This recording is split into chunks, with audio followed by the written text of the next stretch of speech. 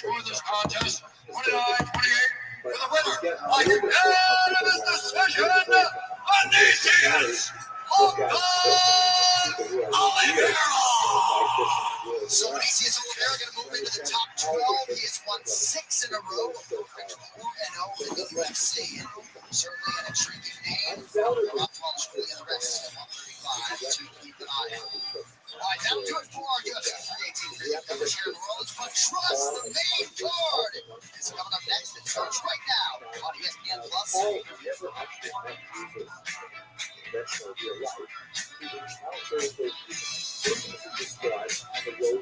do anything. The Magic Fairy knows so Murphy and Buzz. We can play together forever. Check this out. This is the risen Jesus here, a very dramatic kind of posture with the angelic host and so on. And in the story that Paul describes, once he sees the risen Jesus, he's struck blind for several days, incapacitated. And it's like an overwhelming experience for him. He eventually comes to his senses and realizes that he's got to go on a mission to talk about Jesus and his teachings, and he is wildly successful. Before we leave this painting, just look at how the horse is at the center of the composition. It's a powerful emotion on the horse's face. That's really something I admire. I'm an artist, and I love these things. At any rate, back to Paul. He goes on this massive journey, devoting his life to touring the Eastern Mediterranean. He goes through Asia Minor, the Greek Peninsula, the Italian Peninsula, and his word reaches perhaps through extensions even to the Iberian Peninsula. And everywhere he goes, he's speaking primarily to Jewish audiences in the diaspora and to fellow travelers with those small diaspora communities whenever possible, and reaching out beyond the Jewish community to talk about what Jesus said and what it means for society. Now, it is at this point we should understand that Christianity had a tremendous amount to offer the peoples of the world.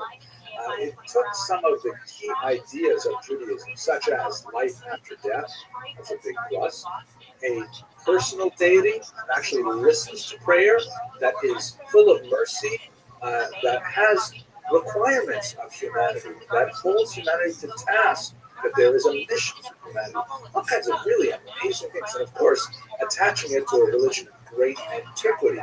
And at the same time, Christianity omitted a lot of the sort of high barriers to admission to Judaism. Judaism at this point is still very much an ethnicity of people. One may convert to Judaism, famous conversions to the Bible, for example, the story of Ruth. But it's still primarily an ethnos, and one gets into it by being descended from Jews. And in order to make that leap into the Jewish community, one would have to submit a number of male to circumcision. And then, of course, there's all the commandments. You get a finish, you get my hand raised, and he raised his sunset. He goes against Louisiana's native son.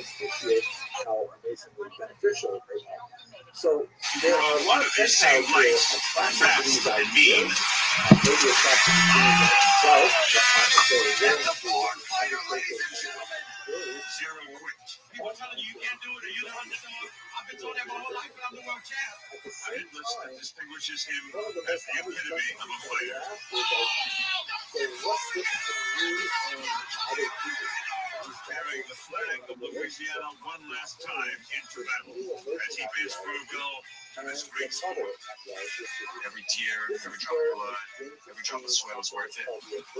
And if I can go back to when I was 17 years old, I would do it again. There is no better way to end his storied career than fighting for a prize that he's paid in full through blood, sweat, and tears. The BMF Championship. I'm the baddest motherfucker. Somebody who gave it his all. You know, fighting was a vehicle to get me exactly where I was supposed to be, and that's here.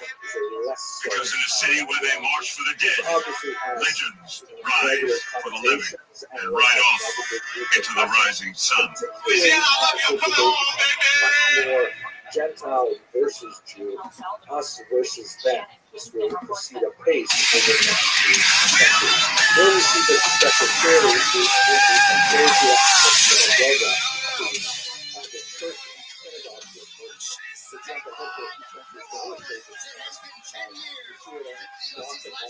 it on the coming back to North Leader is back and with good reason as Louisiana's favorite fighting star, Dustin Poirier, makes his final walk against a man every bit as legendary in that second round. Live from Salt Kid Center here in Monroe, Louisiana, USA, as it's UFC 318, Holloway versus Poirier 3. Presented by Bud Light, the official American beer sponsor of UFC. Closed caption and organized broadcast is brought to you by Jeremy's Razors. VIP experience at UFC 319 at jeremy'srazors.com/UFC and enter today. And if you'd like to watch UFC 318 in Spanish, that option is available on ESPN Plus as well. With that, I'm John Hammond. Thank you for being with us for UFC 318. And never before has there been a home state showcase quite like this, as the UFC literally has brought a pay-per-view to the great state of Louisiana to celebrate the legendary career of Dustin Poirier, a true fighter, your favorite fighter's favorite fighter, all up for the manner in which he always went about his high-level business, and fittingly, as he puts a capstone on his career, he completes a trilogy with a man very much cut from that same cloth, the universally adored BMF champion, King. That's all. Honored to welcome my broadcast partner, the Irish Golf Belt, Louisiana and Daniel Cormier. Welcome home, champions. Yeah, man, it's been amazing. I have blood all over my shirt and everything. It's been a great night. So many finishes, so fun. We're just getting to the main part right now. This is going to be phenomenal. We have some big favorites, some big time fights, some young prospects, and all these are the BMF champions title fight. It's going to be sick. I mean, it's been an unbelievable night so far. The prelims have really delivered. The crowd is already absolutely going fantastic, but it's all leading up to this main event, man. I cannot wait. It's the last dance for our boy Dustin Poirier. He gets to face off against the third time that's Holloway. Let's go. I can't hear you. I think it sounded great. Let's show you. Depending on these fightouts, much by DraftKings, this price held pretty firm for a lot of the week. Max Holloway gets the betting favorite about -1 for the year as he takes on Dustin Poirier in search of a third win. Very rarely do you have a guy that lost the first two fights be the favorite going into the third fight. Max plus Holloway has proven time and time again. Right quarterbacks in the world, and it was in that BMF title winning performance that really does make people believe that he can get the job done over Dustin Poirier.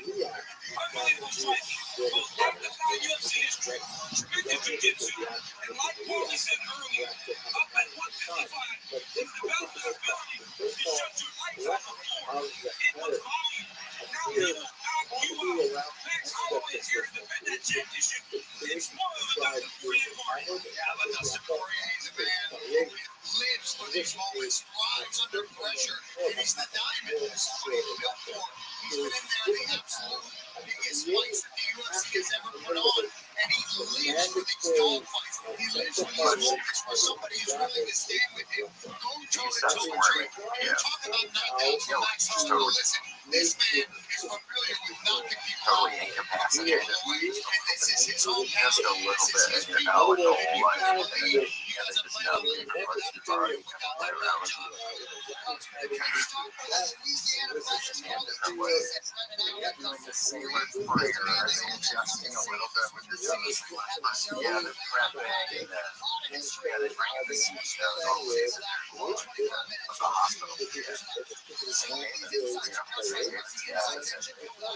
guy's cool. He's kind of cool. I think he's going to be playing some balls or something. Balls were real popular. Yeah, he's more of America. He's 6-7 years. Yeah, and for anybody listening, he's the biggest small it's ever been constructed. It's the biggest man-made ball. Yeah, it's a natural occurring ball. Yeah, there's some underground. Yes, there's some places underground. Brand like players on it. It's really biting my toe. Yeah, Grant. I'm wearing my bird. Am I not allowed to bring my dog in? No, I get your dog to go into the bathroom now under here. Can't go in, but Grant, what's going on? There's new headphones are falling out of my ears already. The other ones were bad, these are worse. So I don't know whose idea this was. Like the other ones were really negative. Do you need the ones that like the little rubber thing at the end? Rubbers, I mean, whose ears have these been in? Somebody asked for these specifically, and they're just left them in. I mean, I didn't know that you were going to know this right away, but yeah, those are not the I would notice they're a different color, but they're the graphic it's working fine. Yeah, they're falling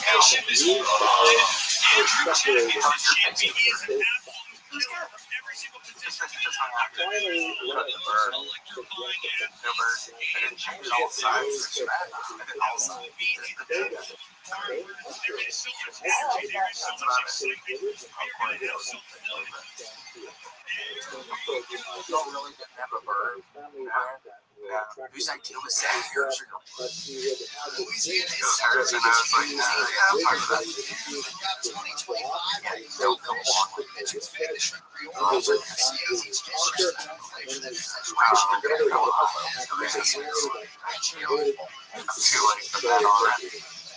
say that.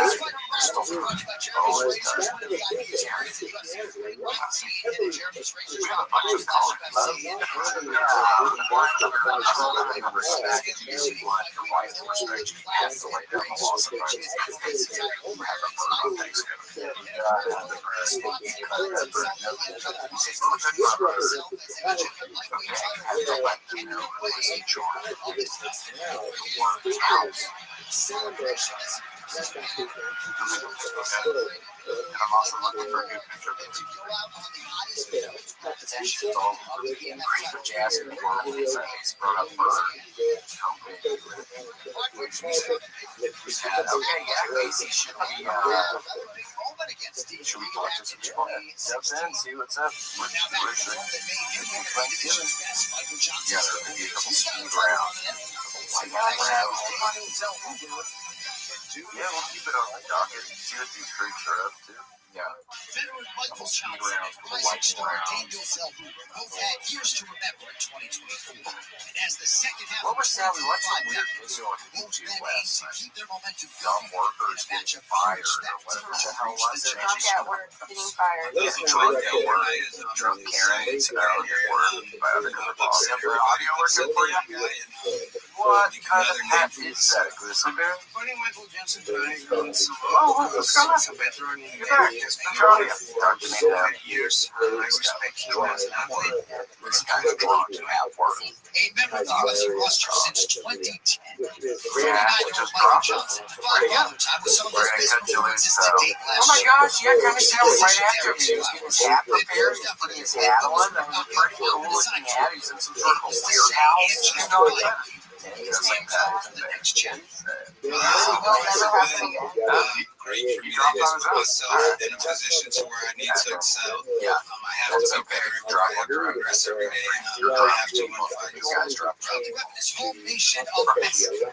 Daniel Price was celebrating tonight's bout with Bruce this last week. A stretch highlighted by an all-time 2024 fight of the year. Esteban Cruz. And now we have second half. And I think he slept in the office last night. Oh my gosh, Ben. What's up? How are you? Good. Long time no talk, Will. Tell me about it. How many days has it been since Thanksgiving? Oh, God. Well, Thanksgiving 93, you know what I'm talking about? Yeah, I didn't see him before that. Yeah, now.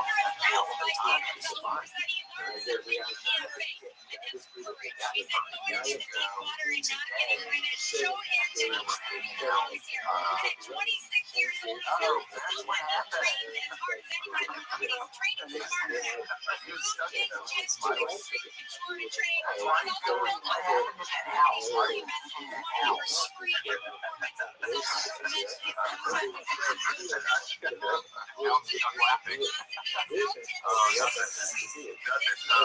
actually rocking my son to sleep for a nap, and right when we got connected, so I called my wife in so we could swap out. Sweet. How old's your son? 17 months. That's how you met him. 17 years old, you would rock him to sleep by playing the electric guitar. Rock him to sleep, baby. Oh my gosh, hold on, let's just get in an airplane.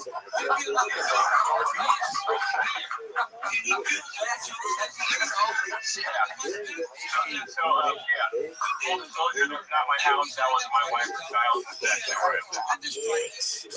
enough. Well, we appreciate your honesty. Yeah, that was the first time somebody was actively leaving a two-story house. Nobody's actively been leaving a residence, so we were immediately more curious.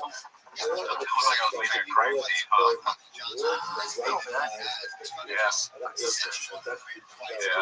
it's okay. How is it in there today? Super chill, man. Super chill. I'm glad we got connected.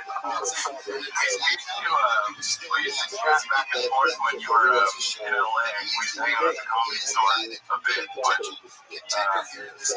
Back when you had that podcast with David Lucas, I sent you a rap on Instagram. Do you remember that?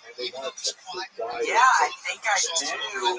I'll be honest. A lot of the Comedy Store times, did you notice, was I drinking out of my backpack and I had some vodka Sprite in my backpack? Yeah, of course. Yeah, I had that part of my beach bomb, so I was taking in my pocket. Yeah, I had several times at the Comedy Store, but sadly, I don't know. I remember a lot, but there's a decent amount I don't remember, but I do remember was having absolutely lovely conversations about television. Oh, yeah. The bathrooms were actually, this guy was actually selling cocaine sometimes. No way. It was the BMW pull up.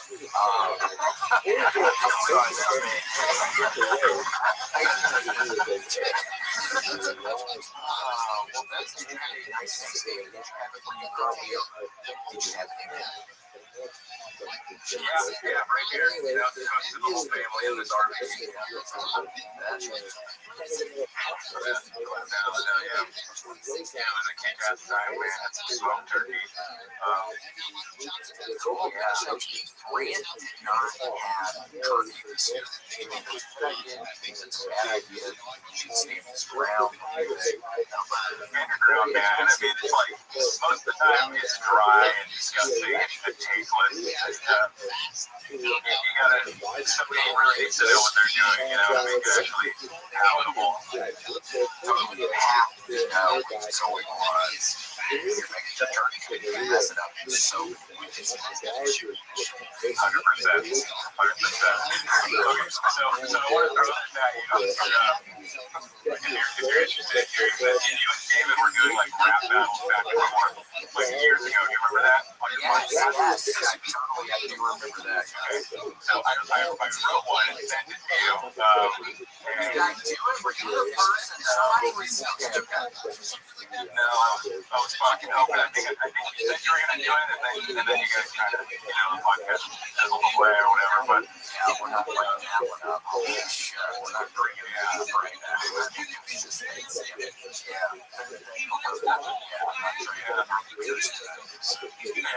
want to hear it? Yeah. Sweet. Okay. I can't really drop the beats. Let's see the acapella, but let's do it.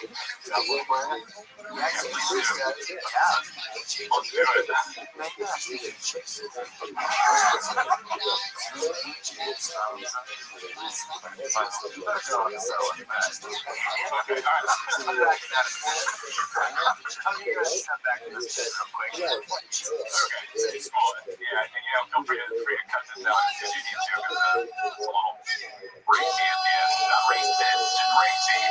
Fair enough. Sometimes it's you one and the same. All right, anyway, here we go. All right, get ready. 1, My brother Vance never eats all this spaghetti. I'm sick of this shit. I've had enough. I got a lot riding on this motherfucker. Memphis as the place that I was born in, and where I leave the rest. My friend Tony Chin is no longer with us. So let's give it up for that Oriental piece of shit and drink up. At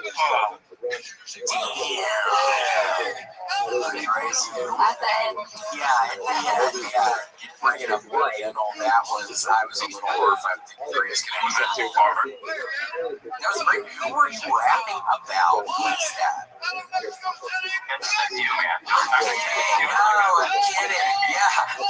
I wonder where Tony Chin is. I don't know where he is. Yeah, but who does, man? The jury's out. Yeah, the jury's still out on that guy. We're still reading the doc. A lot of it. We've done freedom of information requests. It's not coming out quite yet. Yeah, it's like who's in charge of letting go of these documents when you get one, get online, requesting these documents. Who's to say? Who's the gatekeeper on that? I don't know. These are the questions. Yeah, those which have no answers. Tell me about it. Vince, it was so wonderful to talk to you. The rap was wonderful.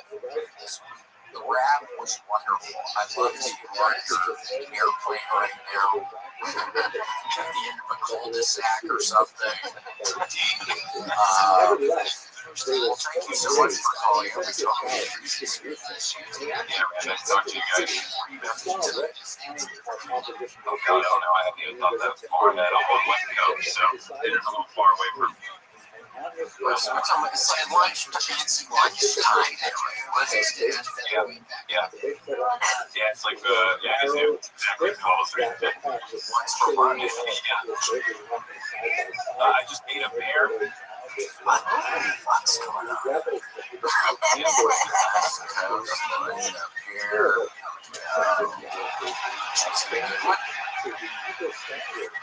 Yeah, this feels pretty good. Nice ripe, juicy red pear. No plates. I do have to highly recommend something. I started what it's called brand. What is it, Erica? Kellogg's All Brand. It looks like rabbit food, but I swear to you, I took 4 shits yesterday. I don't know how all that stuff was inside of me. It kind of scared me, but I had another bowl earlier. You just put the blueberries on top, have some skim milk with it. I highly recommend it.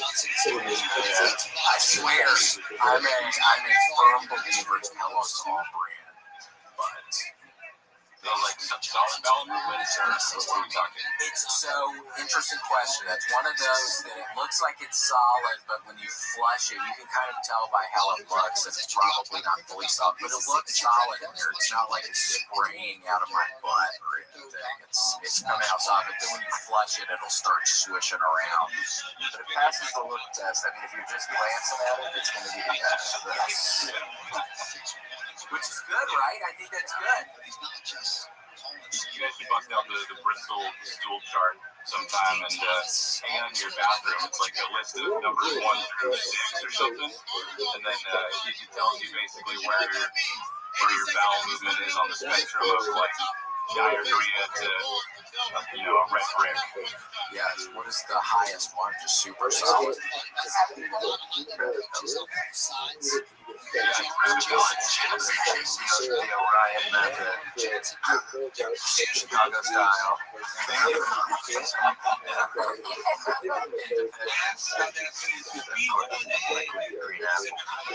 Green apple. It's Bristol chart? It's Bristol. That's another one of those questions. Are you a doctor? No, nobody will ever know. Are you a doctor? No, not yet. Not yet, no. Are you going to be? Yeah, I'm actually a PhD student. Who's type? Energy economics, environmental economics, that kind of stuff. So we're a kids, native kid.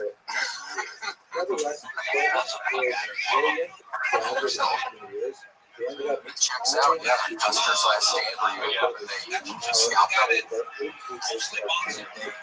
Oh,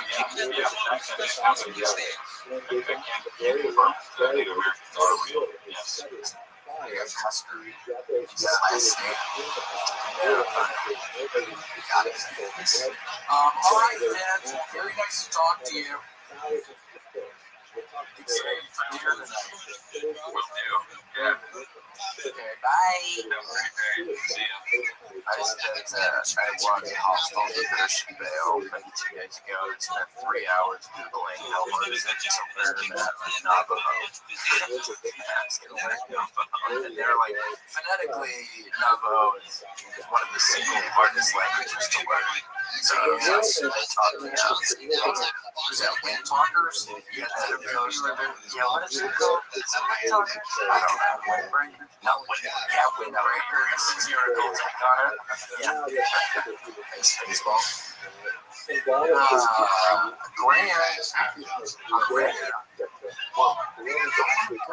She's in front of a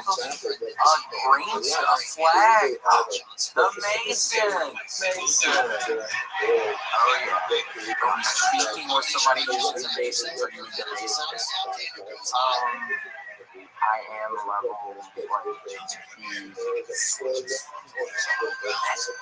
that's getting on up there. I think it's pretty powerful. You're moving along pretty quickly.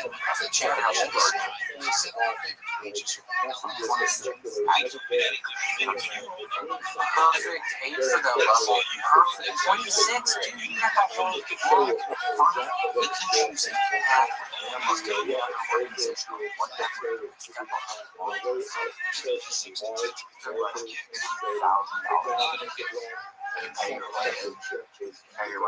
for play. That's why a lot of people don't do the Masons anymore. We respect people like you. It's kind of similar to Scientology. That reminds me, I was thinking about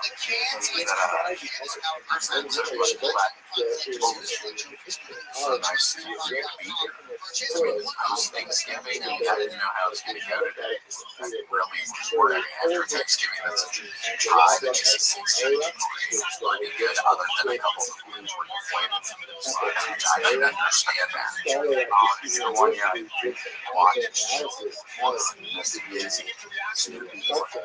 Yeah, Snoopy was looking fine. But you know what I have to show you? What? I was letting right in. Autographed by the man himself.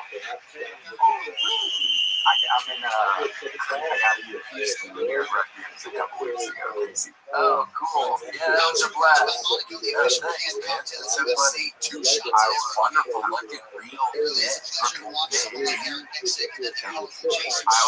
out, and I was right in the front row. My girlfriend was with me. Kind of handed it in between me and this other table, but away from me. Was my girlfriend.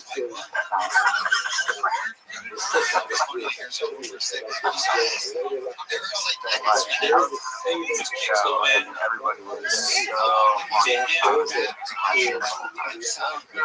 tried to bring a really fucking Sam Christian record cameraman. It was great. That was great.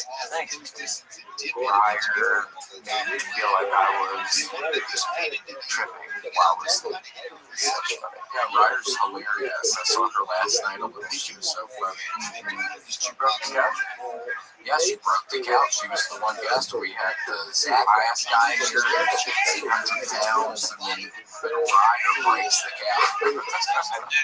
I listened to that episode like a long time ago.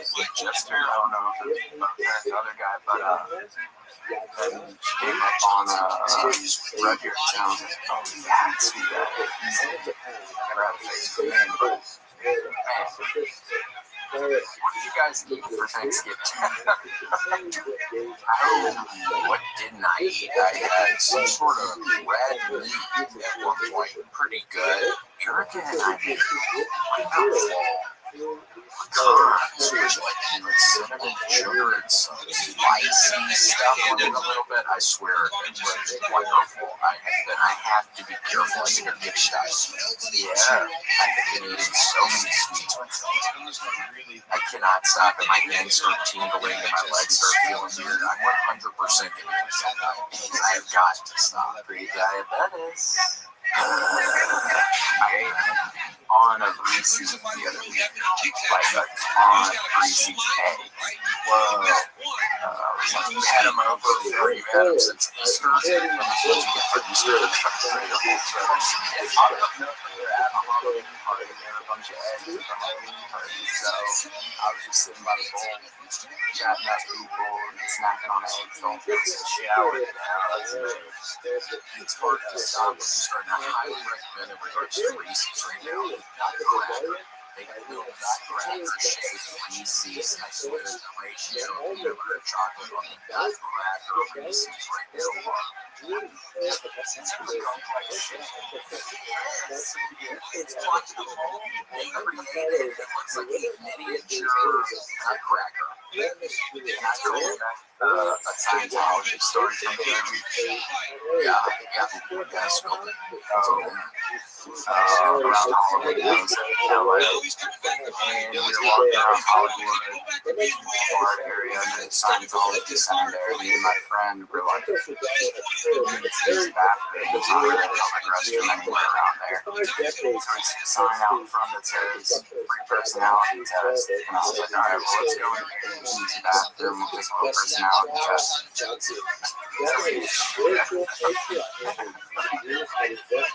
so it's already weird for me to go. This is not our first, this is my third time in Scientology center just for fun. And that's a pretty good at now. I've lived by a couple and I never wanted it. I was always a little too scared. I just never wanted it. I lived right by someone's house. Maybe that was the same one, but I went to the one in Amsterdam, the one in Amsterdam, and the one in Hollywood. Oh, dude, quit bragging, dude. Holy shit. Big three. Scientology is whatever it comes down to, for sure. But anyway, we take, like, let's take a personality test. She's like, cool. It's about 200 questions. We're like, all right. We can, so they take us to sit down, fill out the whole test. And she's like, okay, after you guys can take an IQ test as well. And we're like, not too much. She's like, all right, well, I get an example of a question on the personality test. Trying to figure this one about suicide on therapies. I don't know how to answer it. I feel like if I answer it my way, they're going to go, he's completely suicidal. I'm not.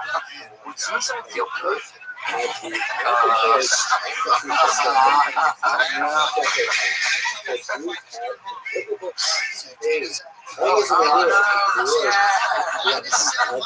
He's going to have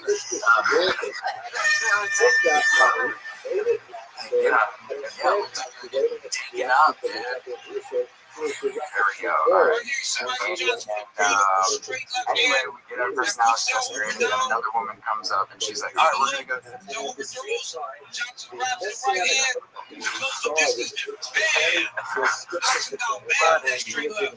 Oh, we're not doing that. What?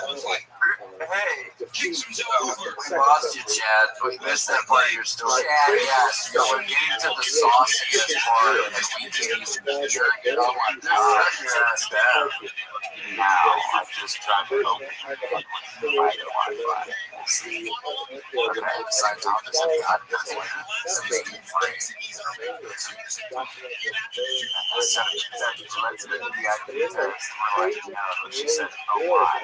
I said, because you don't want to get early. Do some music stuff. She's like,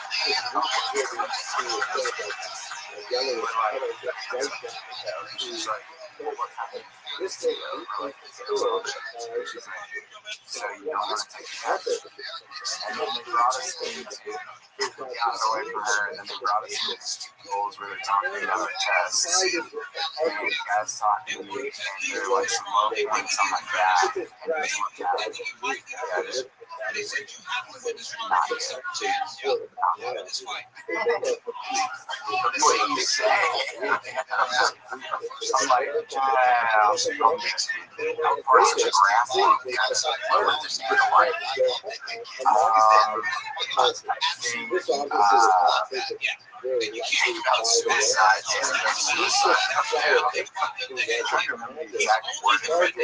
Maybe something about being the emotion inside. Something like that. Like angry inside. I was just talking. Oh, it's fun. Weird experience, but great experience at the same time. It's the best. It's all good. Enjoyed that workout. I was worried it was going to have the personality test, the IQ test. There were a lot of places I could run the water. I'm going to say, I know you guys have 1,000 messages, but I still think it's a little song that I made. Maybe appreciate it. Discord chat. What's your Instagram? What is your I'll spell the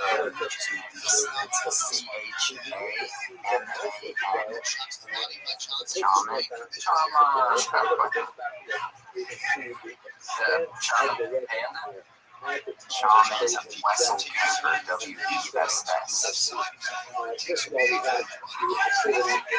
Let's go to the sweet yesterday. Wessel Camper. Thyroid.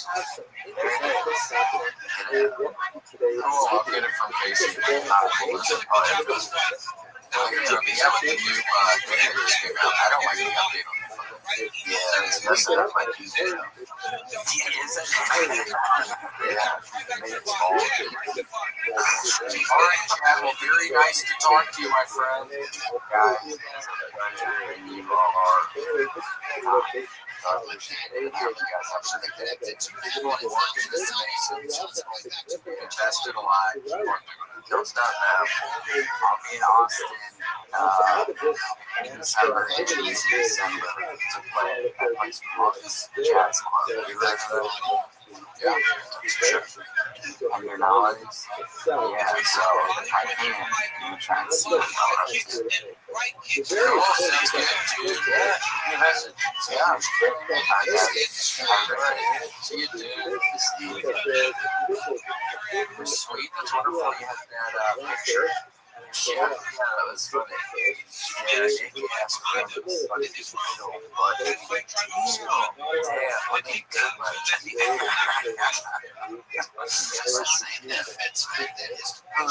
don't know about you. I get pretty hungry. Yeah, I mean, I'm starving. If I don't eat, I'm on a 72-hour water fast after that water fast. Yeah, it's making bolognese, and it's making me sick. I'm ready to shake spaghetti bolognese is really good. If I had to eat one day, that is going to be what I chose. Yeah, but life, it's about mixing it up and getting something that you're not going to regret eating. It's actually probably looking for. Yeah, you need variety in your life. You need garden fresh variety in your life. Actually, with garden fresh, yeah,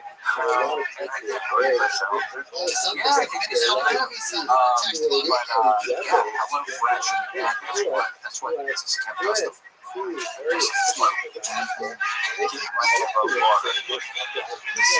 Yeah, last year was okay, but this year it's I had to love water too. I get hungry, but I'm like, how's this even going to work out? What do I do? Where do I go? Thankfully, you know what, right to your door. You don't have to worry about the lines at the grocery store getting ridiculous. This holiday season, yeah, before the beginnings of the holiday season, good luck going to the grocery store. And I couldn't even imagine going to the grocery store right now. People with COVID again. It's just,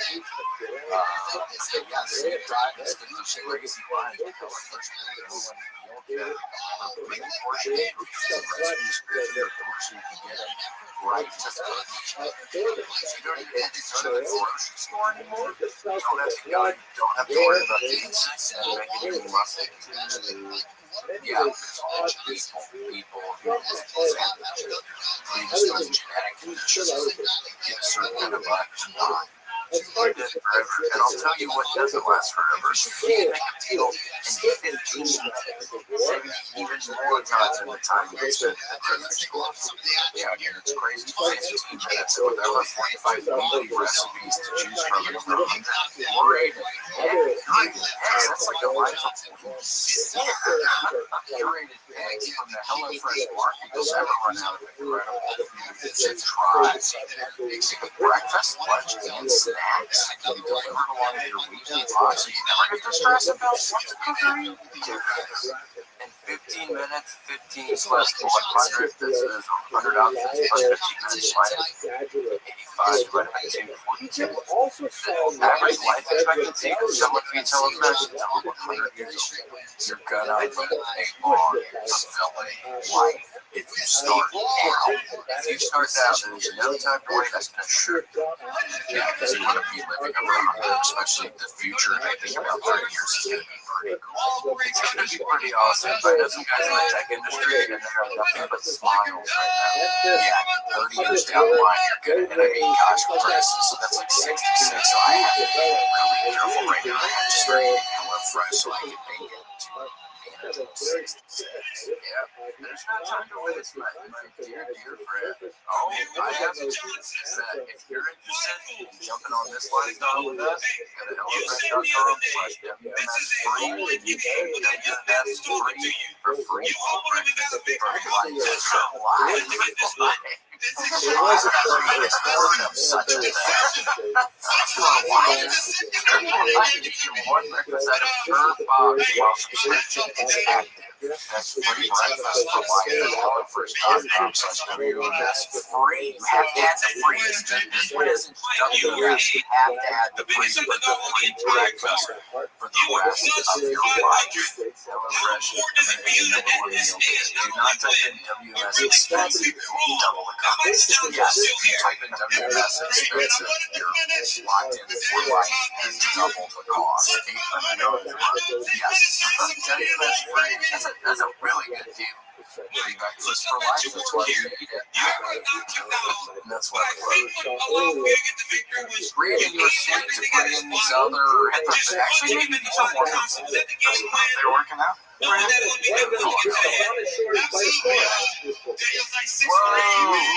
Destiny. Hello, how are you? I'm good. How are you? Doing good. Just trying to survive on this Tuesday. Casey just had a thing down on his head, so praying to the Lord that comes up all right. Look at the bandage on his head. What did you do? They removed it to make it sense. It had a little egg inside. They kept it to the inside. I saw the picture. It was a little ragged bag. It was a little wet. It's like a white bag. I said, we're going to make it to $100. Oh my God. I know, that's why What's your sense? you have to remember that there's always room for water at the hospital when you need that part of your body. Just know the hospital will go a little bit lower. A little lower, normally 20-25%. Yeah, I was in a bad wreck and I took my knee out. I'm just kidding. Yes. They said they were going to sell it. Really? Amanda's had a lot of shining moments in his UFC career. You can argue, though, no Guys, gonna go for a live? Kentucky. than the one he can host Oh, tonight so close. against the decorated. I'll say Tennessee. I saw you had a Tennessee shirt on. Now his UFC debut, you should see that has accompanied his pro career, but tonight's Tennessee. Where are you? East Tennessee, West Tennessee, Middle Tennessee. That's where one of the big underground malls is. We were talking about malls earlier, how Mall of America is the biggest man-made mall in America, but there are a bunch that are in Capital Systems, and some are around Middle Tennessee. That's really big. Yeah, still Sears is one, yes. Sears is still escalator is a waterfall. Yes. And even live betting during the Signs are stalagmites. Exits are stalactites. Yes. Good for storage. Yes. Shirts. Yeah, gremlins are down there.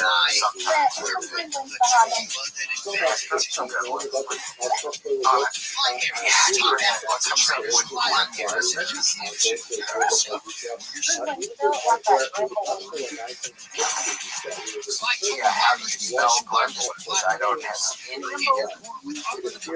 Yeah, gremlins.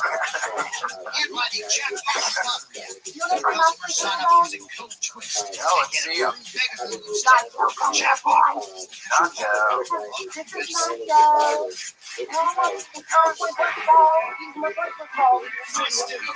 Wearing something as some sort of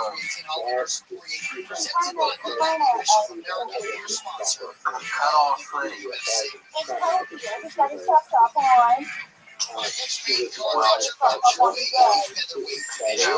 Nachos say little dogs have to have America's all kinds of little outfits, little masks. That's like the second. Oh, no. Well, when he gets older, maybe he gets better. I don't know. It'll get worse. Cool, fun mixture of dog, Chihuahua, and weenie dog. It's hard. It's on your back? Oh my god. Ooh, be careful.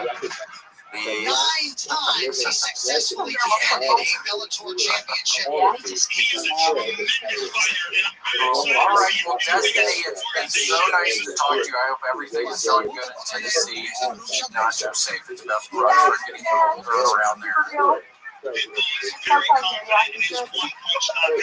safe. Alright, Destiny, bye. Say that, but it's like grass. Literally, sure. What is that?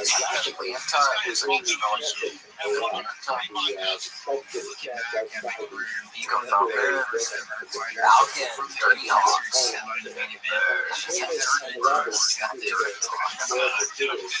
Saw a hawk earlier up on the telephone. Really? What happened to my friend's dog and boys? I was playing the yard. Turned around and said, "That crowd dog is gone." Sapphire, what's up? What's happening, guys? That's really cool. Yeah, you look ridiculous.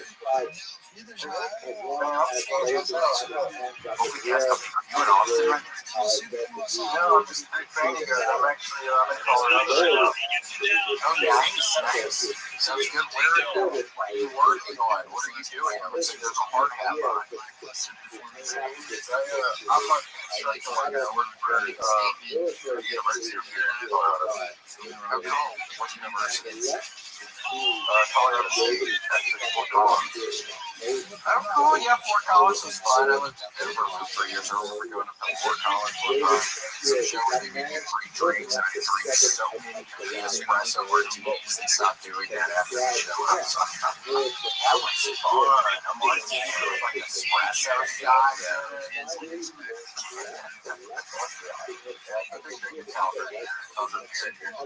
Great comedy club in the comedy force.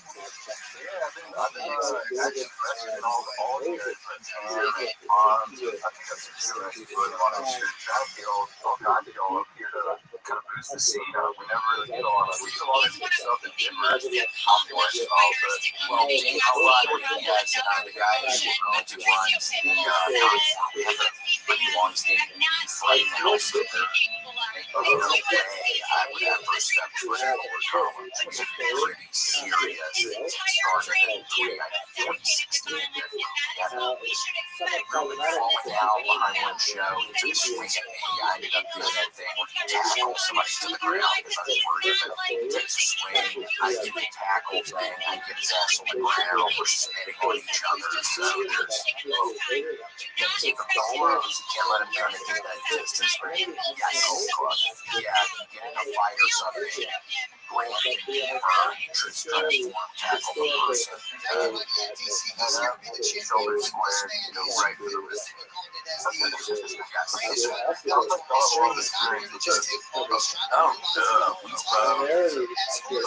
was one of our big talking points when we met one another. It was just a series of fights. We had a pretty long series of fights. Acted on that. From 06 to about 2012, we were fighting pretty regularly. But yes, it was so weird because we were on different coasts, so we didn't necessarily know how each other the internet was just everywhere like it is now, so it's just hard to navigate. So pretty big fighting circuit, but you could still see similar faces. Yeah, they would have them every week. Uncle Taylor's. That guy sadly died, and actually, weirdly enough, the guy who called it an icicle and it was damn bad one night. In the UFC. Have you gotten in any calls on 6th Street? That shit's crazy down there. I was just down there for, I killed 20 years. I haven't seen it already yet. But I didn't realize how crazy that 6th Street madness is. So you walk out of that club, it's just chaos. It just felt like there's a fight right so when I got it in 12 there's a YouTube channel, I think, that shows all the fights. It looks like there's fights. I generally try to avoid it. I'm not ever really walking on 6th Street. That's just I try to stay away. I normally get on one of the scooters and I jet off. I take the long way around to my car.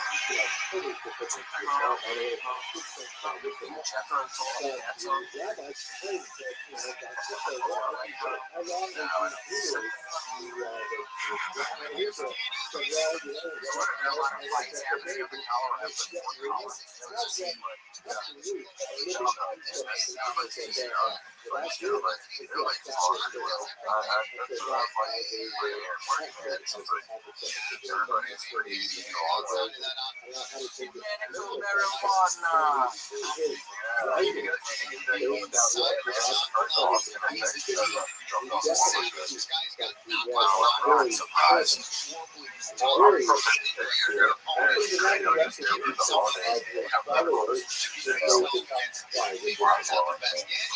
They always had something on farm outside of Old Ness. I remember always hearing about.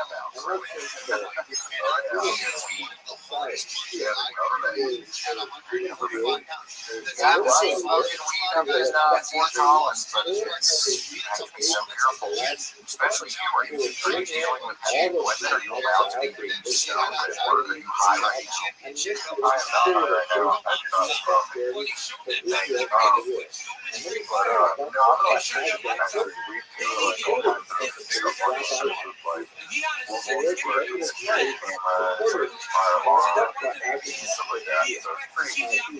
So it's pretty I live just a little code box, type in some code at night, and whenever I stick my hand out there, I get zapped so horribly. So I now have a wire that I use to type in the number because I'm so scared of getting zapped. So anything I can do to keep the static electricity from hitting me, because I swear sometimes there's a car behind me and a freaking lighter is hitting my numbers wrong, so it's so embarrassing. How do I do that?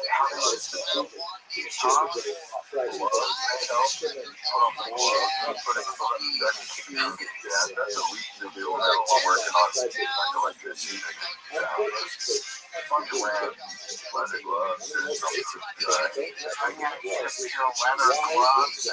Well,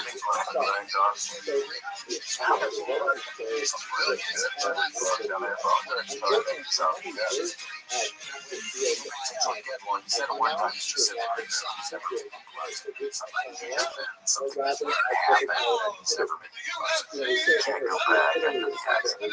Yep. Oh my gosh. I should even talk about this sort of work. Yeah, I know. I mean, he was making gloves for, I think it was Polo Ralph Lauren or something. It's a pretty big deal. And a fire happened. Factory, a small factory outside of Boston. He actually leaves the exit door and he puts like this shove it in the door so like the 20 people in the factory couldn't get out. So he got scared, and at that point, it's every man for himself. He got out and made sure that the 20 people inside didn't.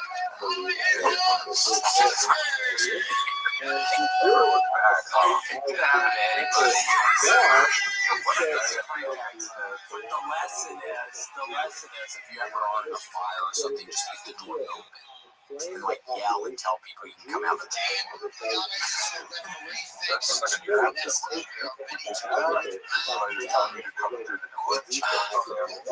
Good question. I don't know. I mean, if the factory's burning down, I'd be tempted because I just think I'm burning a lot of this yeah,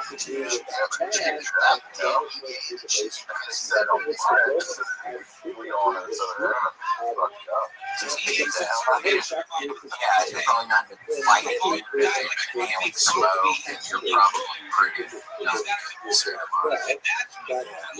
We would tell sometimes when we're fighting, if you get a really big guy, like it's a really big guy, you go, hey, you want to smell this? And it's a little like burning pile of flame. Yes, pine straw. Yes, pine straw's great.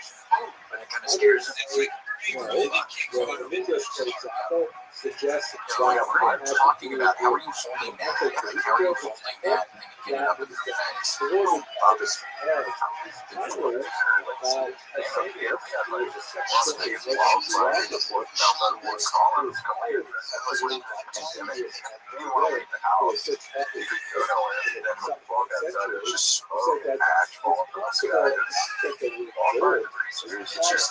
What started us gender reveal party and those things for wildfire stuff.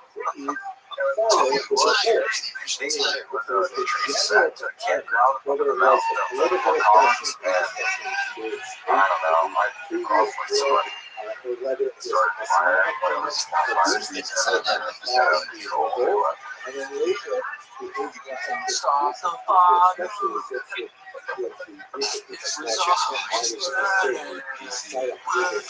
Cool. Well, so nice to talk to you. Be safe in Colorado. Wear your layers.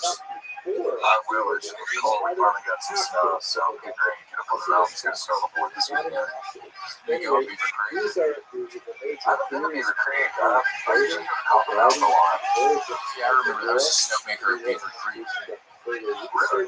No. I still don't know how to ski or snowboard though, but yes, I did it for the season. I was like, I don't know, 2011 maybe. It was fun. I never learned. I kind of wish I did, but it always scared me. I kind of like this almost easy. But I'm a Catholic, so it's fun.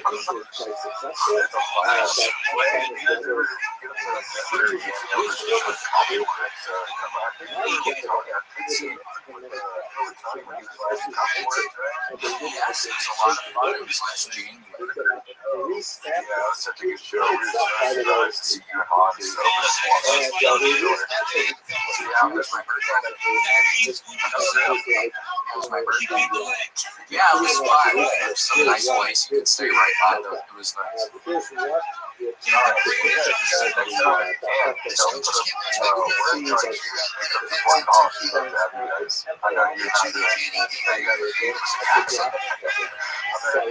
no kidding. We love each other. Yeah, we're like brothers. That's why I'm fine. I drink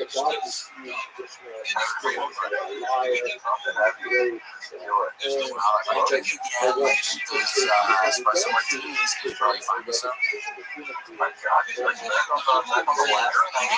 I'm not going. I can't believe you would give me an espresso martini. Okay, Graham, let's get the next person.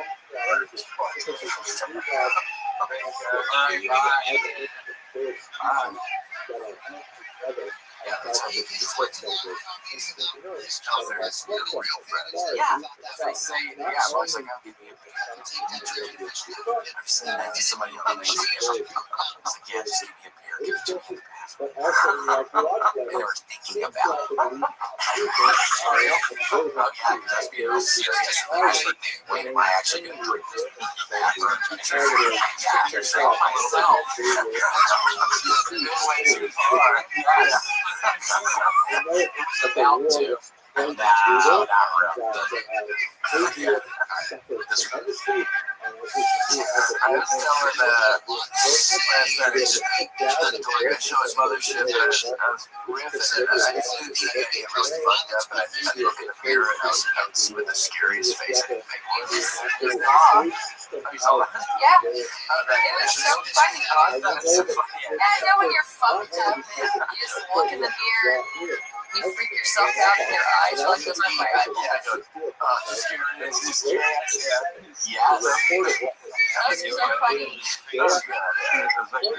Charlie, I didn't see it. I saw some of your video last night. Yeah. That's always funny. Charlie, have you ever been on hallucinogens or something and looked at your face in the mirror and tried to scare yourself? I think it's too scary. Yeah, coming up on 4 years sober though, so it's been a little while. Oh, nice. Congratulations. So what? Sober from ever? Do you drink caffeine? I drink caffeine. That's my drug of choice. Oh, girl, that's good. What kind of machine? What kind of coffee? Where are you at your place? Yeah, Dallas. What kind of coffee setup? You gotta get set up. Let's see. I got the espresso. Shout out to the rewards. No, we're not. Hold on. We can't do any sin stuff. I'm currently trying to stop again, and I'm being pretty successful, but it's man, stay away from sin. Don't get too. Oh, that's a fun. What is that little espresso machine? I got all the pods right there. So I was doing this for like 2 years. I didn't know what to do for one. I could have had a fucking experience. Wait, do we get rewards? Wait, hold on, Dowdy. What do you have do? so Save much. your packages? On the back of every pen is a rewards code. And you have a store, you can get like prices. You're gonna have to get back on them. Oh my gosh. Yeah, yours on you. That's wonderful. So you got the Nespresso machine from this rewards. What's like the highest reward with the television? Or is it like a car? What is this? You get like a 65-inch TV for like 10,000 points. Damn, what's the package? How many points is a package? It's 15 points per year.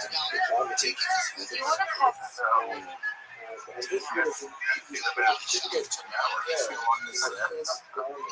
Yeah, I haven't been able to get that one. You got it in your mouth right now. I don't actually.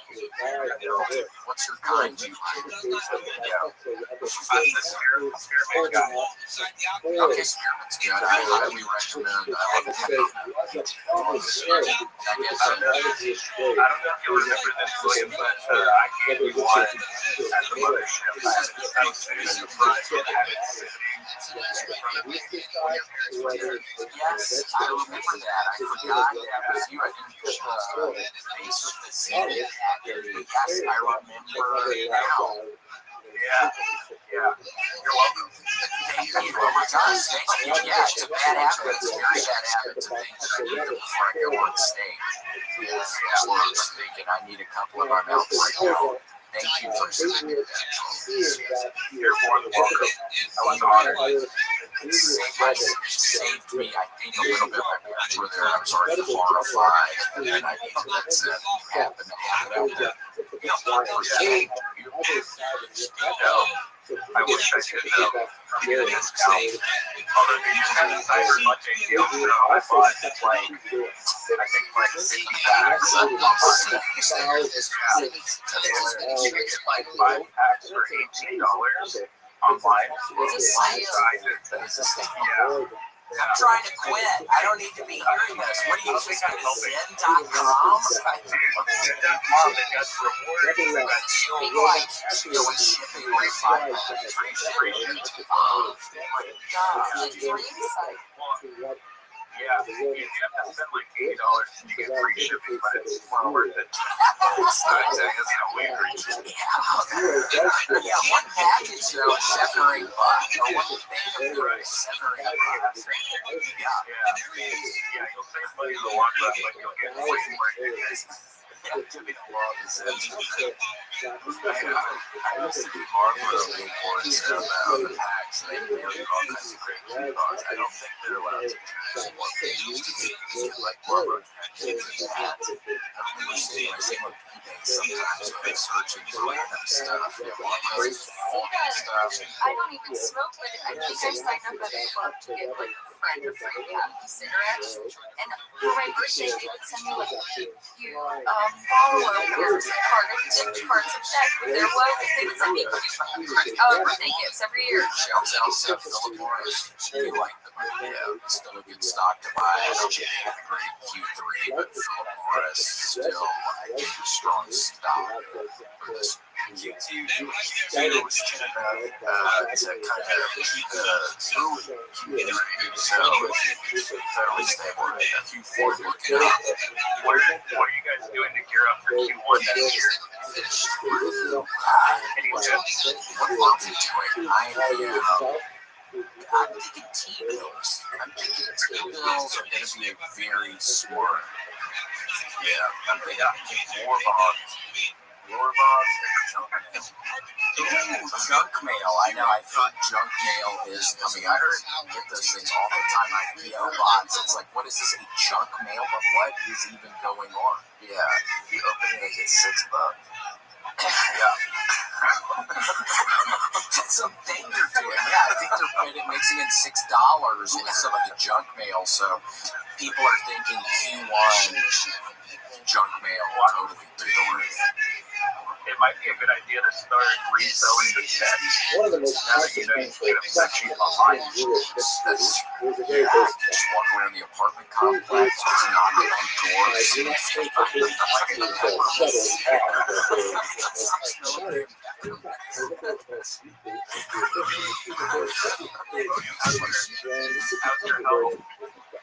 Oh my gosh! Yeah, we discovered Kellogg's all-brand buns. I had 4 sheds yesterday. Highly recommend. Yeah, I had a bunch of stuff up in here somewhere. Yeah, totally recommend all-brand. I'm feeling pretty, I'm feeling pretty good after that. That's awesome. I'm feeling a little like my loafers after that. I'm feeling. Now, let us recall that this is I've been seeing a lot of stuff online about the water fast. Have you guys seen that? The 72-hour water fast apparently reduces cancer and dementia and Alzheimer's by some crazy amount. Can you do it? It'll flush the cancer, and there's a second tier to help navigate that. Kind of brought up the campus and that like it's all toward it sounds interesting. I don't know something like that. So what is a 72-hour? What does that mean? You don't drink water for 72 hours? You only drink water. You don't even I thought if it was don't drink water for 72 hours, I would be down. But only drink water. Yeah. Because it's such a high level that I really want to do the father, God, and which could identify with the husband as the masculine responsible, as the dominant responsible. And as a result of this, I got a really environment, for example, in the Saudi provide TikTok it's a very difficult and personal issue. In this particular video, I'm intending to just go over the historical issues and philosophical issues.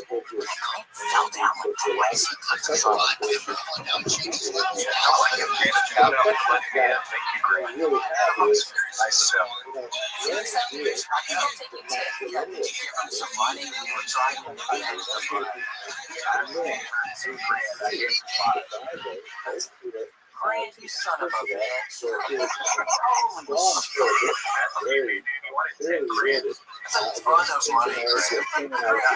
of a bitch, and you're wearing your fucking basketball shorts on, shit stains all over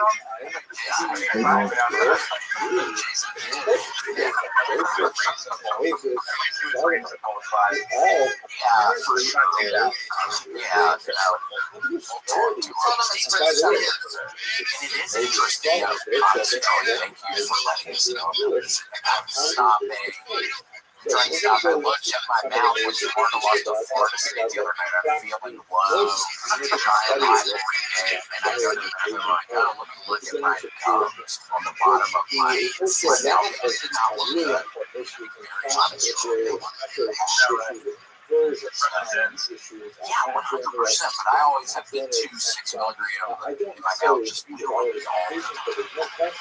So I'm not doing that. So my interest will be to just move it around.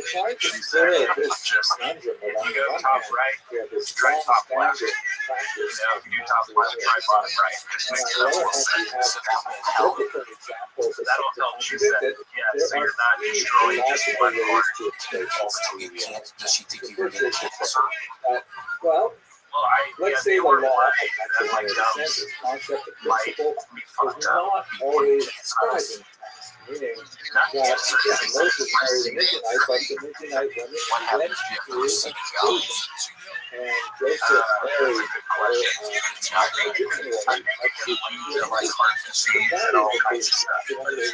it's not favorable.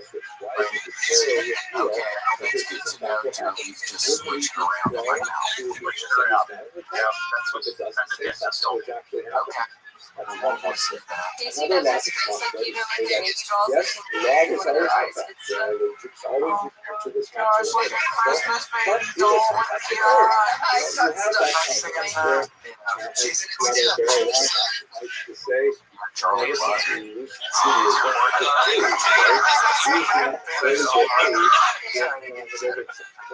perhaps Casey got one of those piercings. Now that when the rappers get the piercings right up there, he's got a piercing. Sits by Jen. Oh, yeah, it's like 200 points on the report side.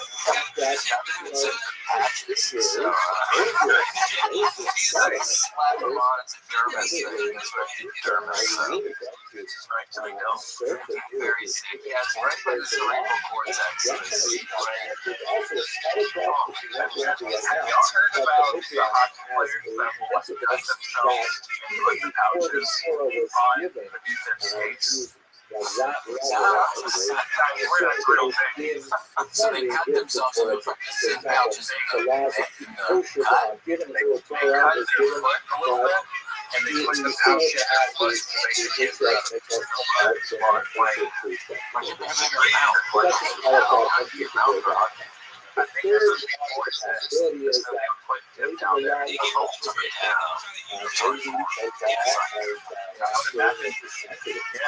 Probably fix that problem. Just snap that recently in the hot earlier difficult figure to follow the actual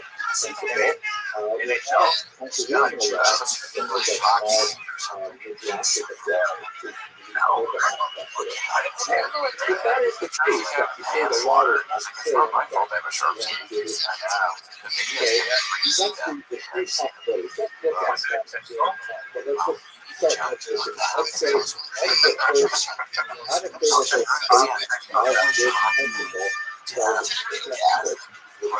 of here's one classic passage. It's in Deuteronomy, Deuteronomy chapter 7, page 4.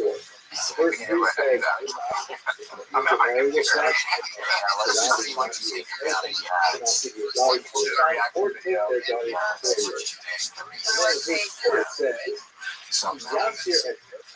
House of Highlights over the leaders drop 60 points.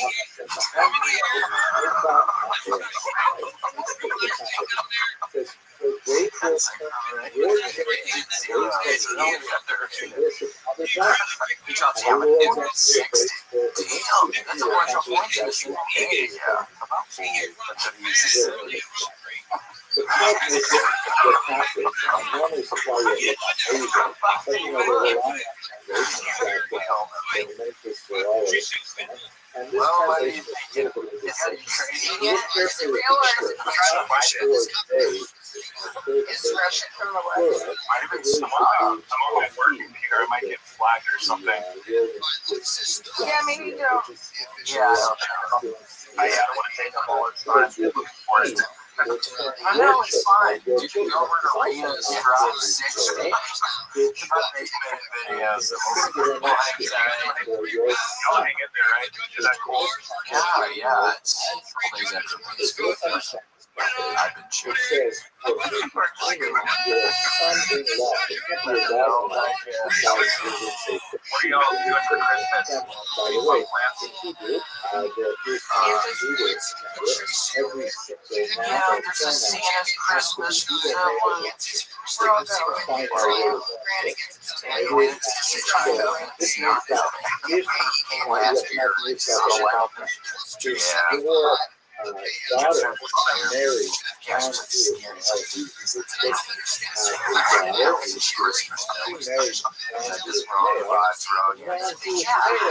his wife got mad. I mean, your son, which is your grandson, away from let's look at it. I would imagine there's no shortage of presents at Grant's house this year. The Yankees are in the Congress, it's like this. I.e., the son of the Jesus when he married Everybody's got a this is why it's a grandson whom my daughter's the best. junk mail people are saying this year. Quarter-wise, junk mail usually is still positive. $6 flat. But your son's son, who was born a non-Jewish woman, is not solid still. Because the verse only talks about the situation in which your grandson died your non-Jewish son-in-law. Because I even bothered talking about your grandson. It's like cold call. That's the pure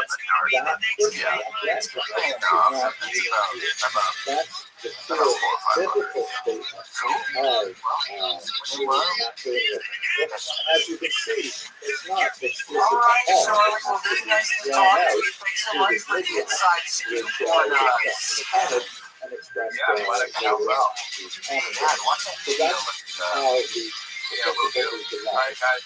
how the Merry Christmas. that's the if you take the theological perspective, at the very least, and I'm doing a principle that is put in place in the period of the giving of the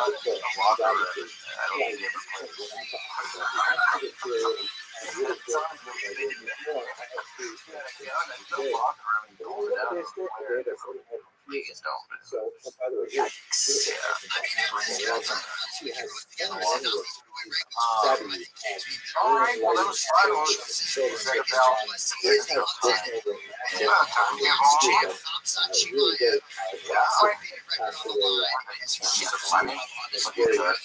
beautiful little Guys, let's bring this one more in. I think you'll be anyway, very much we see a biblical narrative that describes how this was actually taken place. You'll recall that in the 6th century, the Jews are exiled by Nebuchadnezzar in 586, and they return within a few decades from Persia and Babylonia to Israel under Ezra. And in chapter 9 of the book of Ezra, he laments the long prayer there that he expresses in the red. So many of the Jews have brought this down to fight and intermarriage. Then in chapter 10, when finally then the fear of the land sends away the foreign wives and their children. That is the Jewish men who are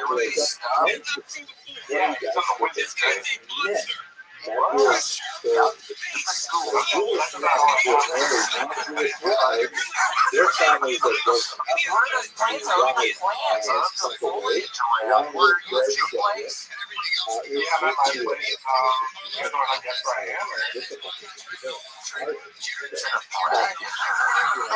the sympathy for the drama involved, seems like a very beautiful and often absolutely principle. In fact, in the 6th century before the common era. Now that was the illustration. However, as those 7 years later, we look at one rabbinic text such as the Jews who will speak about Josephus, who we spoke about effectively. Even Paul,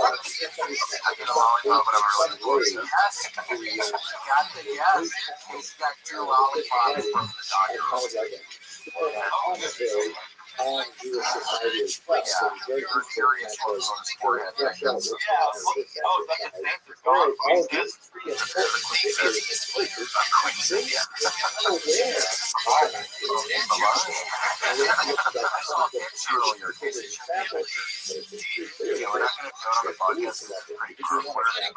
they are unaware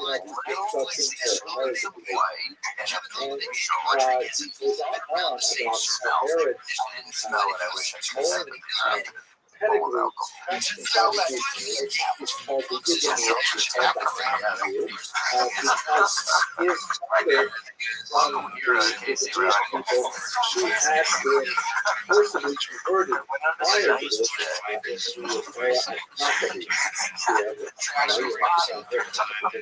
So in other words, because his father descended from a people that had a sexual conversion, there are doubts about there was a own language identity. But no one was bothered by the fact that his mother was a Jew, his mother was an Arab. So it's not. It's not relevant. It's not well way to say that Josephus is not necessarily the best example of Christmas. Well, you have a Christmas tree in Providence? What? It's like a Christmas tree in Providence. Because the Steely Dan song, that's so nice. And I like to have colored lights versus white. Institution of the church has not really coalesced. Yeah, let's see. There is a different standard for women marrying Jews. Then marriage itself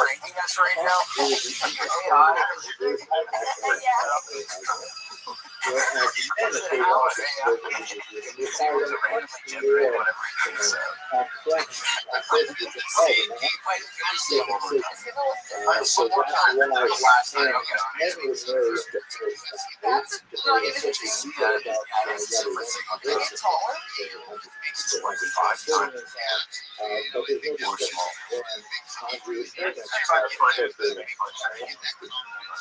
So how much is this foot tree?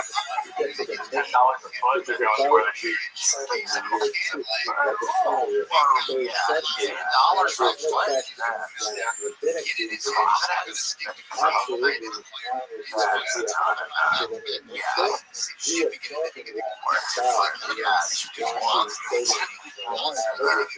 I had to travel 35 minutes outside the city. Basically, we have a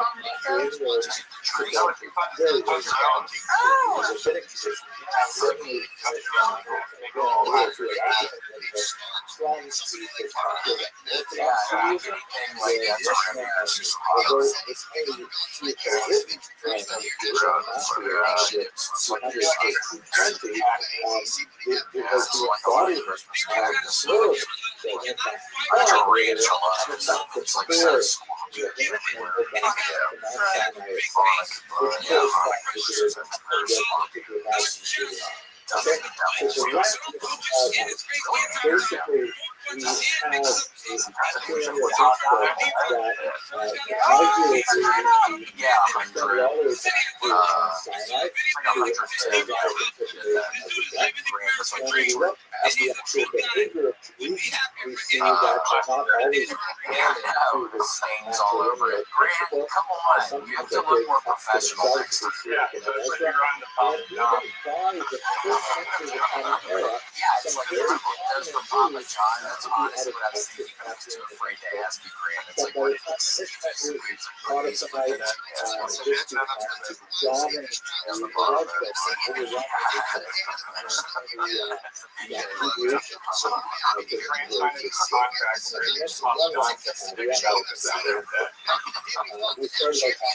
basic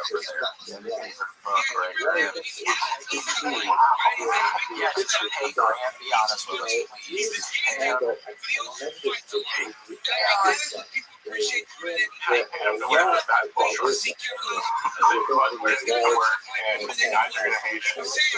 So this particular question, whether or not Grant, we talked about this. whale Yeah, bullshit. Y'all are each other. What's okay with you Grant, complaining about you know, I think it's a moment of confidence. I just want to say I'm a huge fan of all of you guys. I actually, I just crazy that I'm on your talking show. I watch the show every week. I'm a huge fan. No, thanks, man. Well, I love you. I can't get enough of your stuff, and it's just wild to be on here. Well, thank you, sir. Well, it's so sweet. He's calm, and it's nice. I think you're the first person from Providence we have spoken to. I feel like I get a lot of southern callers. Southern and like California and Arizona. Not a lot of northeastern people. Yeah, it's something we're working on. There's a lot of disconnect for some reason with people in the East Coast. I don't know what's going on. over the course Trying to get the word out. Yeah, but It's an untapped market for you guys. You just gotta get in there. you're saying I've tried to get in there before. It's literally like the loss. Really figuratively, I don't know get off the bus. Yeah, it's like what, 30 hours and then we get back to Texas. I'm not doing that.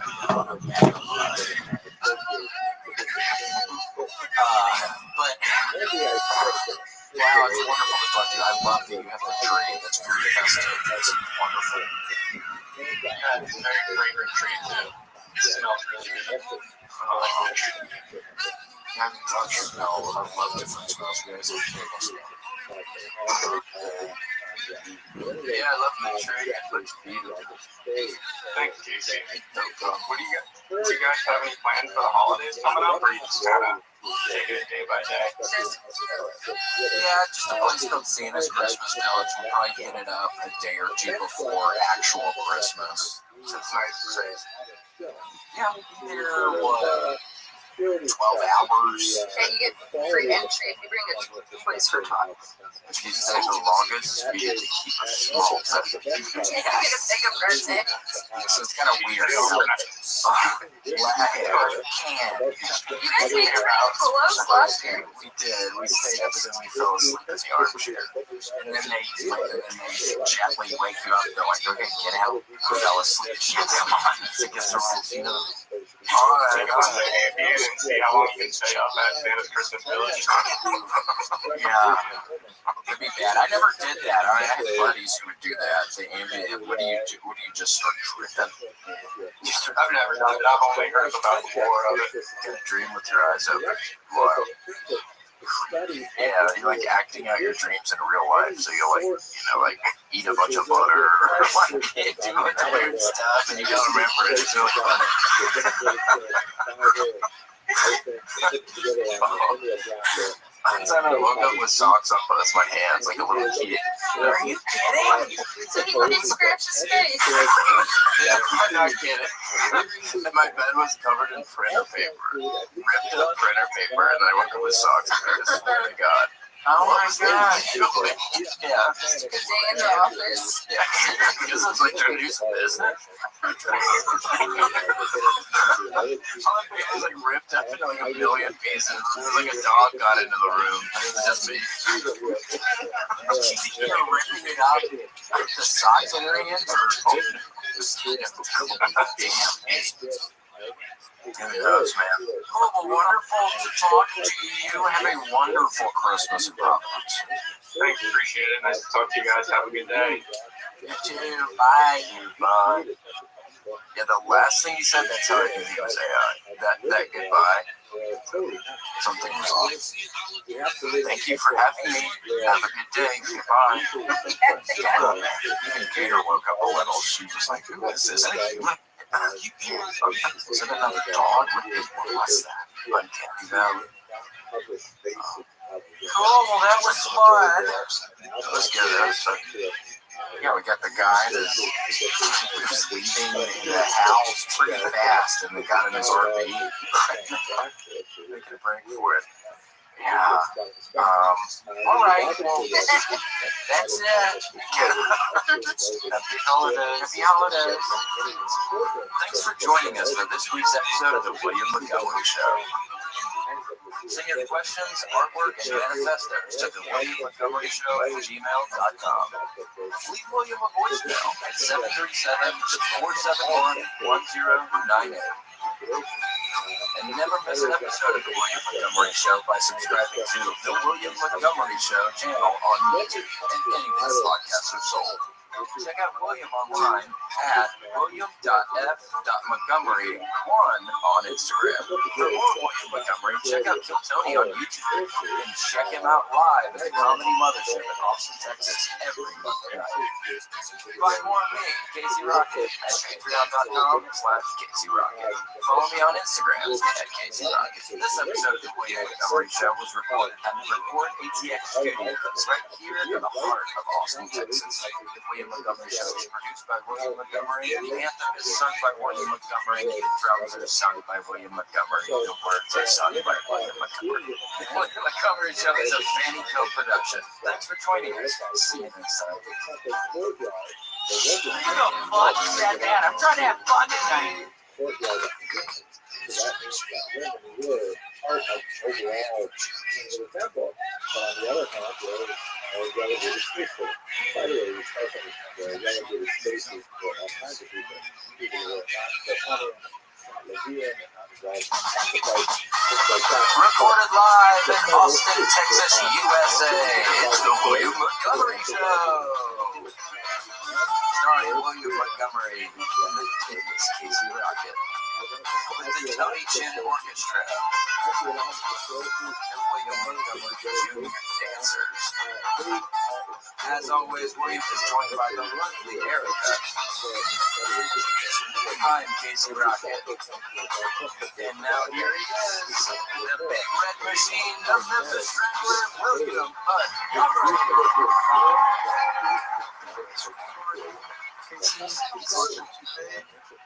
I'm too small for it. You got it wrong. Maybe even smaller for it. Where the head or not where the head is just. Hey, Grant, I think you made a mistake. I'm really small. Whoa. Is that better? That good size? It's a little better. Is that guy, is he already influencing you when you print? Okay. Nice. Yeah, you're already like asking questions. Did I ask too many questions? Whispering in your ear. Dark press. This guy.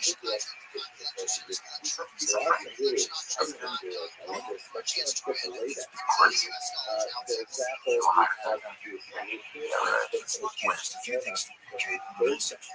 I think he's a fan. Yeah, I mean, you're not going to tell us about a potential hire around these parts and what's going on. I actually did ask you guys. You never got back to me. Yeah, I mean, we both like doing stuff this past week. We both had a lot to do this past week. That's why we need to executive decision. We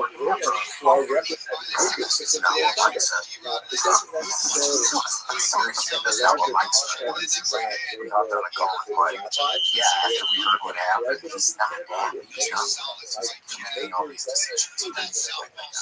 Yeah. Notice Mike's not here. So. Yeah, fire's out. Yeah, that's the new Mike. Bryce's the new Mike. She can never replace Mike. Yeah, we should just fucking bring Bryce in. He's already replacing Mike. It's weird. He's a good chicken. Not for me. I mean, it's true. Bullshit, we were both fucking busy this past week. I was baking pumpkin bread. He's my wife. Okay. And a pumpkin ranch. The skin. I only use the skin. Bring There you go off. Oh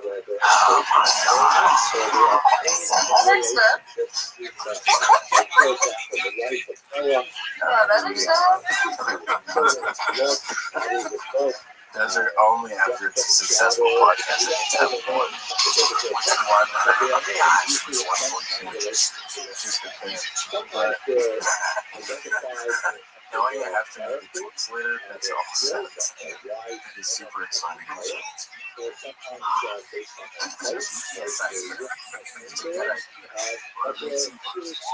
bet you like to go with this for another hour. Just clears up making a choice to buy this.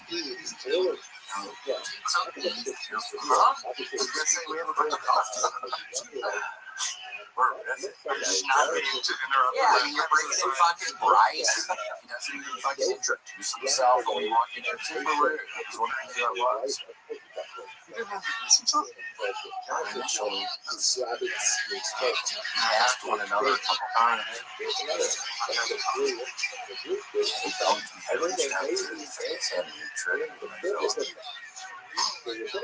Did you hear that, Grant? Casey's kidding. The part of his ass earlier is not good. He didn't introduce himself as a punch case. Wasn't Erica weird? I don't know if you noticed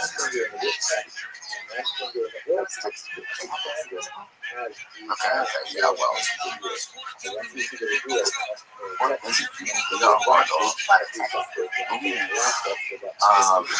What the hell is that? We have 50 people waiting. Let's get them all. Yeah, we're going to get them all today. It's 1 minute. Bring on the speakers on this.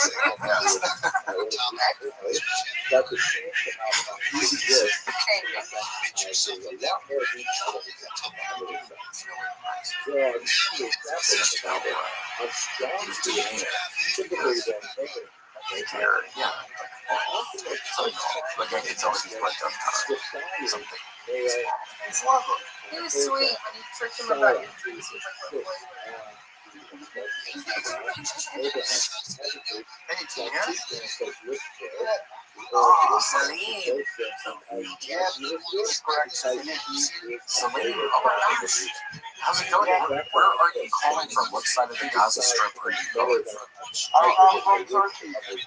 Whoa, nice. Just in time for the holidays. Hell yeah. What do y'all celebrate Thanksgiving over in Turkey?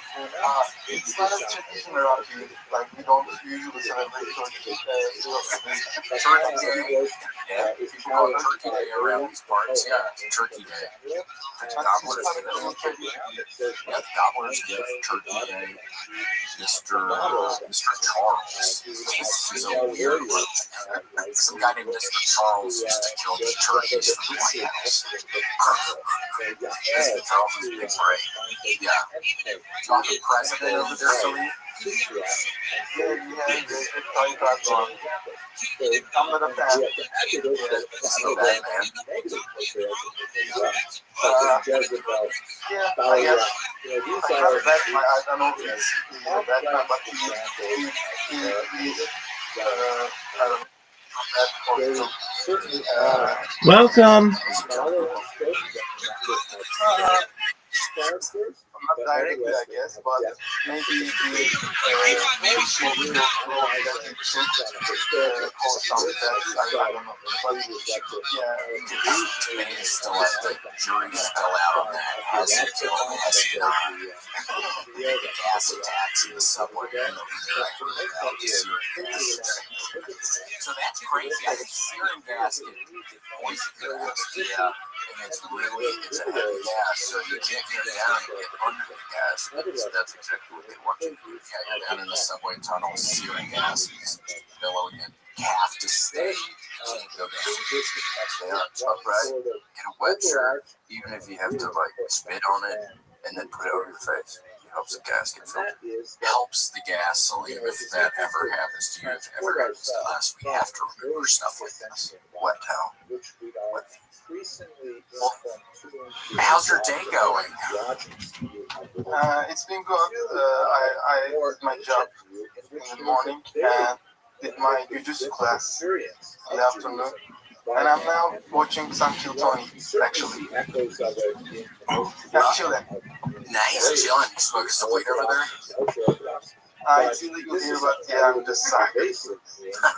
Gotta be careful what you say. You have to be very careful that you're president.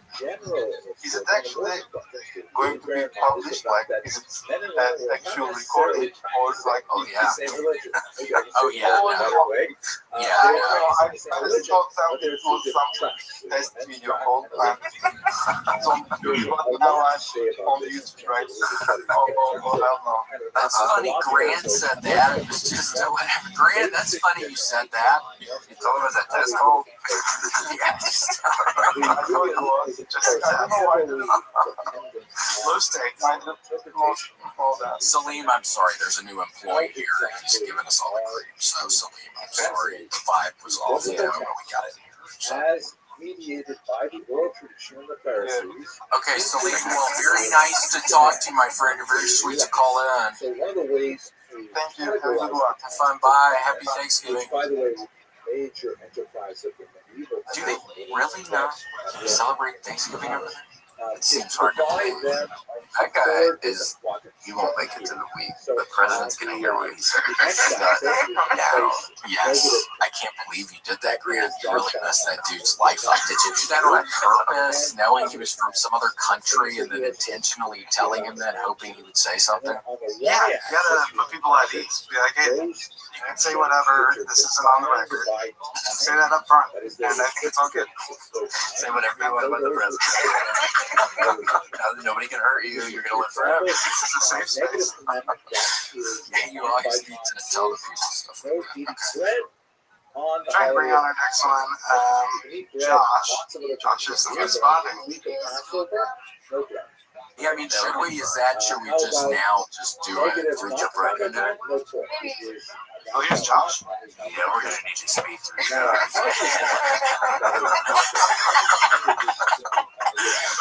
Josh, how are you? Oh my gosh. I'm excellent. How are you? Doing good. Feeling good. There is a new person working here, but we're going to get past that. We don't know what our thoughts are. Not feeling them already. It's hard to meet. Yeah, it's hard to meet new people these days. But Josh, how do you meet new? I was actually going to ask you guys that. We're clueless. Yeah, I mean, we asked you that, just hoping you wouldn't end up asking us that. That's why we asked you that.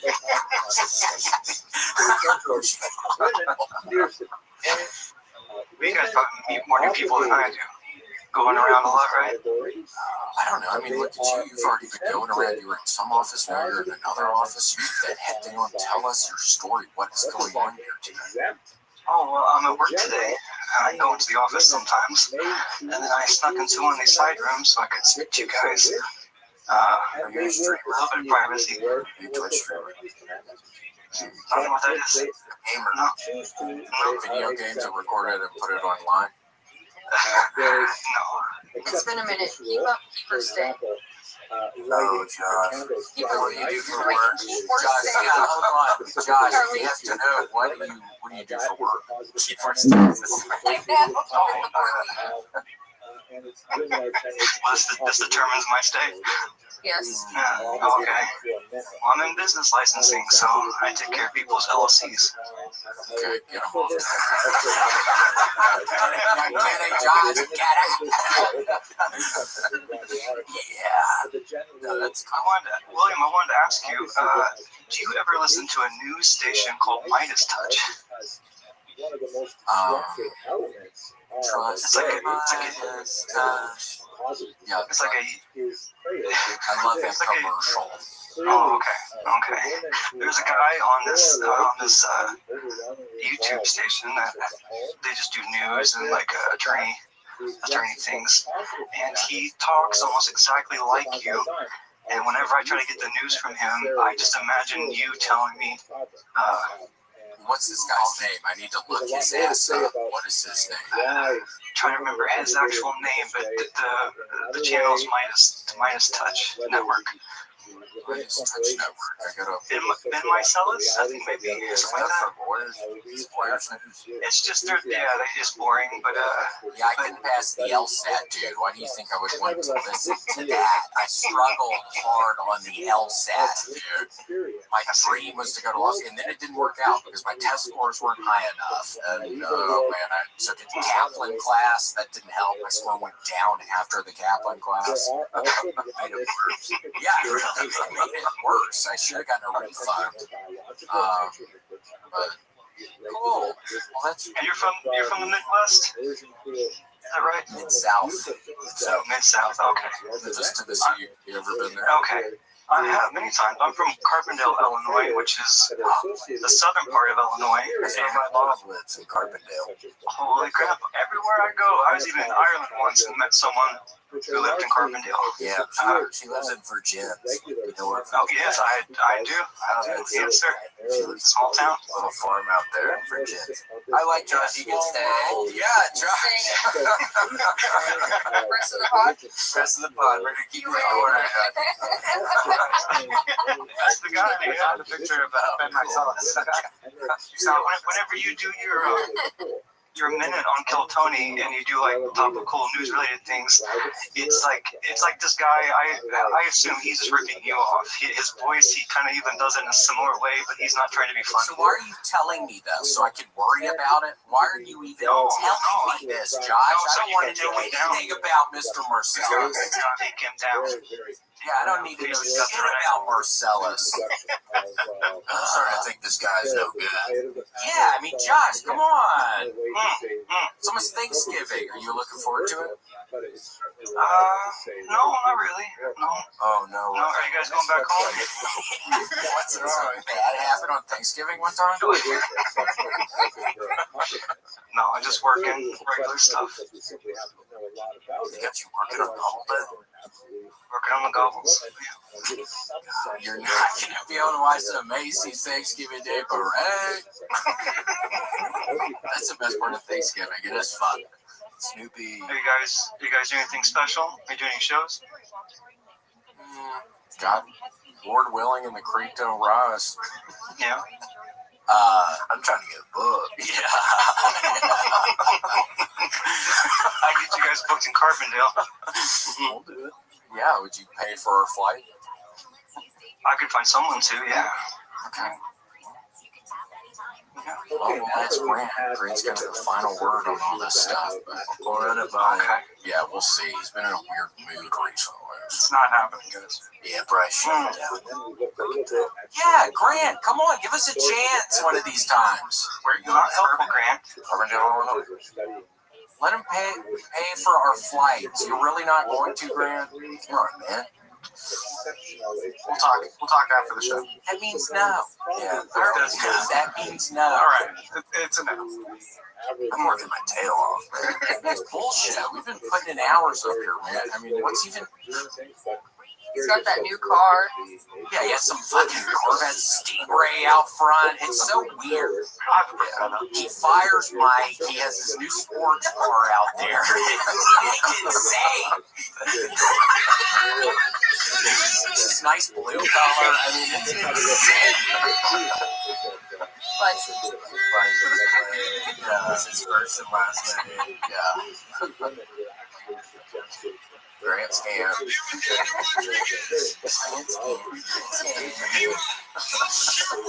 Josh, well, so nice to talk to you, my friend. You're very sweet to call in, and you and Casey's mom. He's up there.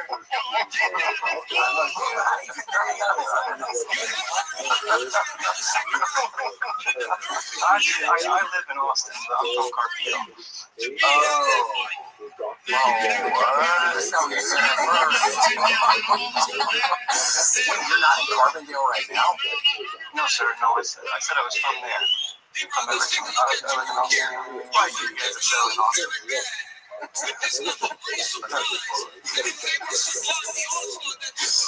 All right, Joshua, very nice to talk to you. All right, you guys keep it up. I love you. Have a nice Thanksgiving. Welcome. Like someone has passed up and heard of Thanksgiving. It's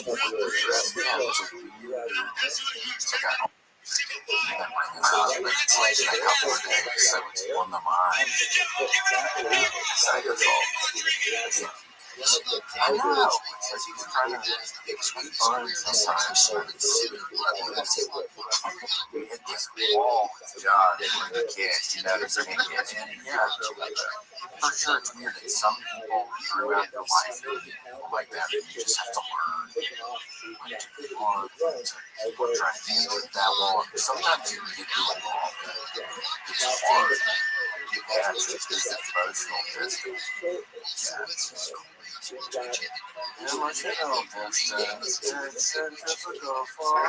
Is that what that is?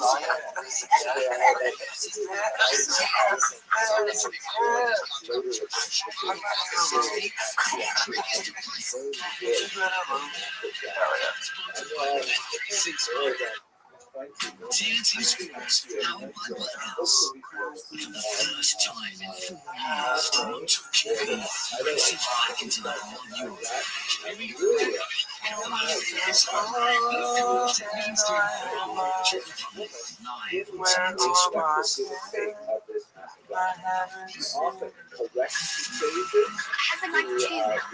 I really don't put smooth balls on your business list. Put it right, smooth balls. You have to business list. Fell down. Sorry, shit. He's been knocked out of his chair by yet another great men's product. Yeah, literally knocked his socks off on that last week. Yeah, the men's tapes, their performance package 5.0 all tracks everything we need to make the package look awesome. We're talking about Christmas package. Talking about your Santa shaft and your Elvis down to your sack. It comes with the Warlord 5.0 Ultra Body trimmer, the Blue Record 2.0 ear and nose hair trimmer, the crop.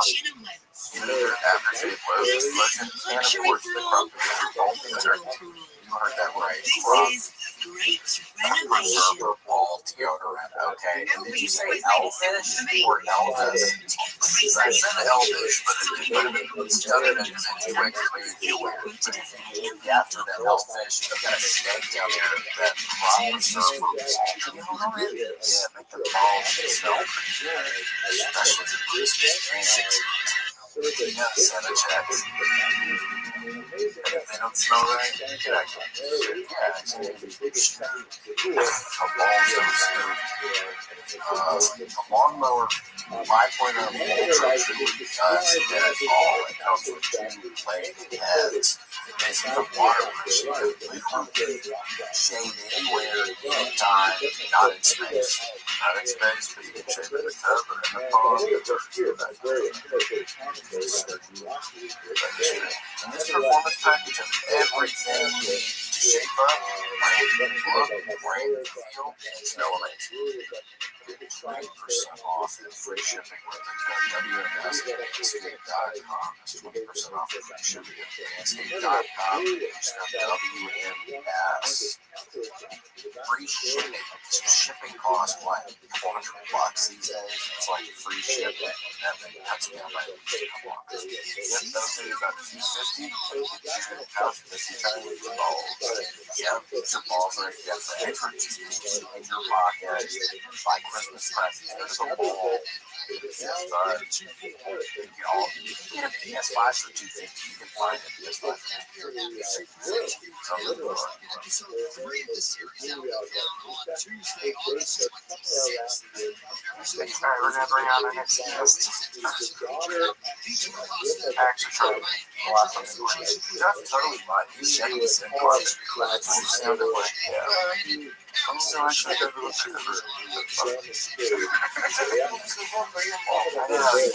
CaseyRocketMom.com. Some sort of office building in some big city or something. I didn't think big ass building.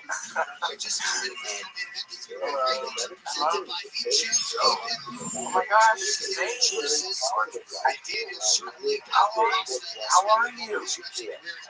How are you? They took the stitches out of my face earlier from the surgery I had. I wanted to cry. His eyes were all watering. Yeah, my eyes were watering. Don't ask the doctor what it was. It was sad. It hurt so bad. That would be tough though. Yeah, the doctor's like, why are you crying? I'm like, I'm sad. Well, Faye, where are you today? Where are you? I'm in Jamaica. Wow, Jamaica. The code break. Have you ever met the code break? I'm in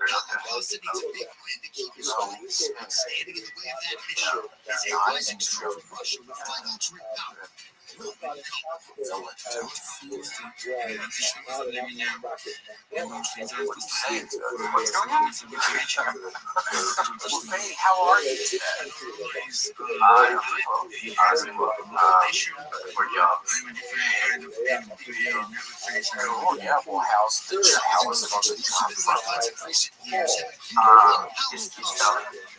It's not good. Well, give us there might be some people looking to hire right now. Just give us a rundown, a brief rundown of what your resume is looking like, what points you're trying, what is your, if there's somebody watching right now to give you these jobs, give us your pitch. Sure.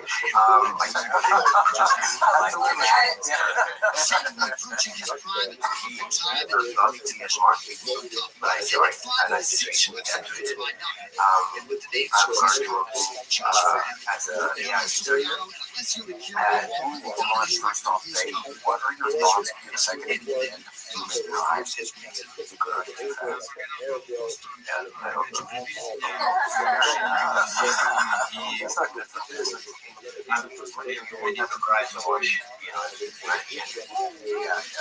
There would be people around, so nobody's crying. What if it's like, Faye, what if it's like a really pretty sunset though or something? Then that's kind of sad that nobody's crying. Yeah, like a pretty or what a concept. Or like a real dramatically mountain range or something. Or jackrabbit jumping in the snow while a fox chases it. Or go to darkness for the rest of your existence. Like yeah, I mean, fair enough.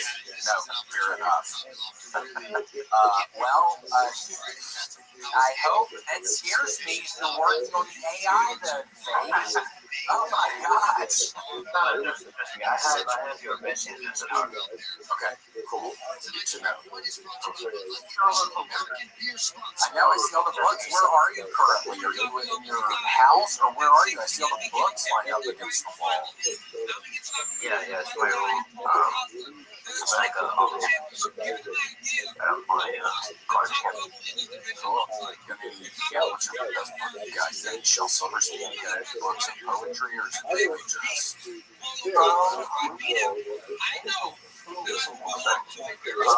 One thing called Johnny Security, Chinese Library.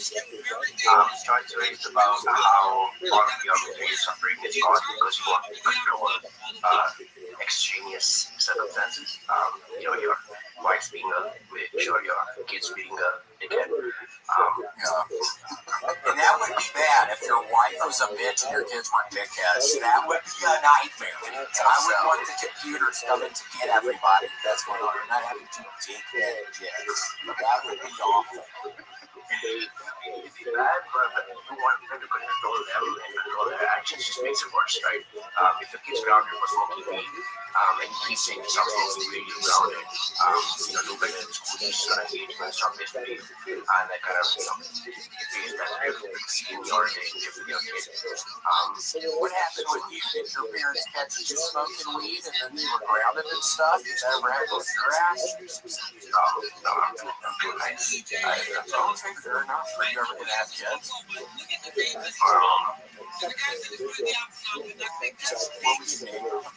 What would you name one? The tallest one. Yeah, the tallest kid. What the tallest one?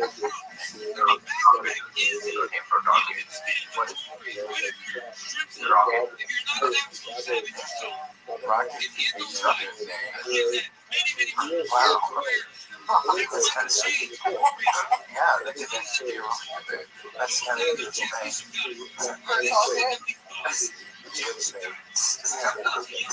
Well, can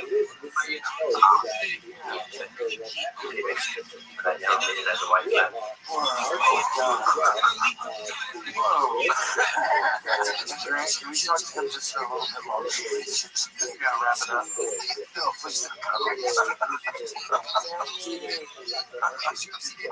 name is I just signed up because my friend of mine told me about Instagram or Welcome. There she is.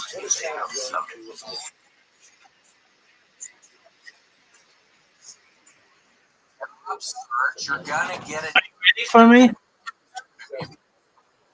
Okay, remember. Is Audie there?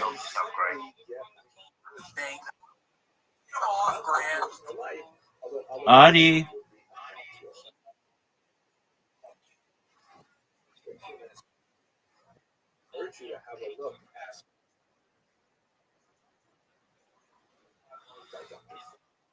I also have an hour-long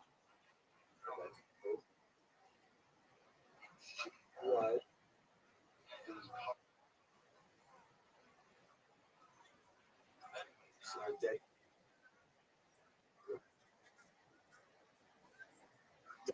It's impossible to tell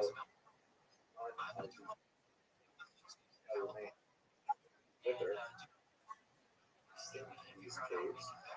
But I did die there behind this pouch, which contains a trove of nearly 20 documents. That's okay.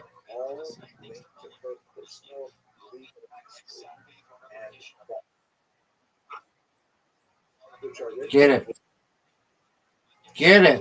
in Aramaic, Nabatean, and all speak of her battle, these legal battles.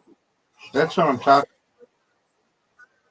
So she saved these documents because clearly she's deeply involved in these battles that had to do with inheritance issues, some property that her parents left to her, and also some property that one of her two husbands left to her.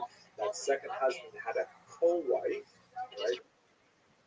Not unheard of at that time, and she was disputing with her Ooh, over some orchard of date palms, things like that. And also she had children. that's what I'm talking. Had appointed the care of a rabbi or custodial officers, and she was seeking to more All but one. over her children and wrested from the place. So this is not the place to go into the ins and outs of controversy, but the document portrayed her as, very much a woman in charge of her own. I'm gonna get these three. It's not clear whether or not she's literate in these languages. Scribes involved in drawing them up and so on, but she clearly knew what they meant because she kept them all together in this pouch, and she treasured them like, I have the family documents and passports and things like that, in a special little box and things like that. These are very valuable documents for her life and activity. Nice spare. It gives us a sense of Jewish woman in the 2nd century who was not with the upper middle class, dealing with property issues. Got it. Who took charge of an agent involved in it. So we should not imagine by the Maka's example, the vast majority of women were passive and allowing her life to wash over them and pass from man to man in various ways. This was a woman who was deeply involved in fighting for her rights and finding some success from that. There's the Bar Kokhba rebels herself. It's possible for the general destruction that was going on with the Romans. There's one particular linked her to Bar Kokhba because he's also mentioned in terms of the Bar Kokhba chain of command. So, Yes, we did. Has a very important detailed legal today, and so this is a corrective to the huge silence of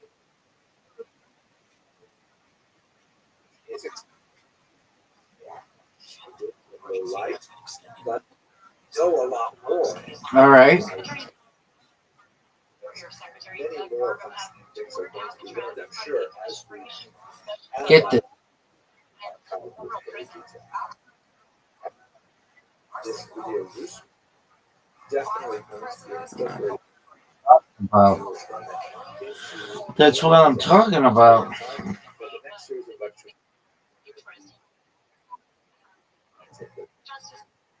The federal judge to unseal parts of the grand jury testimony in the Jeffrey Epstein case. In a filing on Friday, the DOJ argued that releasing the evidence is in the public interest.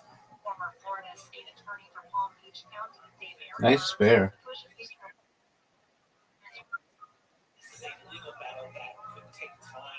That's what I'm talking about.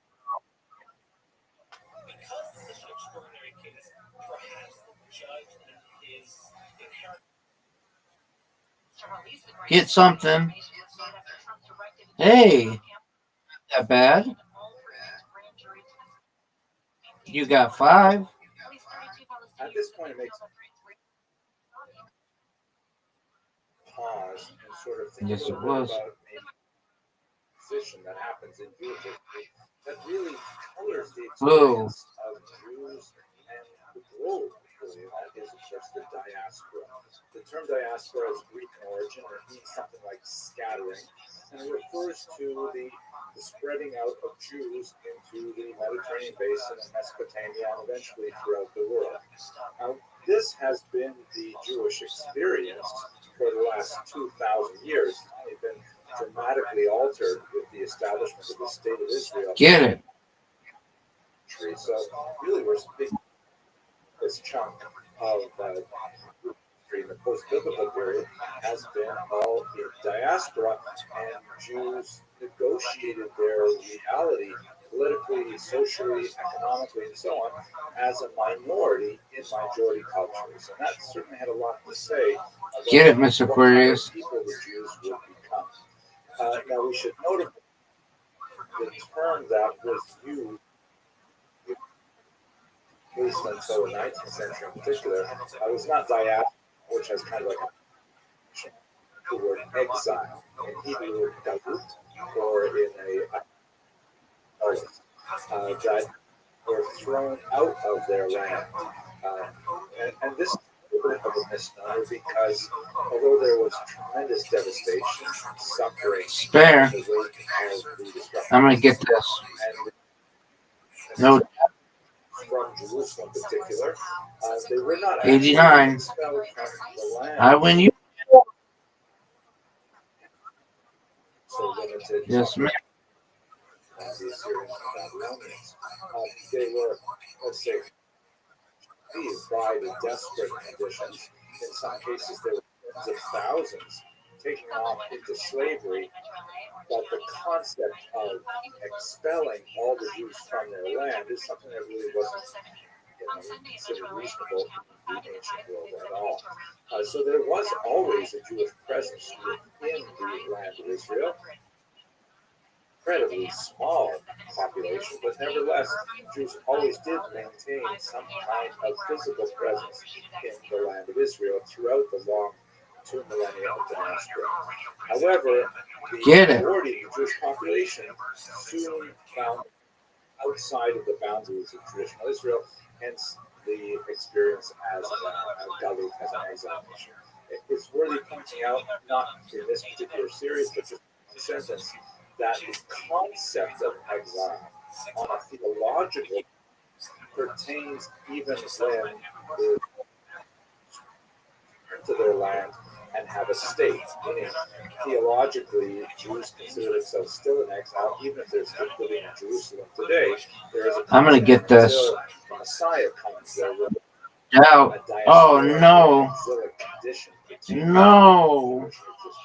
But at any rate, let us take some of our time and look at the diaspora in it. Perfect.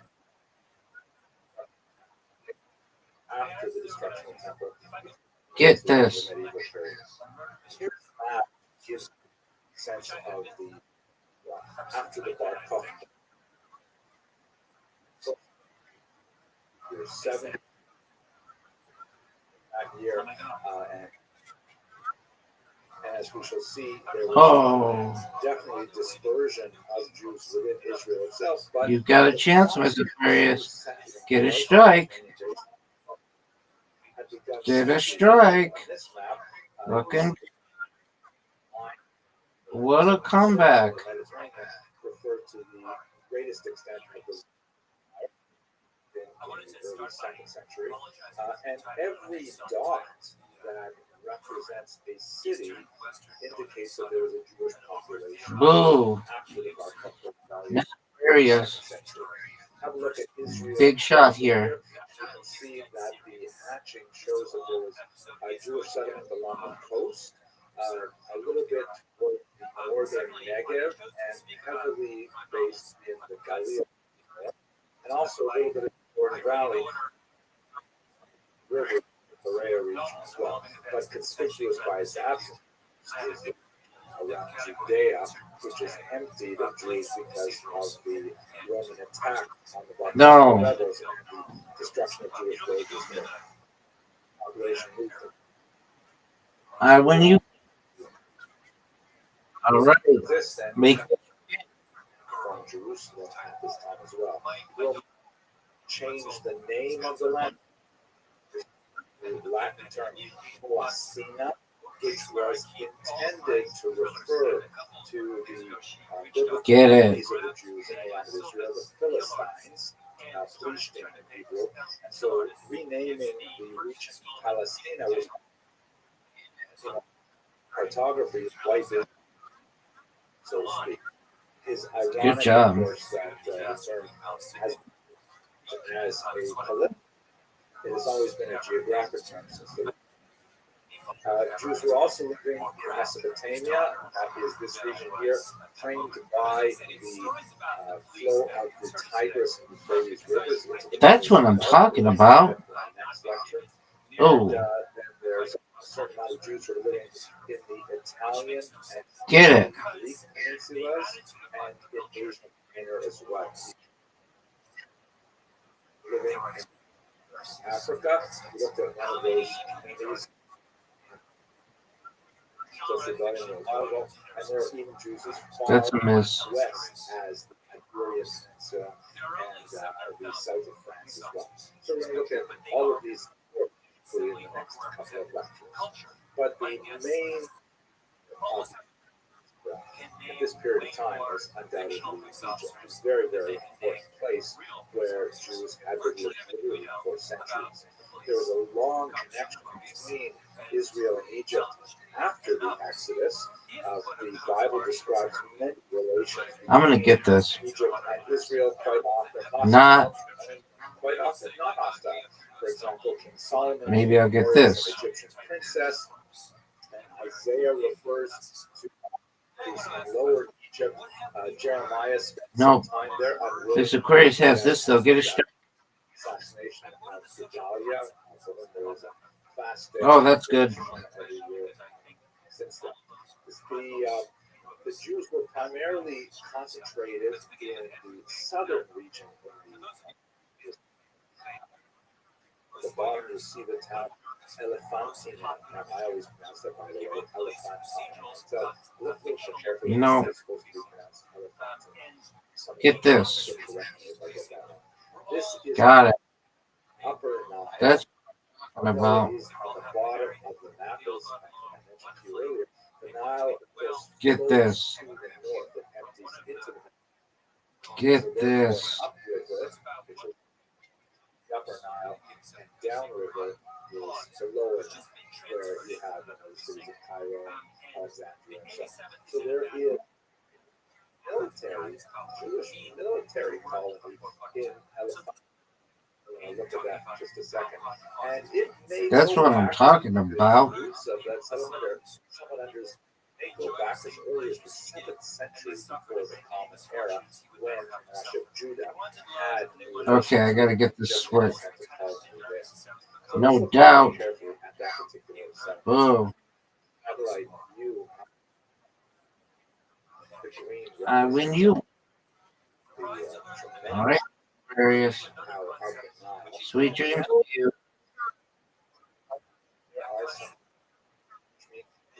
Okay. Sweet dreams. Ship toward the north. They load their cargo on the portage.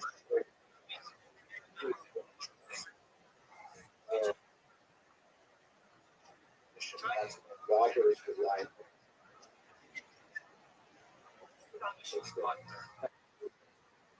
Because church would preserve them.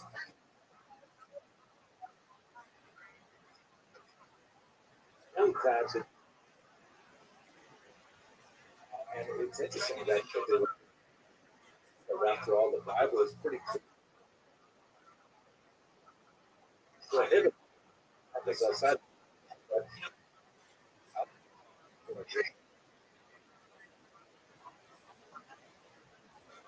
we have one in Shechem.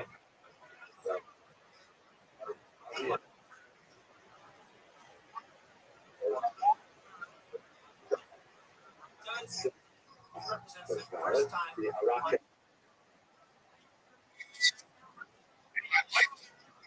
under IS before. So there, what is going on is a little bit beyond our area. We have in these records some interesting records of women, for example. Here's my chance to go in the block, check off the Cranjet test. We have one very wealthy woman who owns several homes and things like that. Her name is Midtachia, which seems to meaning to trust, to have faith in God. She was married 3 times, first to a Jewish soldier, and then apparently to 2 type of construction engineers or maybe architects. They're called builders. Maybe they were local quarries or something in the region. Not clear. Another fascinating archive refers to a man named Anania, who was a temple official Jewish, who married an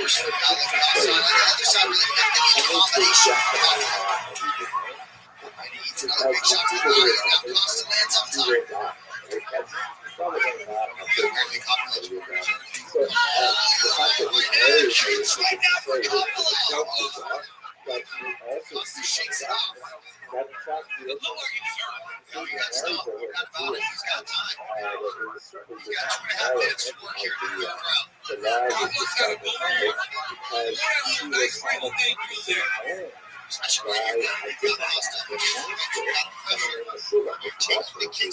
slave named which is something that we're going to grab this on. I'm not really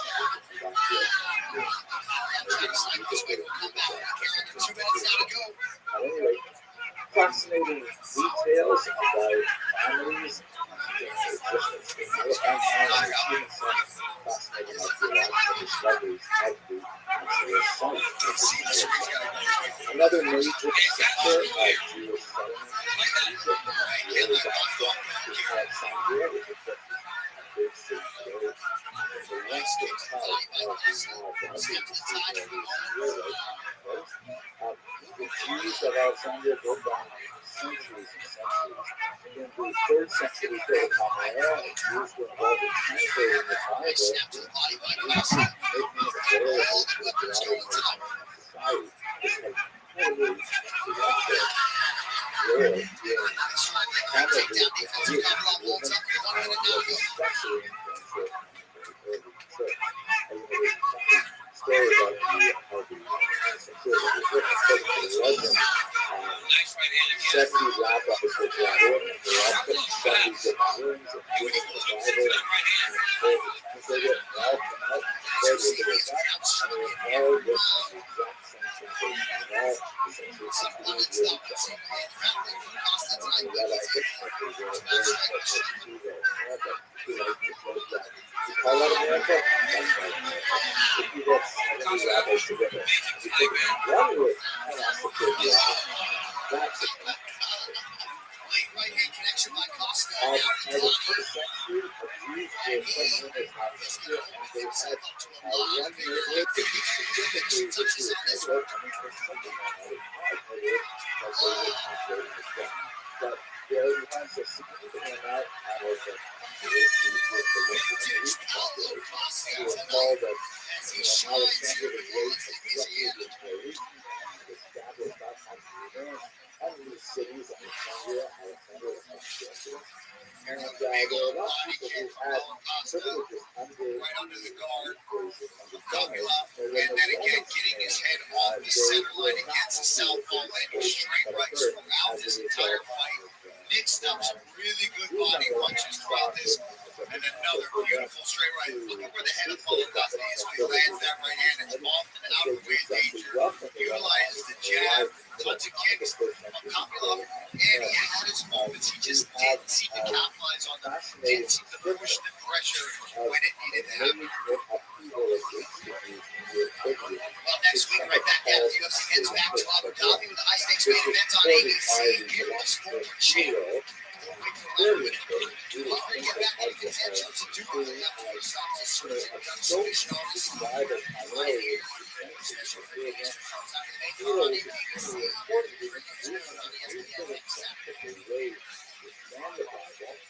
He did not get that much traction. All right, now with the official decision, here's what's Ladies and gentlemen, after 3 rounds, we go to the judges' scorecard for a decision. The judges score the contest 30-27, 30-27. At 29-28 for the winner. He describes this first upheaval as the result of the tension between the Greek and the Jewish populations of the city that were exacerbated in particular when I'm here with Paulo Costa. Paulo, what a fantastic performance. Vintage. You were an underdog coming into this fight, but you fought like the guy that fought for the belt before. How good does it feel to get back on the win column? Hello, my people. Hello, I try to love with you guys. You're amazing. First of all, in the spot, Lord receive you. He taking me, he raised me. So, I'll look about it. It's a tough moment for me. So, he had his own issues with Rome, even though he was a Roman official. There was a change of regard in Rome. He was concerned about his own position, and he decided to take the side of the Greeks. And he ordered among other things the Jews should be limited to one neighborhood. And the forced concentration of Jews into one of those two neighborhoods, Take a look up here. Many thought you would take him down, but you outstruck the striker tonight. Was that the game plan? Was also faced by significant Majority, my game plan was stay here, stand up with him, and I tried some takedowns, but he was very well. So what's next for Paulo Costa? Everybody knows I hate that guy. Everybody knows that motherfucker who made you change in Miami. Yeah, he's a big asshole. And my wife is over here. He DM her. This is not good, this is bad thing. Yeah, because he said bad things about me, about her, but he never said to me because he's a coward. She might have to make sure you are a coward. And I'm here, I'm gonna look for you, I'm gonna chase for you, and I will not stop until I get to you. Well, congratulations on the mountain victory, ladies and gentlemen. Give it up for Paulo Costa. And the combat comes out tonight already. Of course, that man fights for the title against Drake Duplessis next month, but a huge win for Paulo Costa to reinvigorate his middleweight career. That post-fight interview was brought to you by Trip, the official water of UFC. Absolutely great to have the decorated Saints defensive end Cam Jordan with us here tonight at UFC 318. Of course, with us here tonight the festivities as is the highlight himself, Justin Gaethje. Coming up next, one last from New Orleans, Max Holloway has the red corner tonight. He also has the BMF title at present. 5 times he won title fights at 145 pounds. And tonight, he can assert himself in 4 ways that won by interrupting this whole week-long banger at the Bayou. And now the city is just about ready to explode on behalf of the local hero, Dustin Poirier. Tonight competing for the final time as a UFC fighter at home. His status as a bad man is unquestioned. Tonight he rides to put emphatic punctuation on his storied career. Poirier, Holloway at 3 for the Warriors is next up here.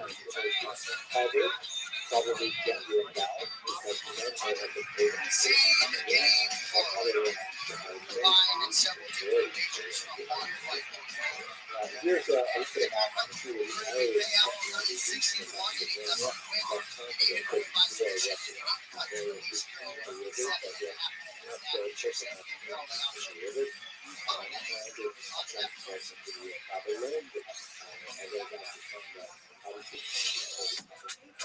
Let's pull in here to the passage from Jeremiah, in which he famously says,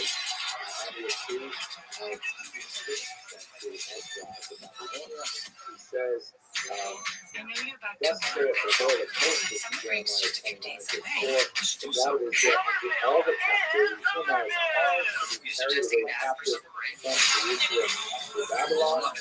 Build ye houses and dwellings, plant gardens, the fruit of them.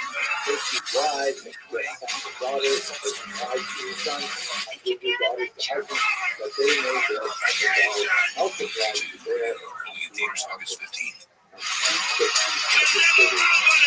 greatest Mexican boxers of all time. All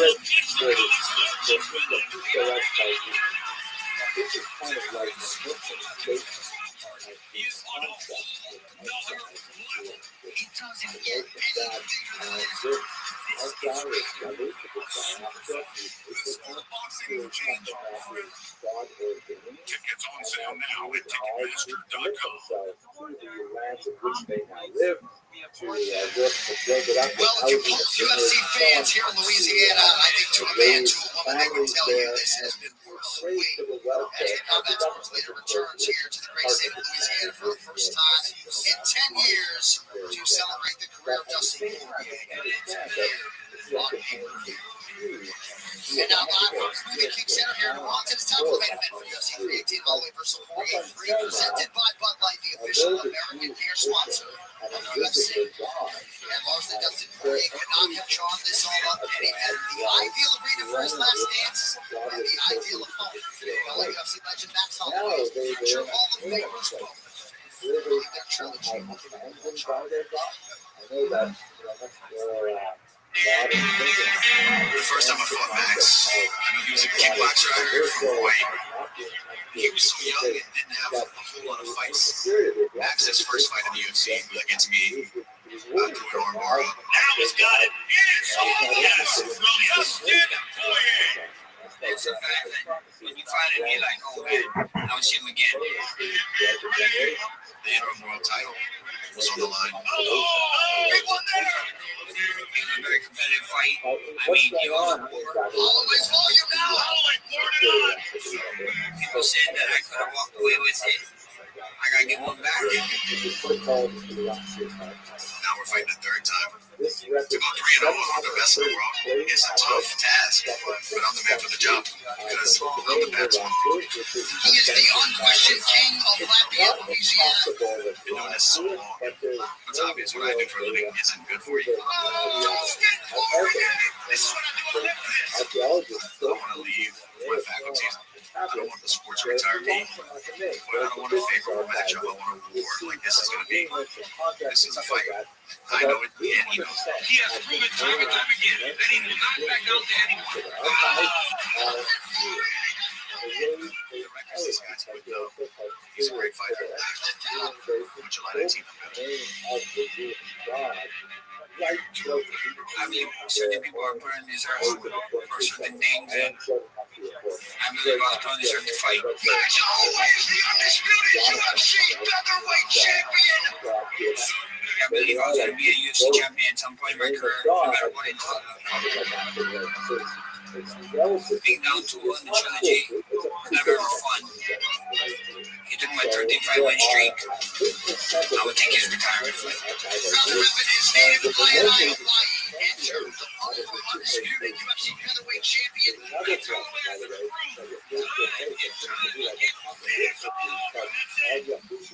the second fight to this fight, me and Dustin are two way different fighters.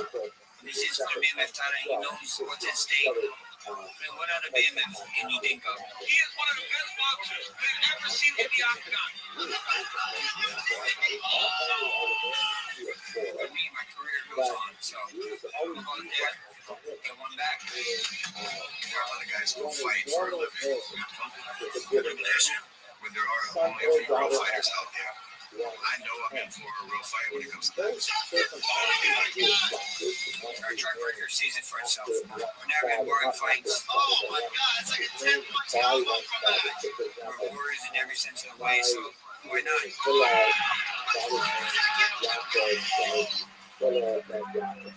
I want my legacy to be somebody who gave it his all. Fighting at the highest level was my goal, and I did that. I got the title. It's his last dance. To be the first man to defend the BMF title. It's history. He's got for that. Never say die. At UFC 318, New Orleans, Louisiana, I will be Max Holloway, be the BMF champion. Right out there. This fight between me and Dustin will be a fun fight. I like entering my name in the record book, so this ain't gonna go a little different.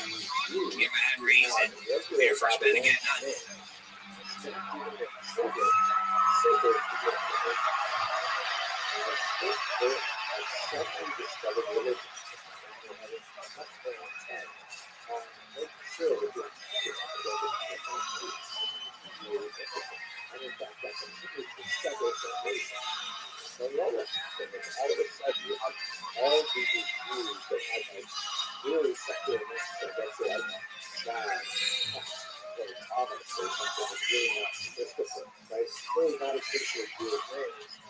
All of a sudden, you get names like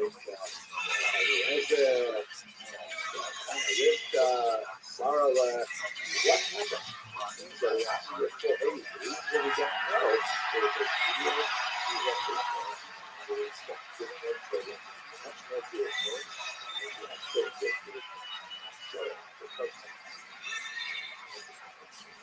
But that's good.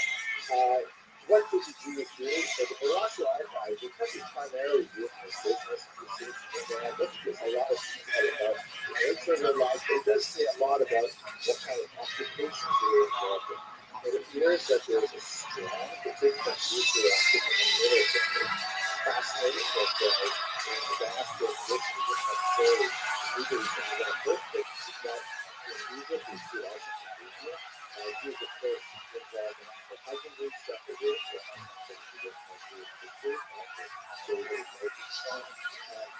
Jews are involved in finance and real estate, they're involved in government service, they operated businesses on behalf of the government at the time, and we even had a significant operation for trade. So they do a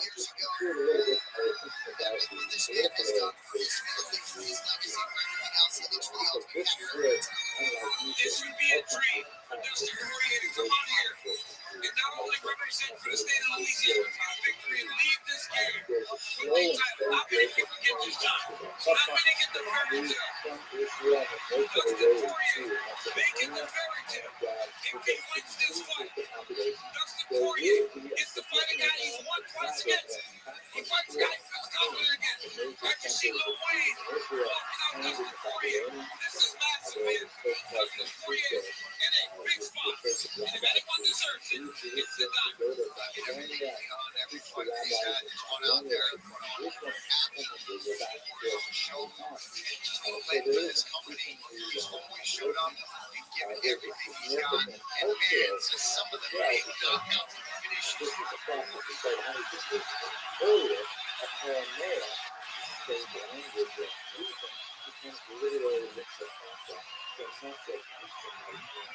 Deserves all that right there. Down to the end of the last time for all the respect, all the respect, and all the people that he's represented for so many years from this state of Louisiana. It's an honor to be here. And like we said, a living legend in the sport.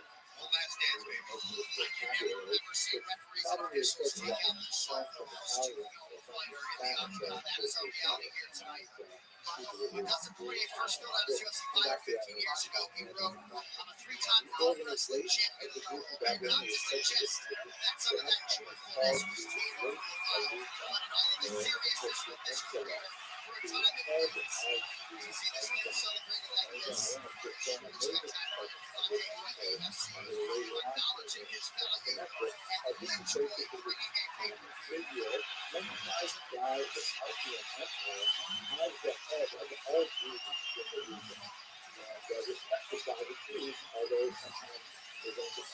Longtime supporter Theo Vaughn here. And who knows just how close to the fighting prime Dustin Poirier still is, right? It was absolutely down in defeating his fellow Rothschild last June. Certainly had his moments. Extended from his limited amount of time. Not out without the possibility that he could really back the block and turn it into a major just tonight. But you shouldn't think that it's all, sort of organized and working together effectively. We have some fascinating stories where Susan Christianity has two brothers from the famous city of Ramallah, named Ananias and Simeas, who decided to, go off on their own and create for about 15 years their own kind of like robbers, kind of like they were warlords. These were Jewish guys who maintained kind of like regional independence from Muslim army and Muslim empire until finally the Muslims took care of destroyed the United States. That's one of the guys. Where is they going to okay, that's my presentation. One more short about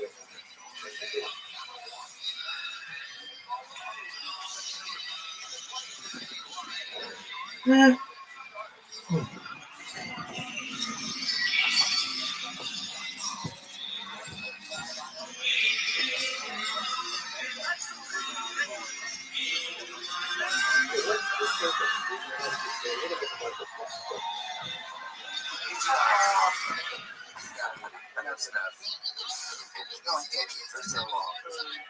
Dad, I hope he doesn't work on AI stuff because he's going to program those things and tell you that scary kind of engagement. Really get them off fast. He's going to put some ads in them. I'm sorry, I know it's too much work to do. What the hell? Yeah, is that going to happen? Do you think the robots just end up adding to some sort of, I don't know. It's such a nice day. That's not an option. You can't go outside. I'd rather go outside. No, they can go outside.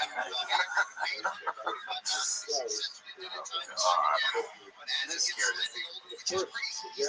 Oh, I have these really funny AI pictures. Let me message you secret. Maybe you can show them on the screen.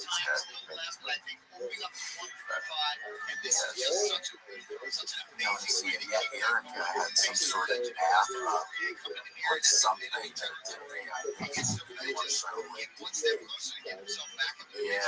some of it were hilarious. Sometimes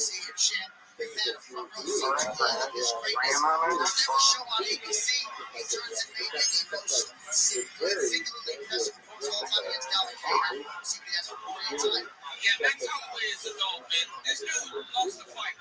And though that he is not restricted by the weight cut, he's fighting a guy that he respects. But you know that's all. It's an ideal situation for you. Okay, that's what I'm saying. And I'm telling you, I think that not work out.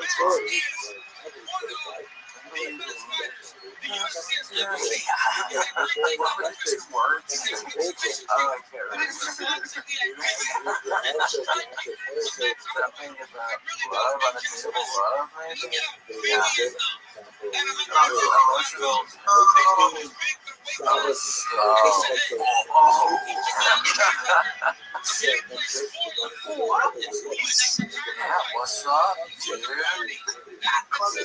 Crazy. I know. Yeah, we got the three hats on. Grant's got a fucking goofy-ass looking, like sparkle glitter. It's the weirdest looking hat. That's a fence. It's called a fence. Oh, yes, I get it. It's like a bedazzle. It's like forever to bedazzle. Yeah, I probably told us that. You said yeah, every now and again, yes, Matt. I got my stitches taken out of my face earlier. I'm not in a good mood right now. It was just the Casey show. Well, yeah, you know, I'm Casey Rocket Show. Let's go. Hello, Matt. Yo, William, yesterday I just bought tickets to your show at Zany's in Chicago. Oh, nice. Cool. Thank you so much for getting tickets. Oh yeah, me and my girlfriend are celebrating our 8 years together that night, so we're happy to spend it with you, bro. Well, I gotta write your name down. We gotta get y'all up on the stage. We gotta make it out. I mean, it's fucking years. Yeah, let's see a hook up on the stage. Would you be yelling? But I like the idea though. Okay, yeah, something. Yeah, you just gotta do it a bunch of times. That's what I learned. Like the first time I had sex in front of one other person, it felt weird. And then you just kind of slowly go up from there. I mean, you hit 5. After 5, it's like, that's already a bunch of people watching me have sex. Like, What's the sweet talk? It's 3 is great. Yeah, 3 is great. It's great. Just think about it. You're in a hotel room, like kind of a small hotel room, like 3 other people, 3 other bodies. Yeah, that's like, it's cool. Most hotel rooms are like what? Double. So, 2 people on one bed, 2 people on the other. Maybe if there's lounge chairs. You got 1 in the corner. You got 3 people doing here and then on the bathroom counter. Yeah, awesome. 3 people in the bathroom, 1 person in the other room for sure is happening. Everybody's taking a shower because he went mudding earlier in his truck. Yeah, mudding in his trunk. You have to. You gotta clean up after that. Yeah, something like that pretty much. It's like, the whole deal. That's why you have to just be careful at the beginning if you even want to. If you even let them, oh my gosh! Uh-oh. That's surprise. And then I know we usually dog people on this podcast, but freaking Kylo. Kylo. I know. Sweet Kylo up on his perch. The sweet cats like to get up high like that. What hard left are you? Yeah, well, is he an outside cat? He tries to be. We live in the city, so I don't want him, running around with like other rats and whatnot. Other stinky cats, For sure. What time zone Central time, same time zone as you guys. Nice and around 2:45. I'm gonna see you, but that's okay. I said I kind of doxed myself earlier, saying where I'm gonna see you at, but that's okay. I was scared for you when you did that earlier. That one was, I mean, we can talk to Grant. I mean, we'll try to, we can probably edit it out. Grant, are you cool with that or what? Oh shit! I think I actually. Oh man, I'm goofing today. Yeah, you accidentally told us that. Do you remember that? Yeah, about your credit card information. You were saying a bunch of stuff right when we got on. Sorry, schizophrenia hitting again. Yeah, man, we care about your ass. Stop. It's fine. Take medicine. Medicine can help if you actually do. Just take medicine. Wayne's here for you as well. Brain has a big heart. He has a big heart. Yeah, his AFib.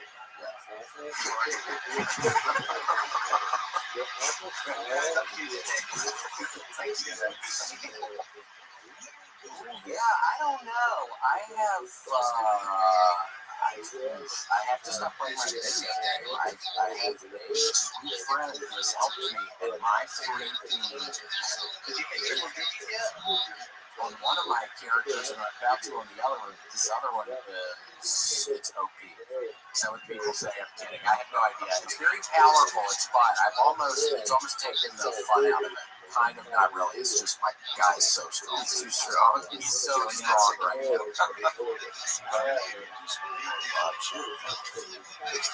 So that's it. This weekend for you guys, just Diablo 3 or something? I'll probably call William on Friday, see how the game's going. And other than that, just hang out in my car, try to stay warm. I'm gonna get yeah, it's getting cold around here. It's finally getting kind of cold. Yeah. I'm gonna get used to it. Have some key with my girlfriend's family. Oh, nice. It's fun. Yeah, it's fun. Big goggles. You got a farm out there that is still warm for a rattlesnake. Would you get on the horse? Yeah. Well, I love the horse train. It makes you ride all the time. It's my little body.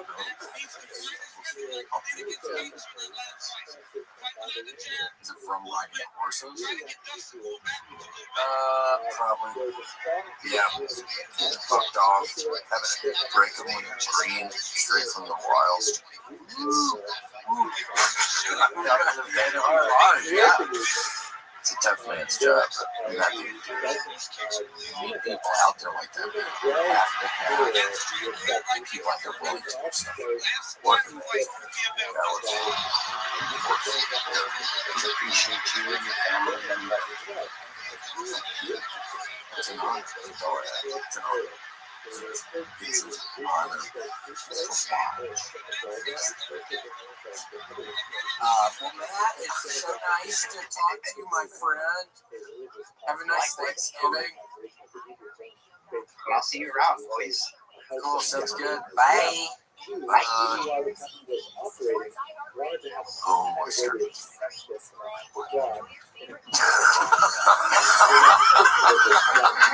The vibe shift was, oh my god, yeah, it was palpable. You could tell that, like, he was seeing a cat, and you're like, how do I tell you this? But that's weird. It's just scary, man.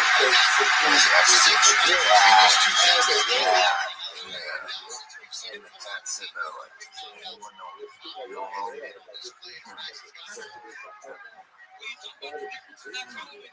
Sometimes you're like eating food and you go, this tastes like shit, I wish I was eating fat. All the time, ever since I had my first factory meal, back to my parents' house and stuff, and something so good. I don't know what it's like. Rabbi always says, yeah. You should know that it's Rabbi. It's a great sauce. Funny sex. Please stop it. Girl, yeah. Well, factory don't even worry about that kind of stuff. It's a meal. It's like ready. Pretty much ready. Yeah, they do it for you. And it's, yeah, you pop it in the oven, you pop it in the microwave. 3 or 4 minutes go by. You know, the time to feast already. You know, feast it. That's going to be good. I think this mix.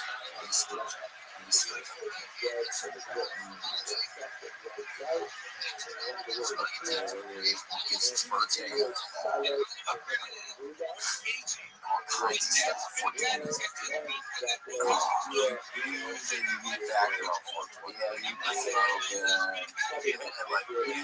Yeah, a little bit of a factor, and that makes it all kinds of stuff.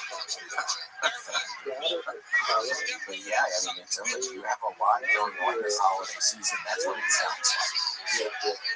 It's important to save time when you can, okay? And with factor, we're going ready to milk at the same time in the kitchen. Factor delivers chef-prepared, dietitian approved meals straight to your door. They're always fresh, never frozen. Just heat them up, and in 2 minutes, they're served. Fresh, never frozen. Used to be that way. Not even at one used to be fresh, never frozen. Doesn't work that way. Choose over 35 weekly meal options, including awesome breakfast options like apple cinnamon pancakes and bacon and cheddar egg bites. With so many options, there's something everyone in the family. That actually sounds really good. Bacon cheddar egg bite. I'm hungry right now. We accidentally got some tamales earlier. So I thought we were getting 2 drinks and we bought 12 tamales. Classic mistake. Yeah. This Sprite tastes a little different. Is this tamale? It's pretty good. I had 3 of them. Yeah, I'm not starving. Yeah, I had 3 of them. So with vegan, vegetarian, keto. That one is one. Protein plus meal options. No matter what, your goals are factory. Just head to factorymeals.com/WMS15. Use code WMS15. 50% off. That's a huge savings for WMS. Let's go WMS50 at factorymeals.com/WMS50. Armpit. No. Hello. How are you? Doing well. It's a little bit chillier here. Trying to stay warm. Trying to deal with the new person who's working here. How are you doing?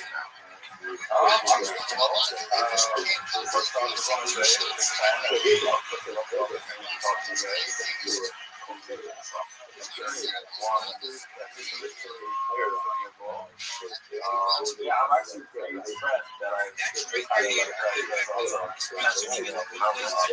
The AI guy, I think praying to God, Arpit, that he doesn't end up getting into it because he had a real kind of nihilistic view of life in general, and he seemed very sweet, but his attitude would be scary in a robot, I think. I'm pretty sure he has a version of himself as AI, or he might be that person spoken face might be AI. I don't know.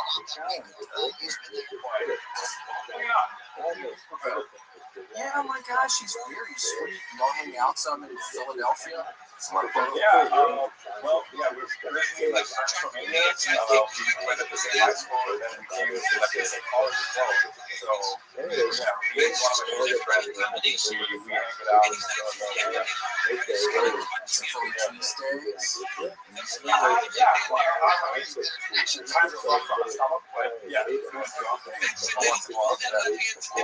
Rough on the tummy, it's as bad as you eat something after the other day and you just start doing something that's just spraying.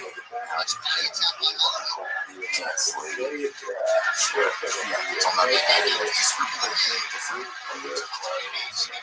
It's just taking forever. Washing machine.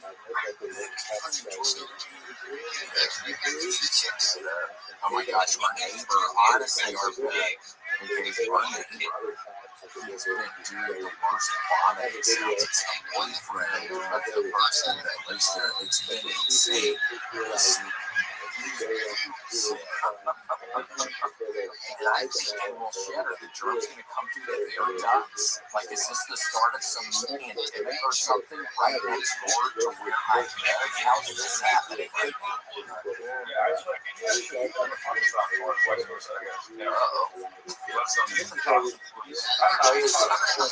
Sharing gas.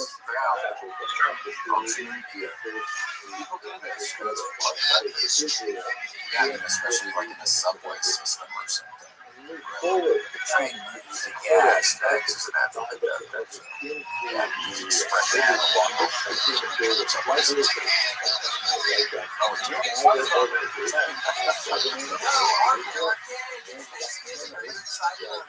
celebrating you have a family plans, you can watch Macy's Thanksgiving parade.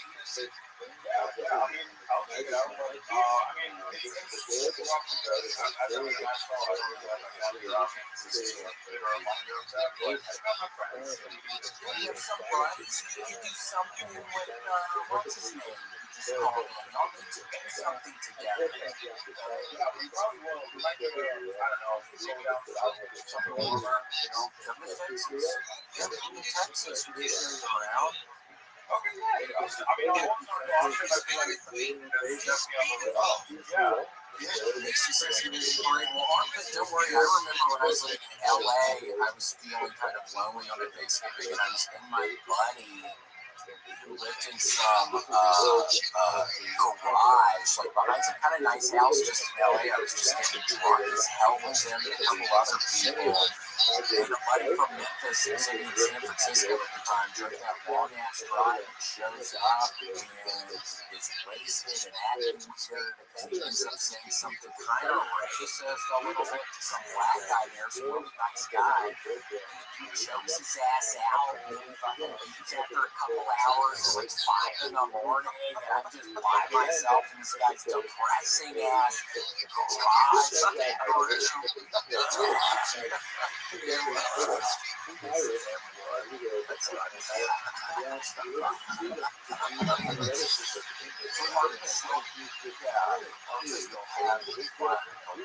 Macy's Thanksgiving parade that was set it off good.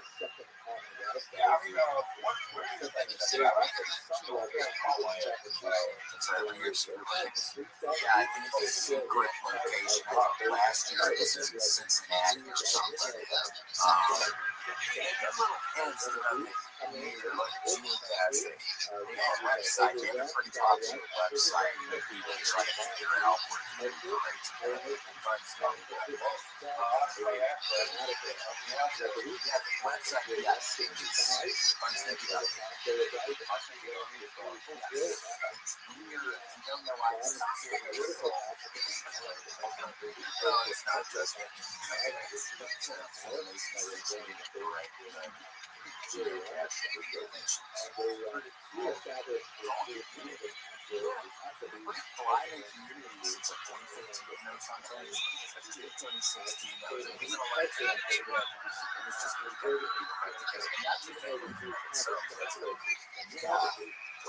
I mean, a lot of people, some people might try to argue it's not like a family, that's their problem. They're not a family, so they're gonna be.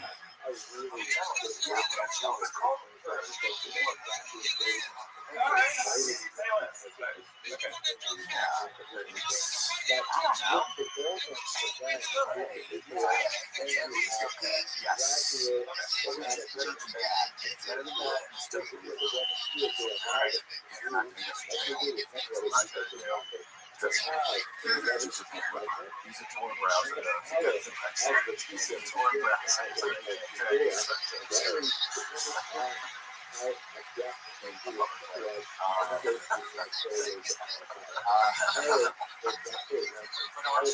To talk to my friend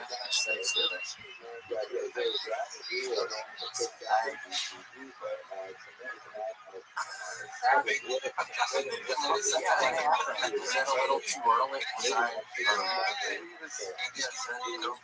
Why'd you say yeah? I'm sorry, I made a mistake. Yeah, you see? It's okay. Next up, my mistakes will be ruined.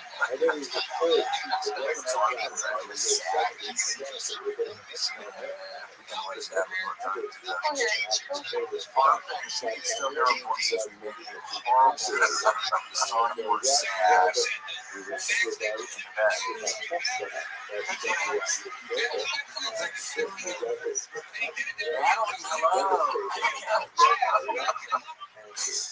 Hello. Happy Thanksgiving. How are you? Are your kids ready? Yes, I was free Thanksgiving early and played some stuff. Number one, what's your favorite side?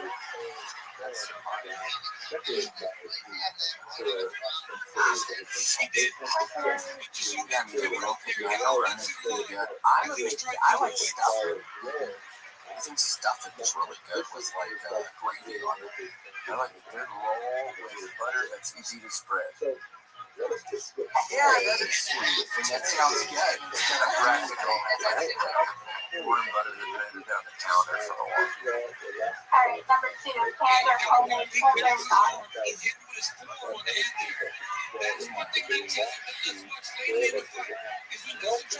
Oh man, I wasn't even prepared to answer questions like this right now.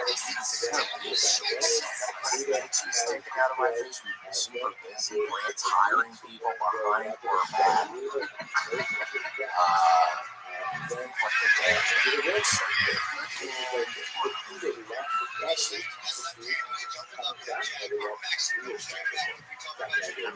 How old? Like when I'm smaller right now, like when I'm smaller, I'd say for sure. Right now, it might be a different age.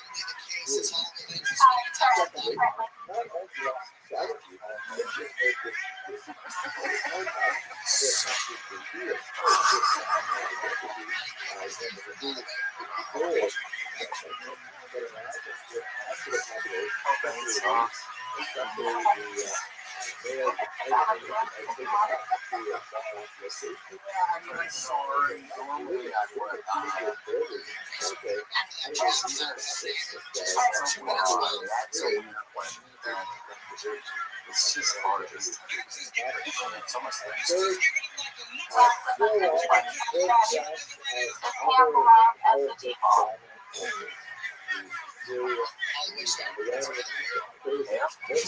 For me, never allowed it anyway. They're all funny. All the time. I'm gonna say that one now. I don't really see the jam up there.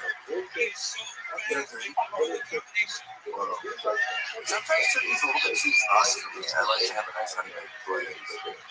And that's good. Butter on it. Yes, it is. Throw a stick with a little piece of that.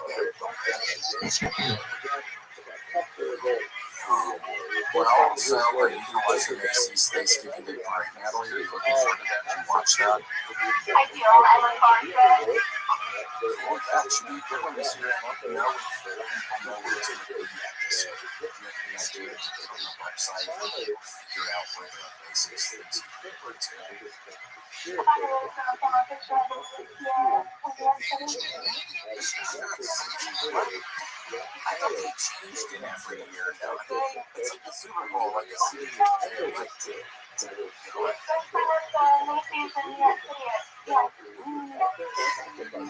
Macy's Thanksgiving. That's hard to even say. I was thinking about it this morning. It's even hard to say. There's no way. I was told it's different cities. That's what I said to him.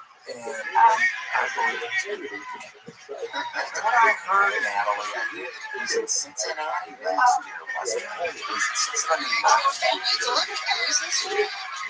Something about it. I didn't know there was a little range. But also, there's a little range. Is that a squad? Yeah, there's an ocean or something. There's little pieces of the land part where you can see it. It's hard to tell where they were from. Normally, you can tell it's a river, lake, ocean, bay. Like, you can tell by the plants, it was a weird garden. That was like an old selling a flip phone picture. Yeah, first off, how are we supposed to guess this? What's a good dumbass giving out? And it's in love. Yeah, it's like they're messing with them or not. Happy. I have one other thing too. You guys talked to my husband last week, Jasper. Yeah. He was here for a day. He was going down to take you in a bed, so. Oh, hi, Jasper. Sorry, I was, I don't know what the hell that is. You really could have fallen down. We were in a fight. I was hoping you weren't going to say that. Yeah, we were in a fight last week, so that's why Casey wasn't here. We kind of figured it out. Yeah, we put our differences aside. For a fucking hour, and we're going to figure it out. But yeah, I don't know. Stacy's so stupid now looking back on it, but yeah, I know. It was almost Thanksgiving. Yeah, it was like, what are we doing? But at the time, it felt so real. It's like, these are real emotions. This is, and who am I to deny it? Who am I? Back up on the kids. Yeah, right. Both parties were angry. So, it was Jasper seems nice. Did you have a good conversation with him? Yes, oh my gosh, yes we did. I think our dog barked at you, so I apologize for that. Thank you. I accept your apology. I did that after I messed up my whole day. It's like, what was Jasper barking all the fucking time? I know. So I do accept your apology. You're sweet. All right, Natalie, it's been nice to talk to you. Have a nice Thanksgiving. Thank you, too.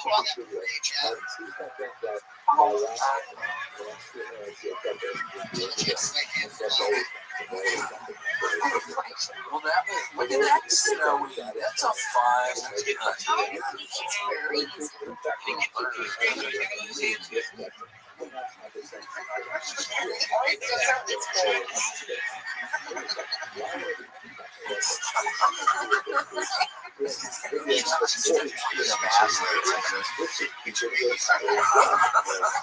I know I'm doing it. I have to stop.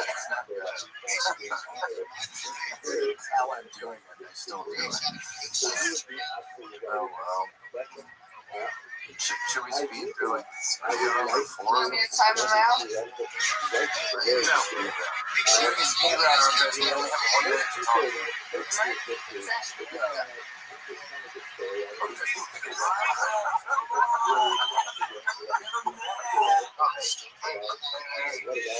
I wanted to say that thank you for coming out to San Diego and calling my wife a bitch. Ever since then, I've been able to call her a bitch. Oh my gosh! Wonderful to hear. I don't know if you're about to agree or what emotion you're about to. Yeah. Oh my gosh! I remember. Yeah. Oh my gosh! I remember. The elephant never forgets. I all the time, Andres is bad. I forget stuff all the time. Was she upset, Andres, or was she happy? She was happy, she found out that some people see her, and now she's a great thing. Well, yeah, as long as she knows her place, it's probably best for. Okay, Andres, very nice to talk to you. Sorry, we're doing speed around. Alright, And give your wife my regards. yeah, will do. Okay, thank you.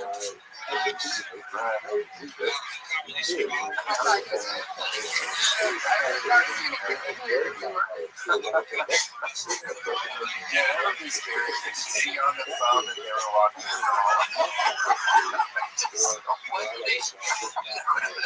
the door handle turn. As white as you can. You just see your Grant just getting his damn legs kicked. Grant would open the door for that. Come on in.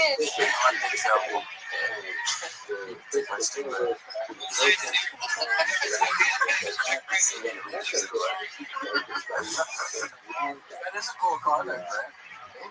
Makes it bad.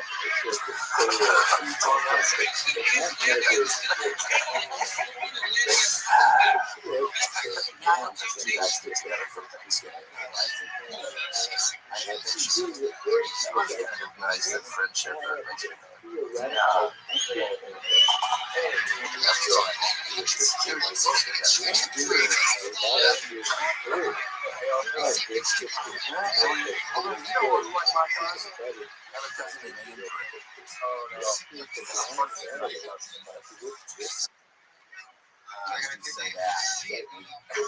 Now, how are you?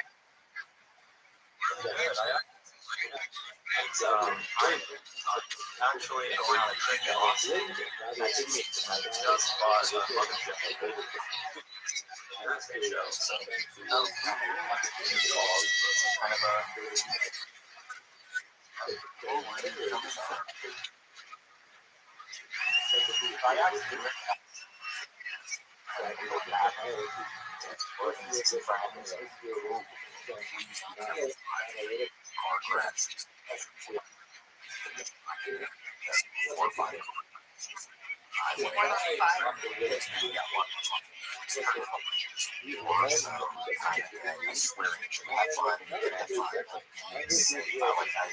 It's not even that long of a drive. I don't even know how long to drive, but it's like these cars, and it's like people in the cars.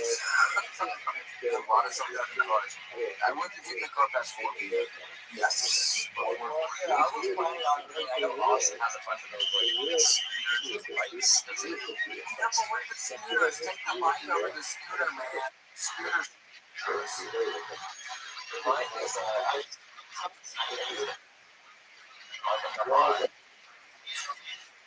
What's that?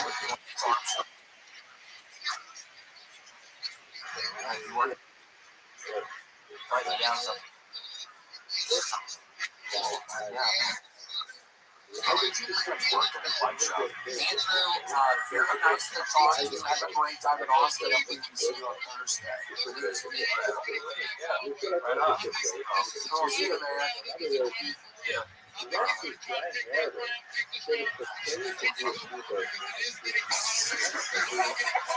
That's good. dispersed, compromised, exiled, nevertheless, Yes. they get their energy together. Yeah, it's really cool though. Put the windows down.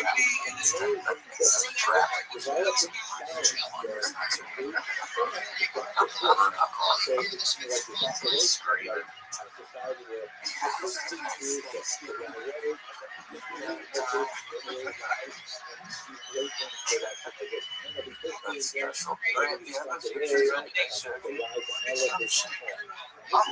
gotta take a peek at some of this galaxy. I'm trying to bring on. You could bring him on and then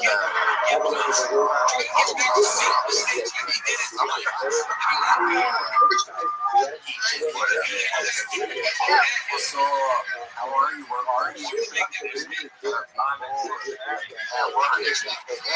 that where Macy's Thanksgiving Day parade was last year? That's what we've been telling people today.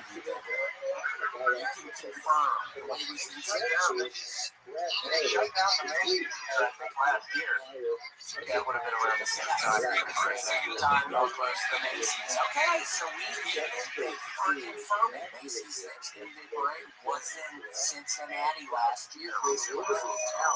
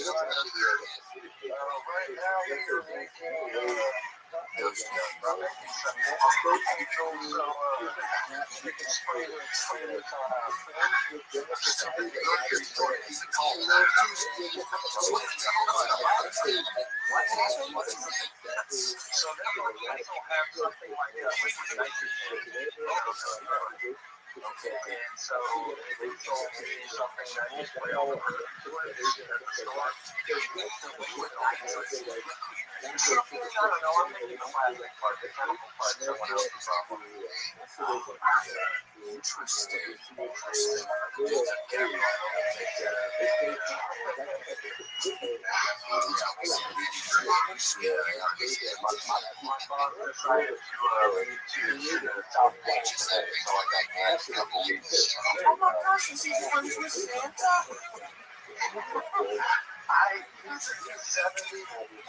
He's 74 years old. Checks out.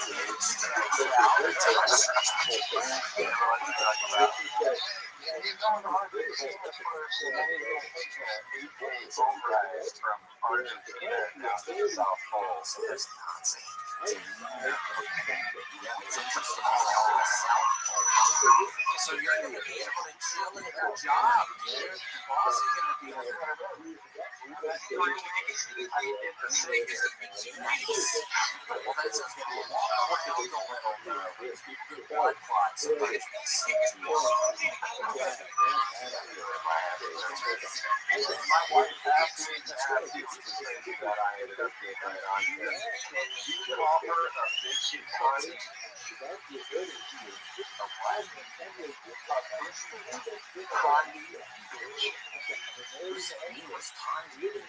I don't know what we call our dogs. If you got kids with their names.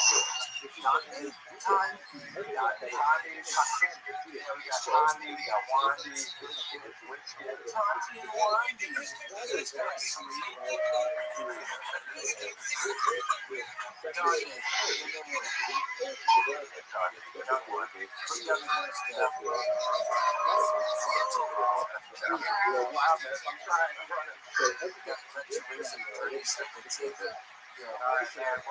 So awesome talking to you. I got to talk to you.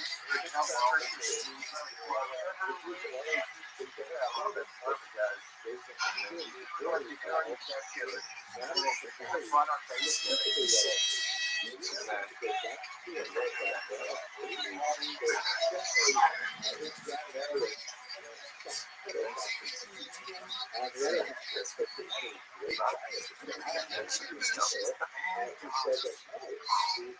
We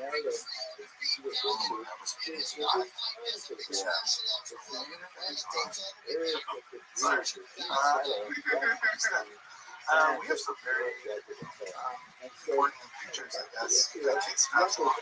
You just gotta take a peek at at least one of them because they're pretty compelling. There's certain ways to both of those. Yeah, I'm excited to see.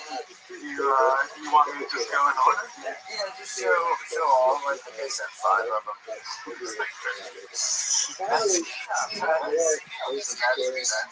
They look really. That is you. So that's me. Like a Halloween type thing. It's right out front of as a big boy. It looks pretty real. Yeah, it does. Even at the tent is there. The large breast, which is large concept. And the last one you see in front of this place. It's kind of chopping like vegetables and like classic mustache man apron on. That visor was real. Yeah, it looks so real. So that's not a picture of you. How does it even work? It works as a picture of you.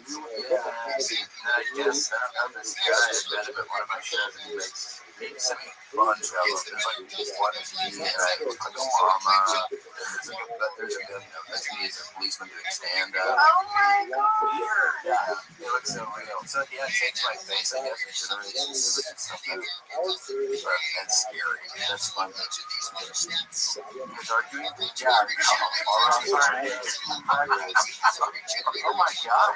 What does he say on there? Yeah, a bit of like the farmer's team, like on that one, which is funny. Yeah, he's out there on the field. My god. Pretty cool. Yeah, these are wonderful. That's me, just saving lives. The type of shit I get into. Look at that one. That to me is the most dramatic one I've seen so far. Back in September.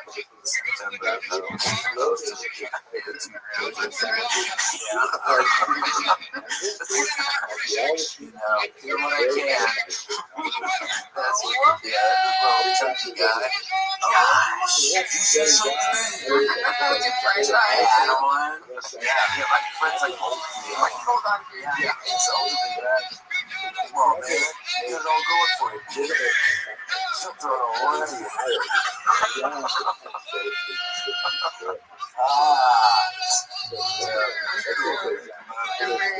I love them. That's what the guys working on. Stuff like this. Stuff like other aspects. Yeah. Well, yeah, if it's stuff that makes it something. This is fun. When you start talking,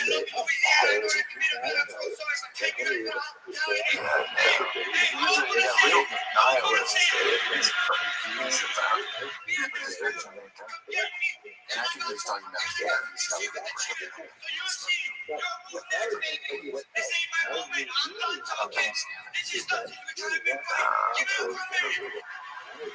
Okay, well, that was fun. Yes, oh my gosh. What are you going to choose?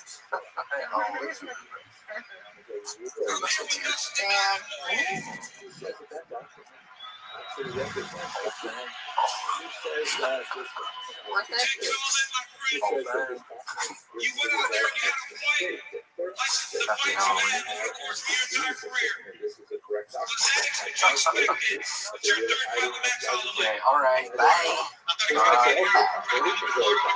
Thanks for joining us for this week's episode of the William Montgomery Show. Send your questions, artwork, and manifestos to WilliamMontgomeryShow@gmail.com. William McCoy, 737-471-1098. Never miss an episode of the William Montgomery Show by subscribing to the William Montgomery Show channel on YouTube and anywhere podcasts are sold. Check out William online at william.f.montgomery1 on Instagram. For more William Montgomery, check out Kill Tony on YouTube. Check him out live at the Comedy Mothership in Austin, Texas every Monday night. Find more of me, Casey Rocket, at patreon.com/CaseyRocket. Follow me on Instagram at Casey Rocket. This episode of the William Montgomery Show was recorded at the Record ATX Studio, right here in the heart of Austin, Texas. The William Montgomery Show is produced by William Montgomery, and it's sung by William Montgomery, drums and sung by William Montgomery, and words are sung by William Montgomery. The William Montgomery Show is a Fanny Co production. Thanks for joining us. See you next time. I'm trying to have fun tonight. I love you all. I'm a kid living a dream out here, man. Throwing punches from my knees. I'm chasing dreams still, man. It's beautiful. Dustin, let's take a look up here. We want to show you something. Walk out here for the final time. Recorded live in Austin, Texas, USA. It's the William Montgomery Show. Starring William Montgomery, it's Casey Rocket, with the Tony Chin Orchestra, the William Montgomery Jr. Dancers. As always, William is joined by the lovely Erica. I'm Casey Rocket. And now here he is, the big red machine of Memphis Strangler, William Montgomery. Cool. Well, this is a very special edition of the Montgomery Show today. Casey is in North Carolina. I'm with Dr. Vincent. Had surgery, Grant. How does it look? My face is a little flat. You can see a scar there. Yeah, I wonder how much. Do you want me to zoom in? You can see the area.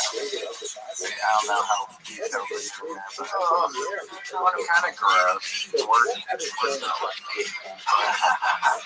Surgery went all right. Yeah, having to go back to the doctor, but yes, it's they're eating one more thing. What up? Just another, they have to do something else with this later today, so that's what we're going to do it a little earlier. Gotta go back today, so see how it goes. I know, yeah. I think you don't have to take the stitches out and do something else.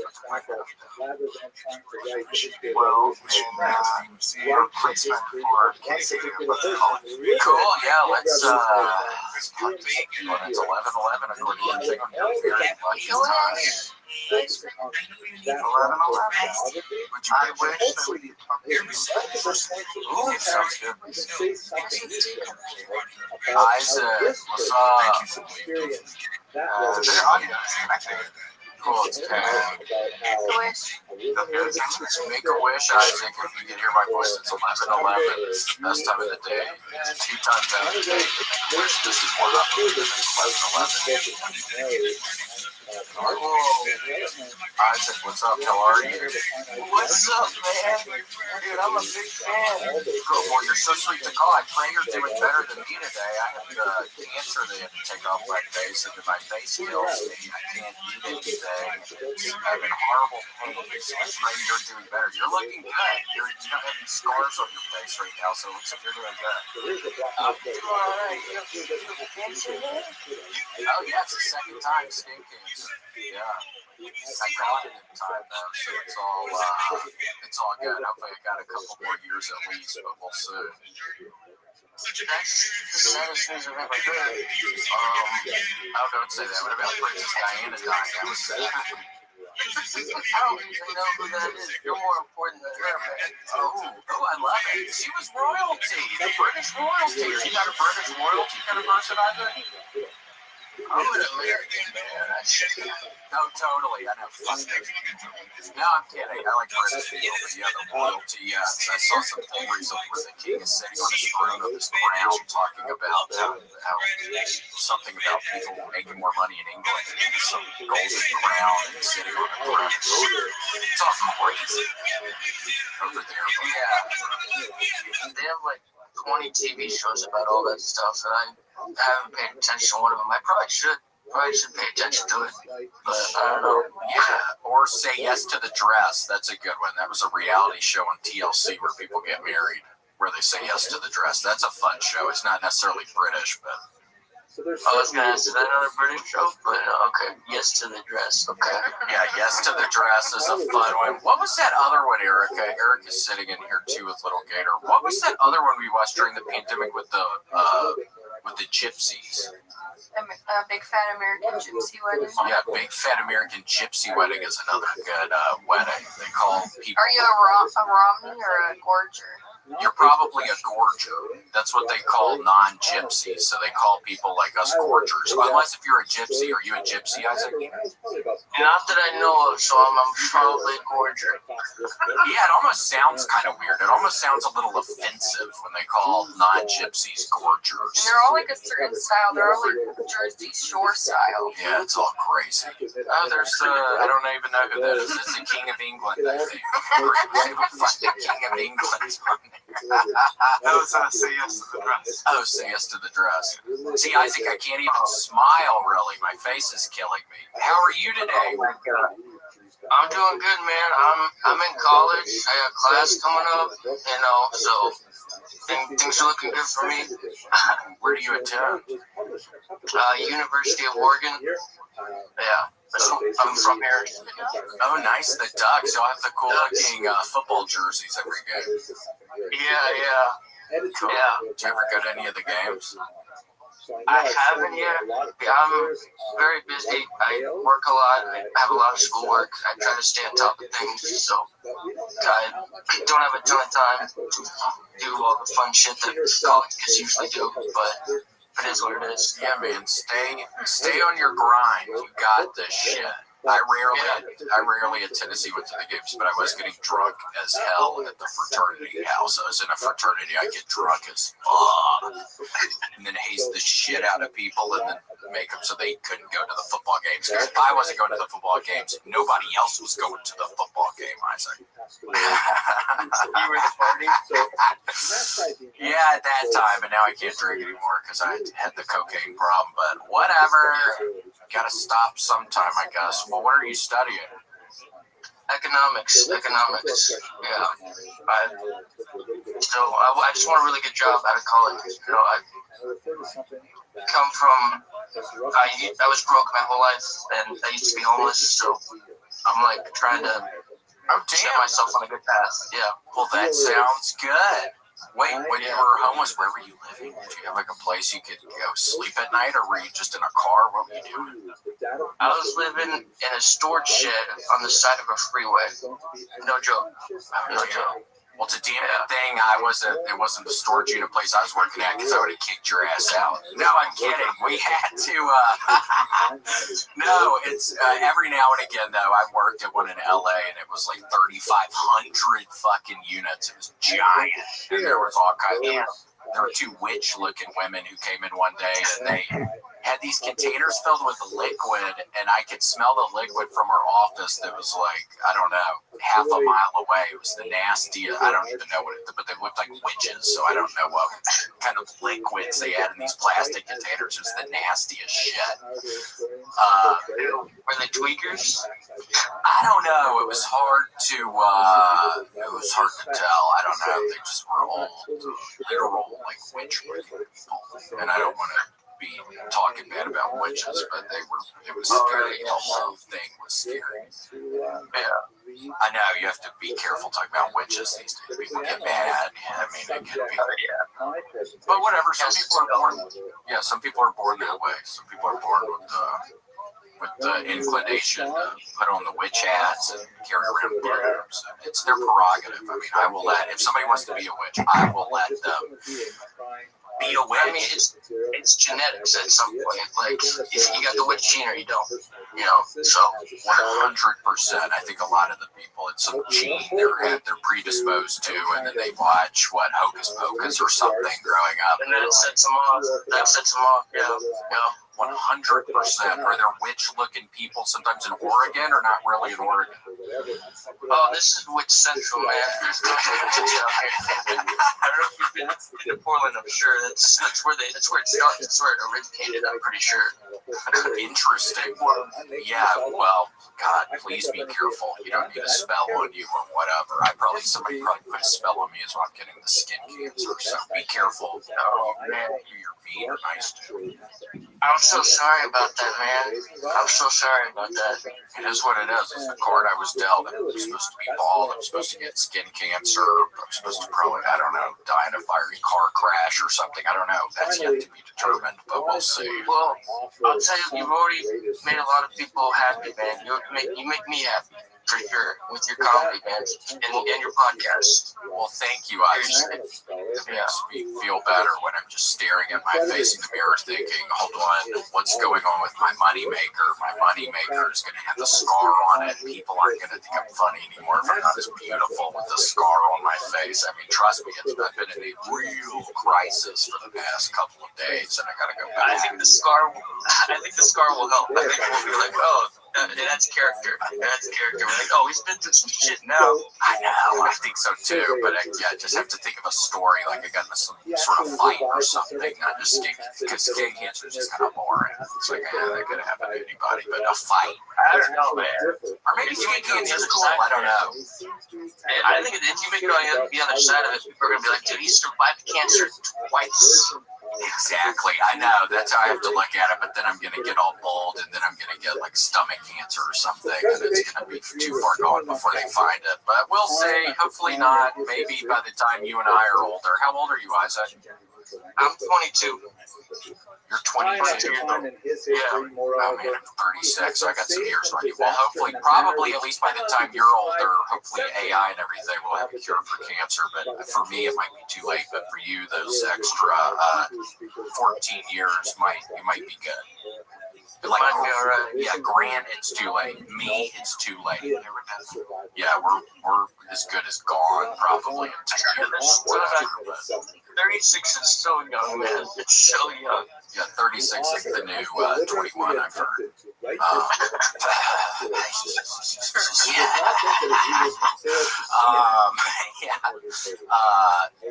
Did you eat? What time is it there in Oregon right now? It's 9:20. It's 9:20 a.m. Ooh, did you have to pull all nighter? Are you studying for an exam? I got an exam tomorrow. I did not pull an all-nighter. You just woke up and had time. Yeah. Cool. I have to wake up super early for work. I usually have to wake up at like 4:30. What do you do for work? I have to work at this bistro. It opens at like 6, and then I make breakfast sandwiches. I do the dishes, I do whatever they need me to do. Well, you're speaking with a former dishwasher, Isaac. I was a hell of a dishwasher at Meadow Lark Kitchen. I don't want to toot my own horn, but I'm sure I'm the best dishwasher they ever saw. I would get in the zone. I'd listen to Steely Dan. I would do cocaine sometimes in the bathroom, and then do 50 push-ups. I got into this thing, Isaac, where every time I went into the bathroom, I'd keep my gloves on and I'd do 50 push-ups in the bathroom. That's the kind of crisis I was in my life. I had to do. I was up to like 300 push-ups a shift. I'm not even kidding. I was pretty strong then. I swear to God, I could do 50 push-ups at a time, and I'd go in the bathroom, leave my gloves on, and then I'd leave my gloves on when I left and just touch everything that was supposed to be clean and just say, fuck these people. People are getting sick tonight. I don't give a shit. They're making me wash fucking dishes. People are getting sick in this motherfucker, and they're not going to be able to figure out it's me. Whatever. You have fun sometime. You got to make it work. That's the place where I TT'd in my pants one time. I had a horrible set in Wyoming, and then I'm in the bathroom doing a key bump, and my penis is out peeing. And since I'm on cocaine, my penis is a little smaller than normal. And it went back into my hole in there, and I just peed all in my pants, and I just walked around the bar the rest of the night like nothing happened. And then I think I did more push-ups in the bathroom to feel better. But then that's whatever. You live and you learn. But have fun, Isaac. Yeah, you're a young man. You're doing good. You're working at the bistro now. You're going to be working on Wall Street in 2 years. So just remember that, Isaac. That's what I hope. That's what I hope. Damn right. Cool. Well, Isaac, wonderful to talk to you. Thanks so much for calling in, my friend. Absolutely. Thank you so much. Thank you. All right. Bye, dude. Bye. Cool. Well, he was sweet, Grant. That's good. That was a lovely little story. I know. What about the, yeah, with Grant, I swear to God, I was doing 50 push-ups every time I'd go into the bathroom. Yeah, that'll get you super jacked. I know, I was super jacked at the time. Now I stopped working out. So, do the math on that. And I can't even move my face. Grant, I thought you were going to think it was more terrifying. Yeah. I mean, I think it's fine. You're not terrified? Should have been. Do you want me to be? Yeah. Oh, damn. Erica was terrified. She wouldn't even look at me the first couple of days. Yeah, she refused to look at me. That sounds about Gator likes to lick it. Yeah, Gator licks it, though. I think it's better. Yeah, Whitley. Whitley, hello. Do you hear us, Whitley? Hello. Whitley, it's. Where do you think Whitley's from? Well, the fan's going pretty fast, so maybe a warmer Ooh, tank top too. tank top. Hawaii. Yeah, maybe she's in Hawaii. Maybe she's in a tropical island. Nope. No, not a tropical island. Maybe like Aruba. Orlando? Maybe Orlando. Oh, yeah, Florida, a tropical island. Maybe like the coast of one of the Carolinas. I don't know. Has her hair up, so it's probably hot there. Probably warmer. Yeah, I can hear. I you guys know. Oh, there it is. Could you hear us? No, I couldn't hear you, and I couldn't hear myself. Yeah, no. Oh, okay. Well, Well, so we were trying to guess where you were. We were saying you have a tank top, your hair is up, the fan is going. So we were thinking I'm not far from you. okay, Houston. Yes. Oh my gosh! What do I win? Whoa! I'm like 30 minutes north of Houston, though, so kind of Houston, kind of not. So What's it called there? it's called the Woodlands. I don't like it. It's like company in an ant farm. Oh, really? What is it, like an apartment area? It's like a mega community. They planned it out like back in the 80s, so like everything's just kind of like strategically put everywhere. So it's all convenient, but like everywhere you drive, it just looks the same. It's all just trees. A mega community. I've never heard of such a thing. That's kind of a fun phrase for something. Is there a mall? There is. I was there yesterday. Oh, where'd you go in the mall? I went to Sephora. I sprayed like 1,000 perfumes on myself, and then my neck broke out. Oh my gosh, yes, you have to be careful. That happens. And that's to why me you test it on your sometimes. skin. Yeah, you gotta test it on your skin, and then because you don't want the skin cancer. I have the skin cancer. As you can see, I have my battle scar here on the left of my nose. My face is puffing up today. I'm doing horribly. So Whitley, please promise me you're going to wear sunscreen, okay? You don't want to deal with any of this. I do wear sunscreen a lot, yeah. So I promise.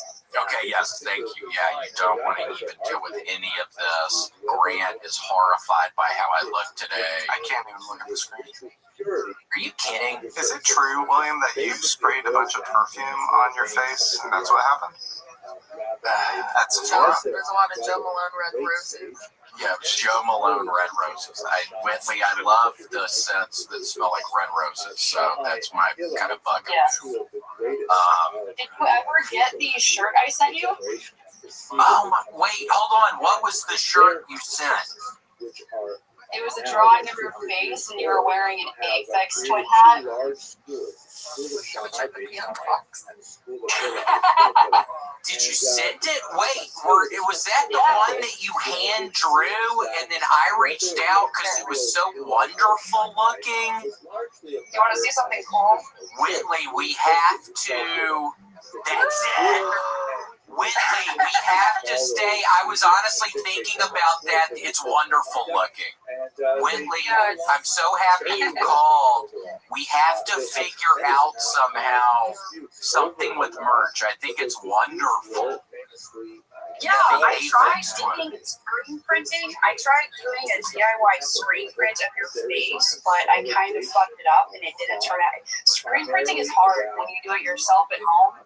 Because it's like you have to have the special light sensitive paint, and it's like this whole ordeal. And I tried doing that, and it didn't work. But I was gonna message you. I'd be happy to send you the JPN or wait the. Oh yeah, the PNG file. I think is what it's called. Yeah. That's what it's called. I'd be happy to send that to you. I'm sure you could print it on whatever you want. Yeah, no, something like that would be wonderful, and we can communicate. We can figure out exactly how that goes. But yeah, I mean, that would be wonderful. I think it's wonderful. I need to get back on top of the merch. I was able to do that at one point during the pandemic, and then now I'm just kind of it's fallen off. But it seems like that could be a smart thing for me to be doing. But yeah, no, it's wonderful. Cool. Yeah. Is Casey with you today? Or is it just you one solo? Yeah, it's just Erica and I in here, little gators in here. Casey is in, so we had to, I got to go back to the doctor today, but I had the surgery on Tuesday, so normally we do this on Tuesday, and then, so we couldn't because of the surgery, and then Casey's, I think, in North Carolina doing shows, so he's out of town, so just, a rare solo win today, and a little early. Yeah, it's fun. The first fellow, Isaac, was very sweet, and it was fun talking with you. Yeah, being able to talk about those shirts. Yeah, we have to figure that out. It's wonderful looking. I think it's great. Yeah, I know. I've been unemployed, and I got bored one night, and I was watching Kill Tony, and I was like, I'm gonna draw this dude's face. But I drew it on a pillowcase, and that wasn't very practical, so I cut out the pillowcase and I stitched it to a shirt, so I got to practice my sewing skills. But oh my gosh, it was pretty fun. Cool. Well, that's wonderful. Yeah, I'll reach out and we can figure something out. But that would be wonderful. I think it's great. Look again with the Aphex Twin. God, found out somebody said. I was thinking, I was like, should put his name on it, but I was like, I remember you made a joke about not having your name on anything, but I figured it's your face, so yeah, perfect. And then the Aphex Twin thing is perfect. And then a friend of mine recently sent me there's an Aphex Twin subreddit, and people were talking shit about me on there, which pissed me off. I'm trying to be an Aphex Twin advocate, and then these people are thinking I'm joking too much about them. And so it's some whole internet drama with the Aphex Twin people. So I'm just trying to figure that out. Oh, I see. Yeah, is that like copyright if you use their stuff or no? I wouldn't think just the phrase Aphex Twin. I would think that's totally fine. I don't know. I mean, I had the Cracker Barrel shirt that turned into a pretty massive lawsuit. They were saying that they were saying that I was selling stuff that looked like Cracker Barrel, and then I get a letter from the Cracker Barrel headquarters, and they tell me to immediately stop making them, and then it turned into this whole couple-year litigation. It was just a nightmare. Wire transfer at Walmart. Yeah, I had to wire transfer at Walmart. Oh, thank you, Grant. Yeah, there's Aphex Twin. Oh, yeah, it looks like with how it's cut out, it looks like that's actually the chin. Yeah, that's actually pretty good, Grant. Thank you. Is the one that they're in Austin shitty? Because it's shitty here. Is the what? Is the weather shitty in Austin? Because it's been shitty here. It feels pretty nice, but yeah, it's cloudy. It's all cloudy and like kind of sprinkling. Gross. Same deal here. It feels pretty good. I would rather have this than the 100-degree heat. So I don't know. I don't really mind it. But yes, it's not sunny or anything like that at all. But yeah, this summer was brutal. It was brutal. Cool, Whitley. Well, thanks so much for calling in. Wonderful to talk to you, and I will reach out to you about those, and we can figure something out because it really is wonderful, and I appreciate you making that. It looks great. Awesome. I'm glad you liked it. Yeah, just DM me on Instagram or something like that. But yeah, let's figure it out. Cool. Sounds good, Whitley. Well, very nice to talk to you. Check your PO box because I sent you the shirt. Okay, cool. Thank you so much. I will today. I'm bad about checking it, but I will check it. We'll go check it today. All right, sounds good. Thanks for talking. For sure, sounds good. Bye. Bye. Alrighty, Grant. Meaning of that passage, which is to say that Nova Shemayim, the Torah is I not was a playing with Dwayne, who called me Whitley. What song is that? Piggy. That's the name of the song. Oh, well, you should have No, I was too embarrassed. Okay, well, next time if somebody has a name that's featured in a Nicki Minaj song, I think you should go for it. So pull up Dwayne. Grant, get a Dwayne on you. Dwayne? Like Dwayne Way? I have someone who's going by the name iPhone. That works. Ooh, interesting. Kind of mysterious. Or they just didn't update their screen name on here. What does it just say? Oh, okay. Let's bring him on. Oh, hello. What's up, Memphis Strangler? How are you? Yeah, what a nickname I've gotten. Oh my gosh. Hey, dude, I'm a Memphis boy too. I'm gonna see you in Phoenix this weekend. Oh no. Well, I have horrible news. I have, as you can see, I had surgery on Tuesday, and I have to go. I have to go back to the doctor today. So it's not. They're having to do something else, and I was just in such awful pain on Tuesday that I just can't go. Well, if you were a real Memphis Strangler, you would just go with the pain and show the fuck up, dude. I know, suck it up. That's what we do, man. Come on now. I know, I hear ya. I'm acting just like some East Memphis pussy right now. What's your name, motherfucker? I'm Raleigh bound, motherfucker. My name is Scott. Oh, nice, Scott from Raleigh. Rockin' Raleigh. Rockin' Raleigh, baby. You know. Hey, dude, how was the deli show? Oh, it was a lot of fun. A lot of people showed up. I guess the bad news, though, Scott, is 9 people got their cars broken into during the show. Only nine? That's not bad. Right, that's a way you can look at it. And then we're walking out. We drove back to Austin that night, and I'm asking Erica, where are the keys? We had some rental car, and she's like, I don't have them. And they were just right on the center console. And luckily, the people, they probably thought it was a bait car or something, but they didn't steal the car. So I don't even know what I would have done. I don't know what would have done. Divine intervention, my dude. I've had 2 cars broken into in Korea, so God bless. So what, do you live in Arizona now? Yes, I live in Phoenix. I came here from Chicago, like all dumbasses do. And went from Memphis to Chicago, then to Phoenix. So cool. Yeah. How do you like it? What is your favorite place out of those 3 places?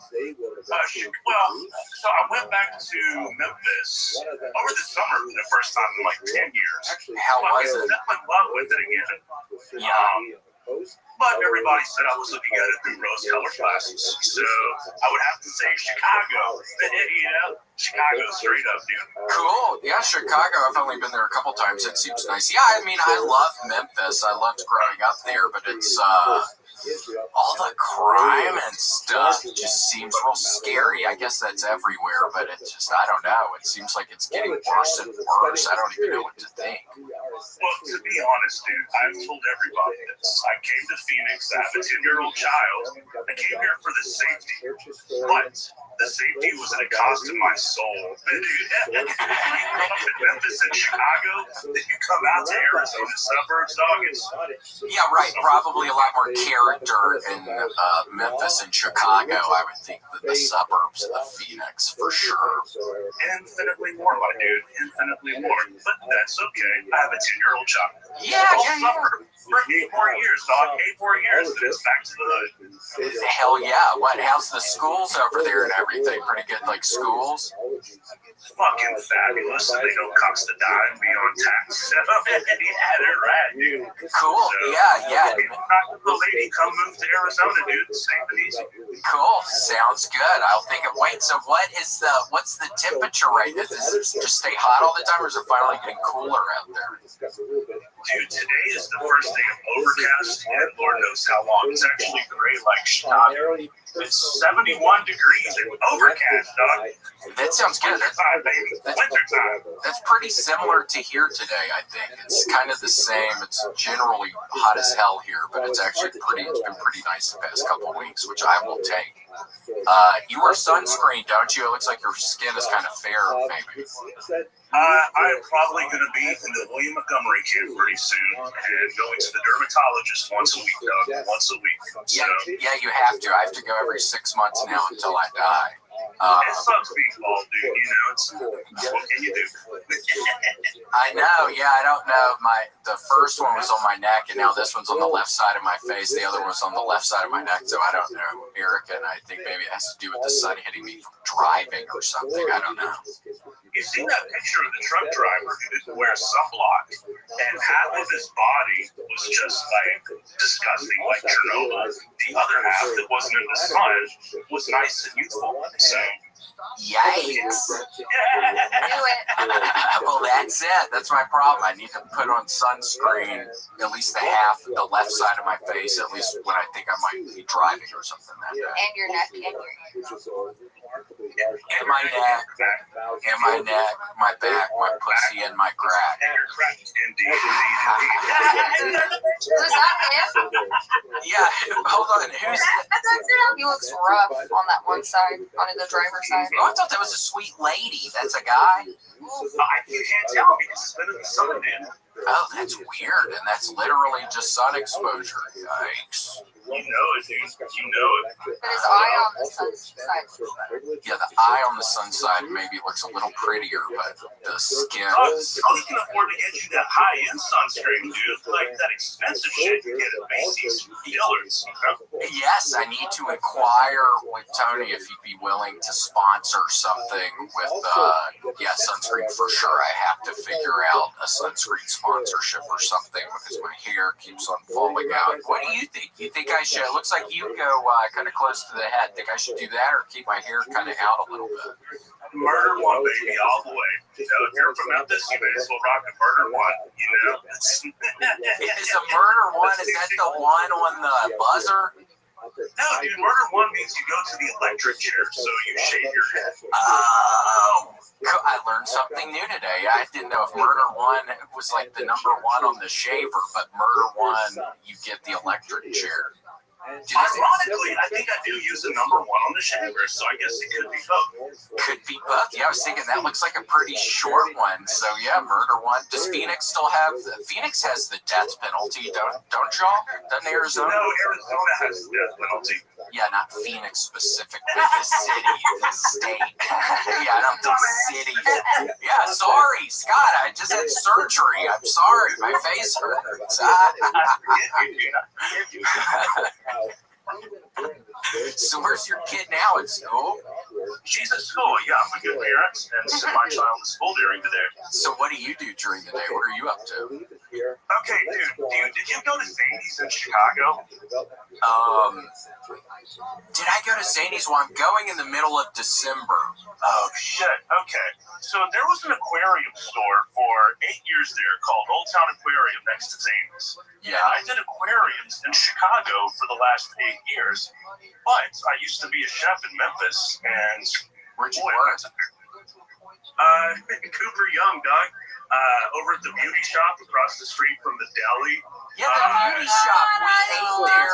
We ate there when we went back to Memphis How was it, dude? a month ago or whatever. I enjoyed it. I had a pretty good sandwich. And then one of the chefs messaged William saying he saw him but didn't want to bother him. Plus, he was like busy with work.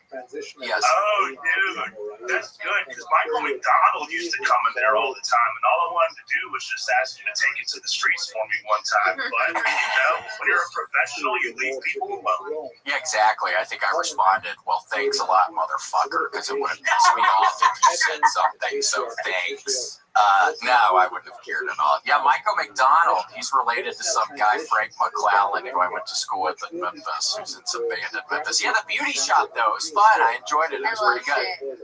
Do you remember the gay club that used to be Melange? Where's that? Right by... It was catty corner to the deli. Catty corner to the deli gay club. Melange. Melange? No. Okay. I used to go to a open mic at a gay club right by P&H Cafe, which is no longer with us. Did you ever go to P&H? I used to love going to P&H. I went to P&H all the goddamn time, and they tore it down for no goddamn good reason. I know, it's sad. I think they just put up nice apartments or something there now, and I wonder who's even... Fuck those apartments, dude. Yeah, I think who's even living in those things. Yeah. Yeah, so I used to go. Do you know Mo Alexander? Yes, I know Mo. Okay. Nice. You know Mo? All right, cool. Yeah, dude, I used to go hit Mo up at P&H all the time, dude. Nice. I think he's still with us. He's a big fellow.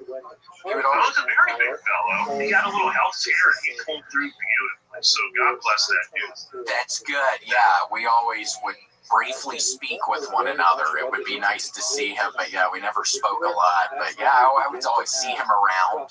Yeah. Well, he's on the road with Possum. He takes Possum with him on the road. So. Oh my God, what's her name? I don't know what his Possum's name is. Yeah, I was kidding. I was just trying to make a joke, like some girl that looks like a possum, but that wasn't really funny at all. I know it's not. I whiffed on that one pretty bad. Erica was looking at me weird when I said that. That's okay, dude. Well, dude, I'm sad I missed you when Hans was on tour, but then Tom took you away from us. So this is the second time I wanted to see you live, dog. Oh yeah, Tom last year. Yeah, well, hopefully I'm Adam Radler. He's my agent now. He's the guy who's Hans' agent. He's helped me book stuff. So I foresee this coming year doing a lot more headlining stuff. So hopefully I will be in Arizona. I would imagine I will be.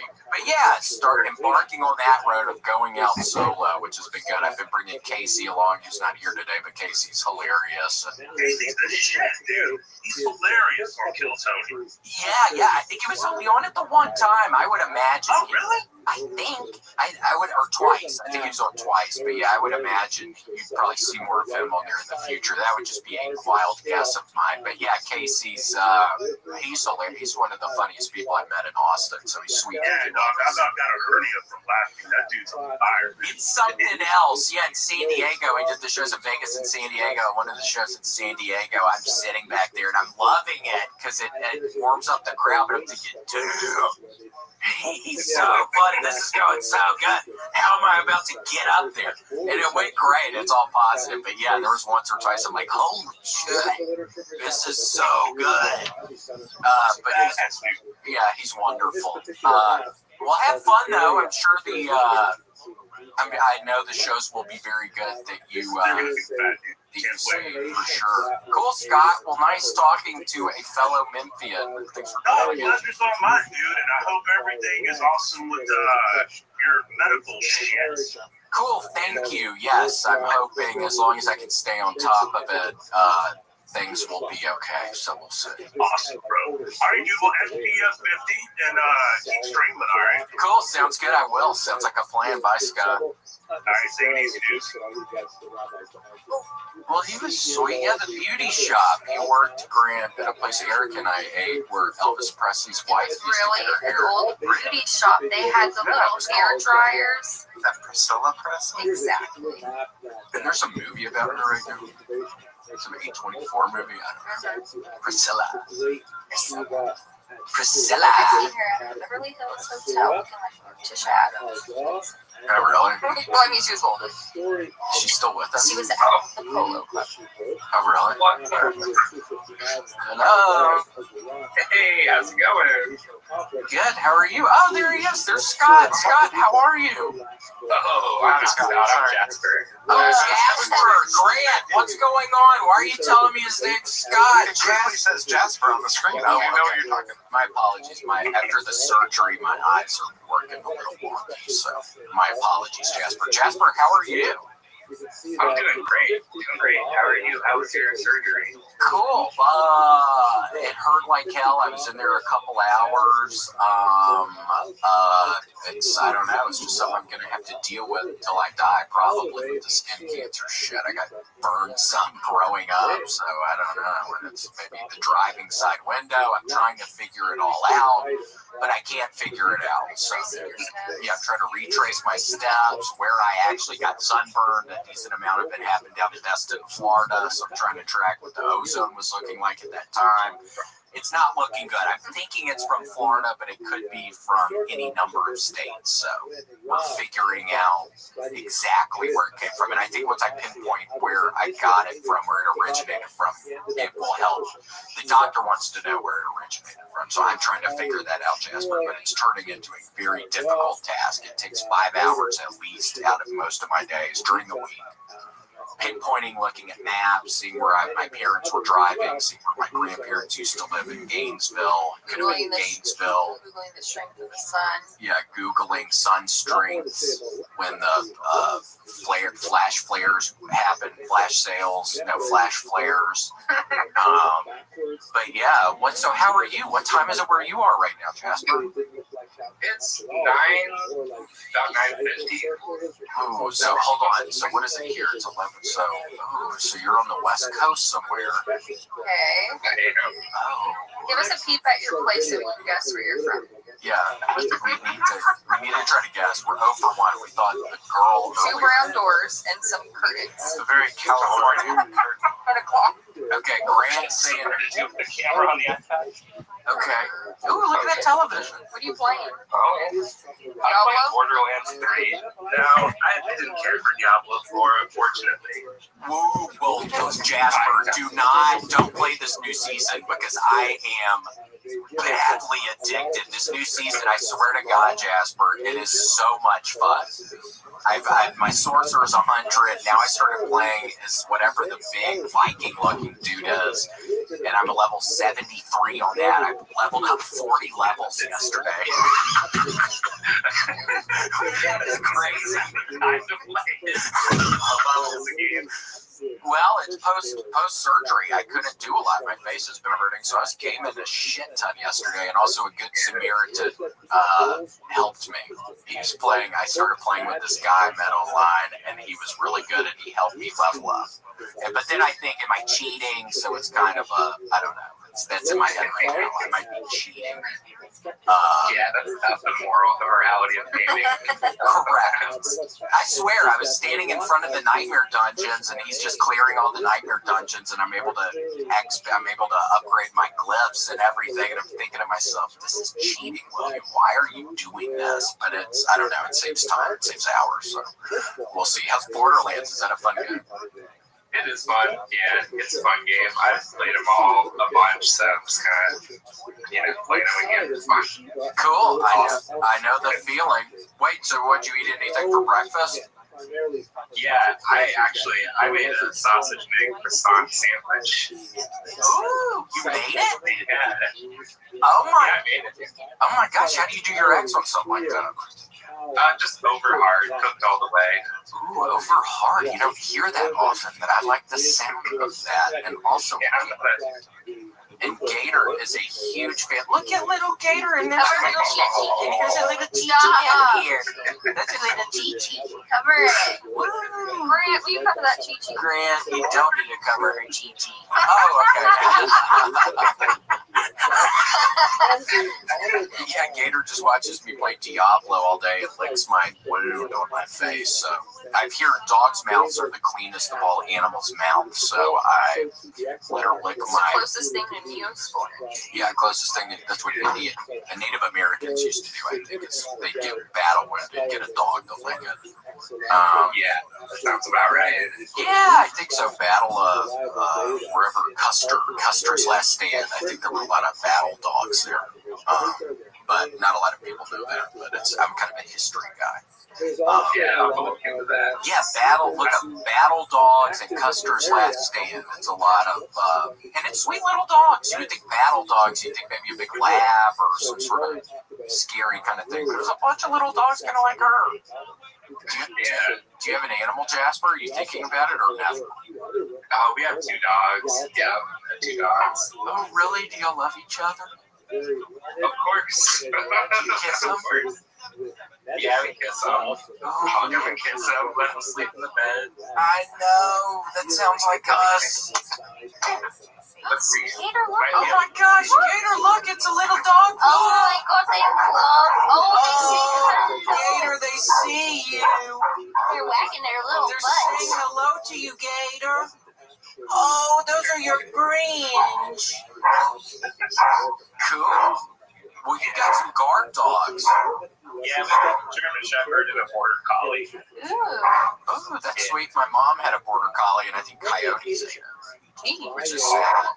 Or no, they ate her. My mom used to ride a horse. I think the coyotes ate a horse or something, which sounds even more unbelievable. But yeah, I think coyotes ate a horse one time. My mom used to. It's a very sad story. But that's what happens. Coyotes are like wild dogs. They are. If you're trying to guess where I'm at, we do have coyotes here. Inland Empire. Yeah, actually, you're pretty much there. Aren't you guys lying? Are you kidding? No, we're in Central Washington, so it's a place called Wenatchee. Ooh, Wenatchee. That sounds like a good Native American name. Yeah, it is. Love it. How is it there? Is it cold there today? It is cold, yeah. It's like 35 or something. Woo! That's really cold. Yeah, it's chilly. Oh my gosh, yeah, it's kind of cold here, but it's only probably like 68. But it feels cold because it's always just so hot here. But whatever. Do you wear sunscreen?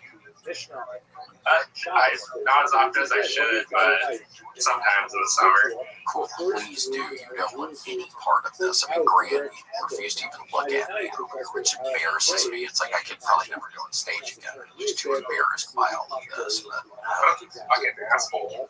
Grant should really be nicer to you this time. look, and then he puts a croissant on my face. What is that, a croissant?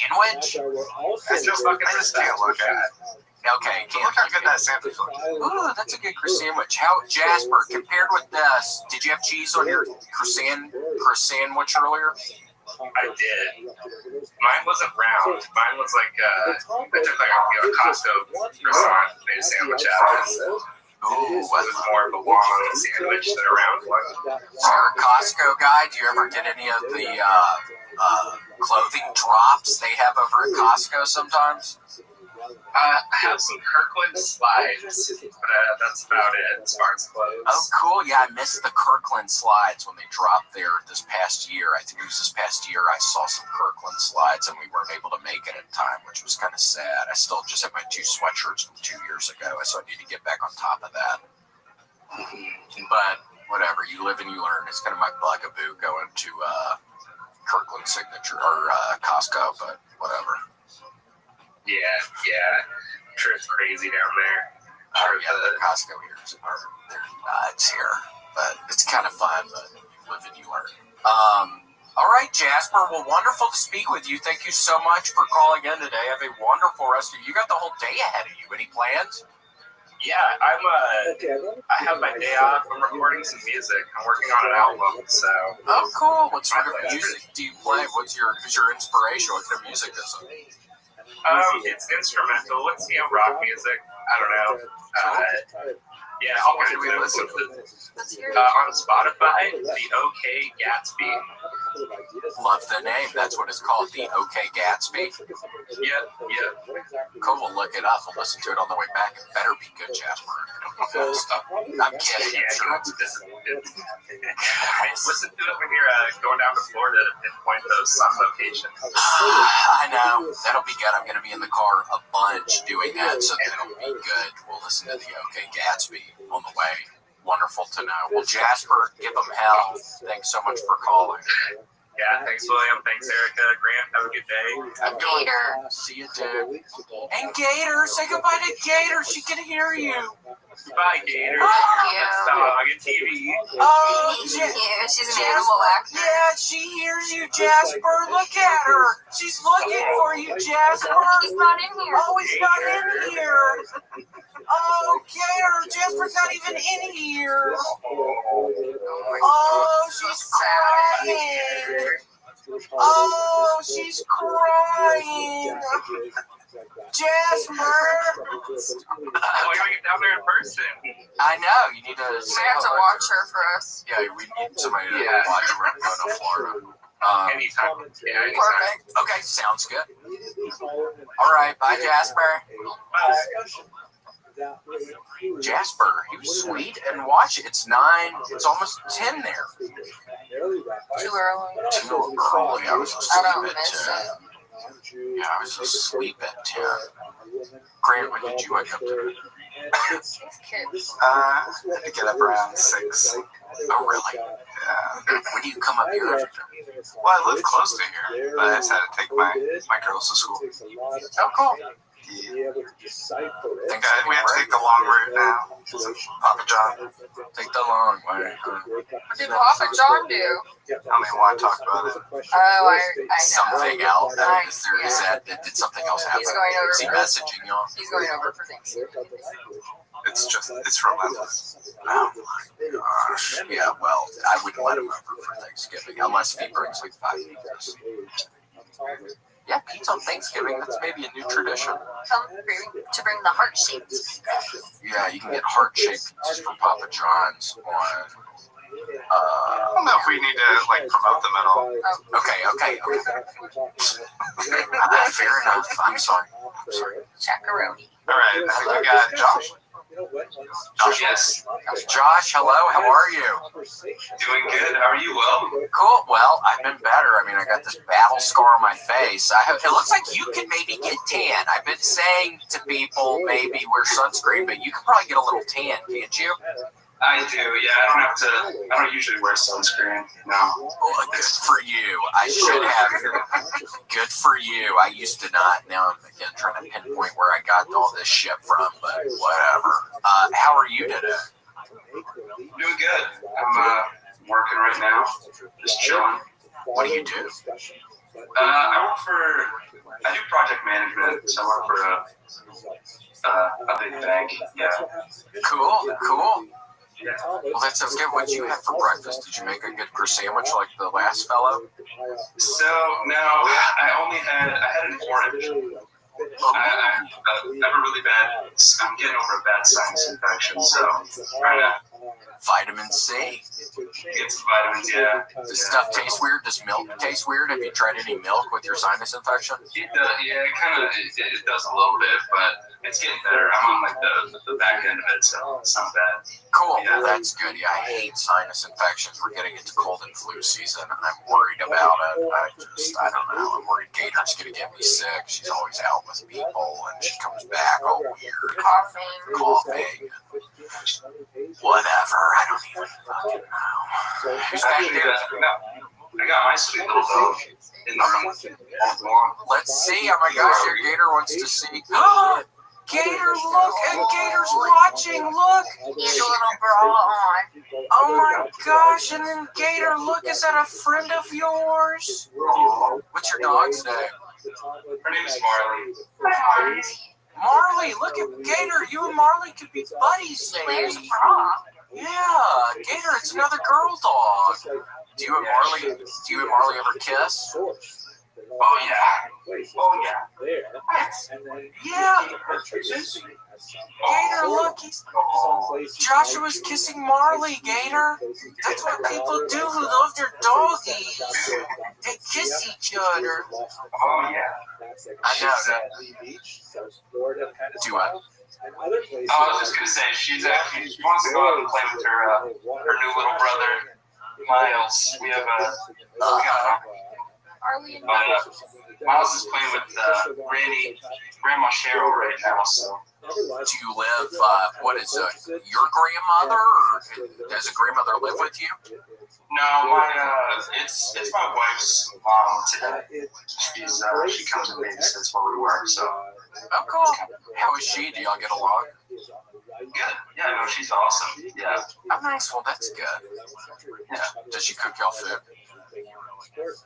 Sometimes, yeah. She actually brought some coffee this morning. It was actually Oh, nice, yeah. very nice to go along with that orange.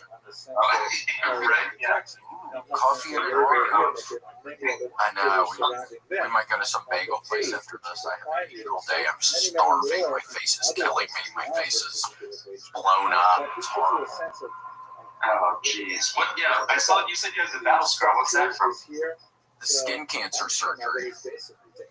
You had surgery on that? Yeah, look at it. Oh, Look at wow. that nasty shit. Those are, yeah, look at that. You can see the strings coming out of my face. They cut a giant hole in my face. It was much bigger than that, obviously, and then he had to stitch it all up. Yeah, that happened Tuesday. I couldn't even eat any food, or I was able to when we were watching Judge Million. Are you a big People's Court fan? I highly recommend People's Court on YouTube. I'll start watching it. I have not seen People's Court though, but Yeah, give it a chance. It's really good. Judge Marilyn Million. we like to skip the dog ones because it's kind of sad. Yeah, it's The dog fights. We like tenant rental problems. Yeah, tenant rental issues are fun. Dog things are not as fun. Sometimes, yeah, there's Judge Marilyn. I'm gonna try to get her on the podcast She's in someday. Florida. Yeah, She's in Miami. she's in Miami. She's a spicy Latina. Wow. Cubano. But yeah, no, she's wonderful. Highly recommend watching her if you ever need anything to watch at all. And gas station encounters, But yeah, gas station encounters. where That's you watch another the good one. people stealing from the gas station. Yeah, people steal from gas stations, and then the guy dubs his voice over it, and it's, I don't know, there's too many people stealing from gas stations. I'm shocked. Did you, Joshua, growing up, did you ever go through a stealing phase or anything? yeah, definitely like in high school, just little stuff. You have to do it before you're 18. Were you? What kind of stuff? It was around the time we all started growing beards, so me and my friends would steal just cheap little razors for shaving and small clothing items from stores sometimes. But Oh, cool. Yeah. Well, it's good. What did you get in trouble, or why'd you stop? Almost, yeah. I mean, there was one time at Walmart we got met at the door by someone that was watching us, and they said you have one chance to just put this back and we'll let you guys go. So I was like, okay, cool, never doing this again. Yeah. Well, that's good. Yeah, I was in the first grade and I got busted stealing shit, and then that scared me. So luckily, it was kind of early on for me. I'm sure I've stolen shit since then, but not very. But yeah, it's good to get that nipped in the bud, or then people end up going to jail. Right. Yeah, it's better to nip that early. Yeah. Yeah, sticky fingers. They call people who steal sticky fingers. That's Can't help it. Yeah, Grant used to have sticky fingers, but you're better, Grant, now, aren't you? Yeah, Grant's not stealing as much, or anymore at all. You gotta watch your girls. Yeah, Grant needs to watch his girls. Is it hereditary?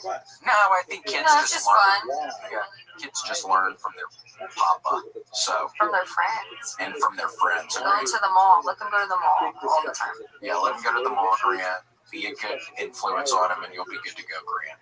Joshua, are you ever gonna have kids? Do you have children now? Yeah, I got a 9-month-old. Oh, nice, a little baby. Little Miles. Yeah. Oh, Miles was not a dog. Oh, Miles. Yeah, I thought Miles was a dog. When you said a brother or whatever, I thought you were saying that was a dog. Oh, that was a human. It's a baby. Human babysitting is going on outside right now. Oh, and that makes more sense with the grandmother being there. I was like, oh, that's sweet. She looks after y'all's dogs when y'all are working.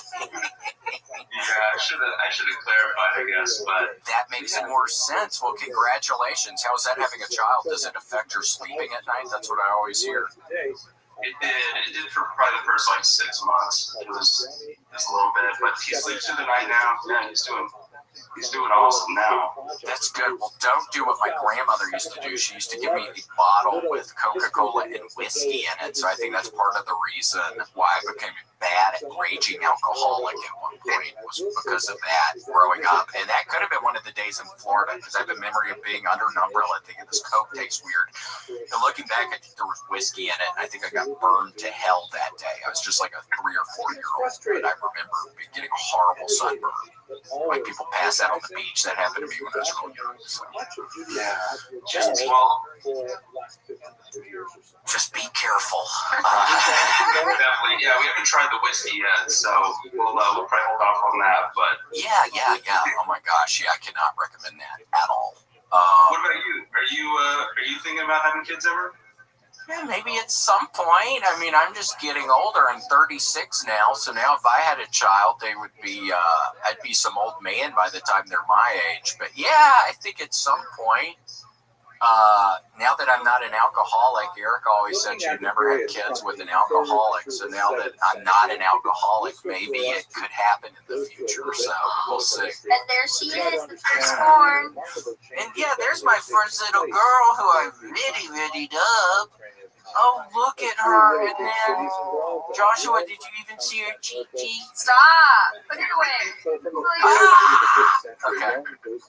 All right, Joshua. Well, wonderful to talk to you, my friend. Godspeed with the bank stuff. Definitely. Yeah. Good talking to you. Thanks, Grant, for having me on. And thanks, Will, and everyone else. Have a good one. Totally, man. See you, dude. All right, later. Oh, Gator, he was very sweet. Hey, Grant, what are we looking like? Are we about up or one more? What are you thinking? What are you feeling? You want to do one more? The last one. Cool. Last call. Let's see. Pick a number. 1, 2, or 3. Steps downward. 3. 3. All right. Sorry, 1 and 2. Balance of power in the entire region. You'll never know. Israel. This is probably the I know. The rest of it. We might change our mind. But just Oh, sounds good already. Yeah, it sounds like stuff's maybe going on. We're watching TV. Yeah, maybe somebody's watching television. towards the west. Tobias! You're quiet. What's up? How are you? Good. Cool. How are you doing? I'm gonna be honest, Tobias. I think you are the most stylish looking person. Not saying anything bad about anybody else who has called in today. We've had a bunch of beautiful people, but Tobias, I'm loving your look today. How are you doing today? Fashion police. Yeah, I'm the fashion police over here. You're looking good today, dude. What's on your shirt? It doesn't say Bass Pro Shop. What does it say? Garhole Records. Garhole. Gars look alligator gars. Yeah. Ooh, those are cool. What's up? What are you doing? I have COVID right now. Oh no. Can you smell or taste? No. That's horrible. Had you had COVID before, or is this your first time? Second time. But this has been like 2 years since I got it. And yeah, it's just been miserable, but I'm hanging in there. Sorry to hear. What piece of shit gave it to you? Have you been able to pinpoint where you got it from? Well, I think we went to my son's BMX banquet, and there's some weird things there. The big I think it was those dirty kids. Oh, God. Did your son win an award? What happened at the banquet? Yeah. he won an award. He won a skateboard with his name on it. Cool. Very cool. Will he use it, or will y'all post it up on the wall or something? No, my 4-year-old wanted to use it right away, so he stood on it and kissed my 9-year-old off. Drama. That happens with brothers. Are they brothers? Yeah, they're brothers. Yeah, that happens with brothers. I was recounting in my head the other day. My brother Vance wanted a yellow flashlight I had one day, and I didn't give it to him. And then he slams my head into a concrete thing, and I turn around and there's blood streaming down my face. And the neighborhood kid Wesley ran home screaming.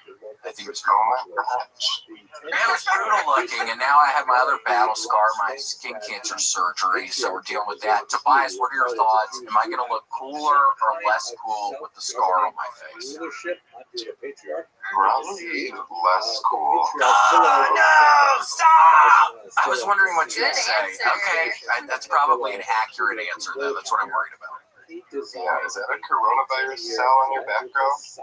Yeah, Grant, we brought up Papa John. He's been having some weird deal with Papa John, and now he's going rogue. He's going. Tobias doesn't want to see a coronavirus. He has coronavirus. He doesn't want to be seeing this problem right now.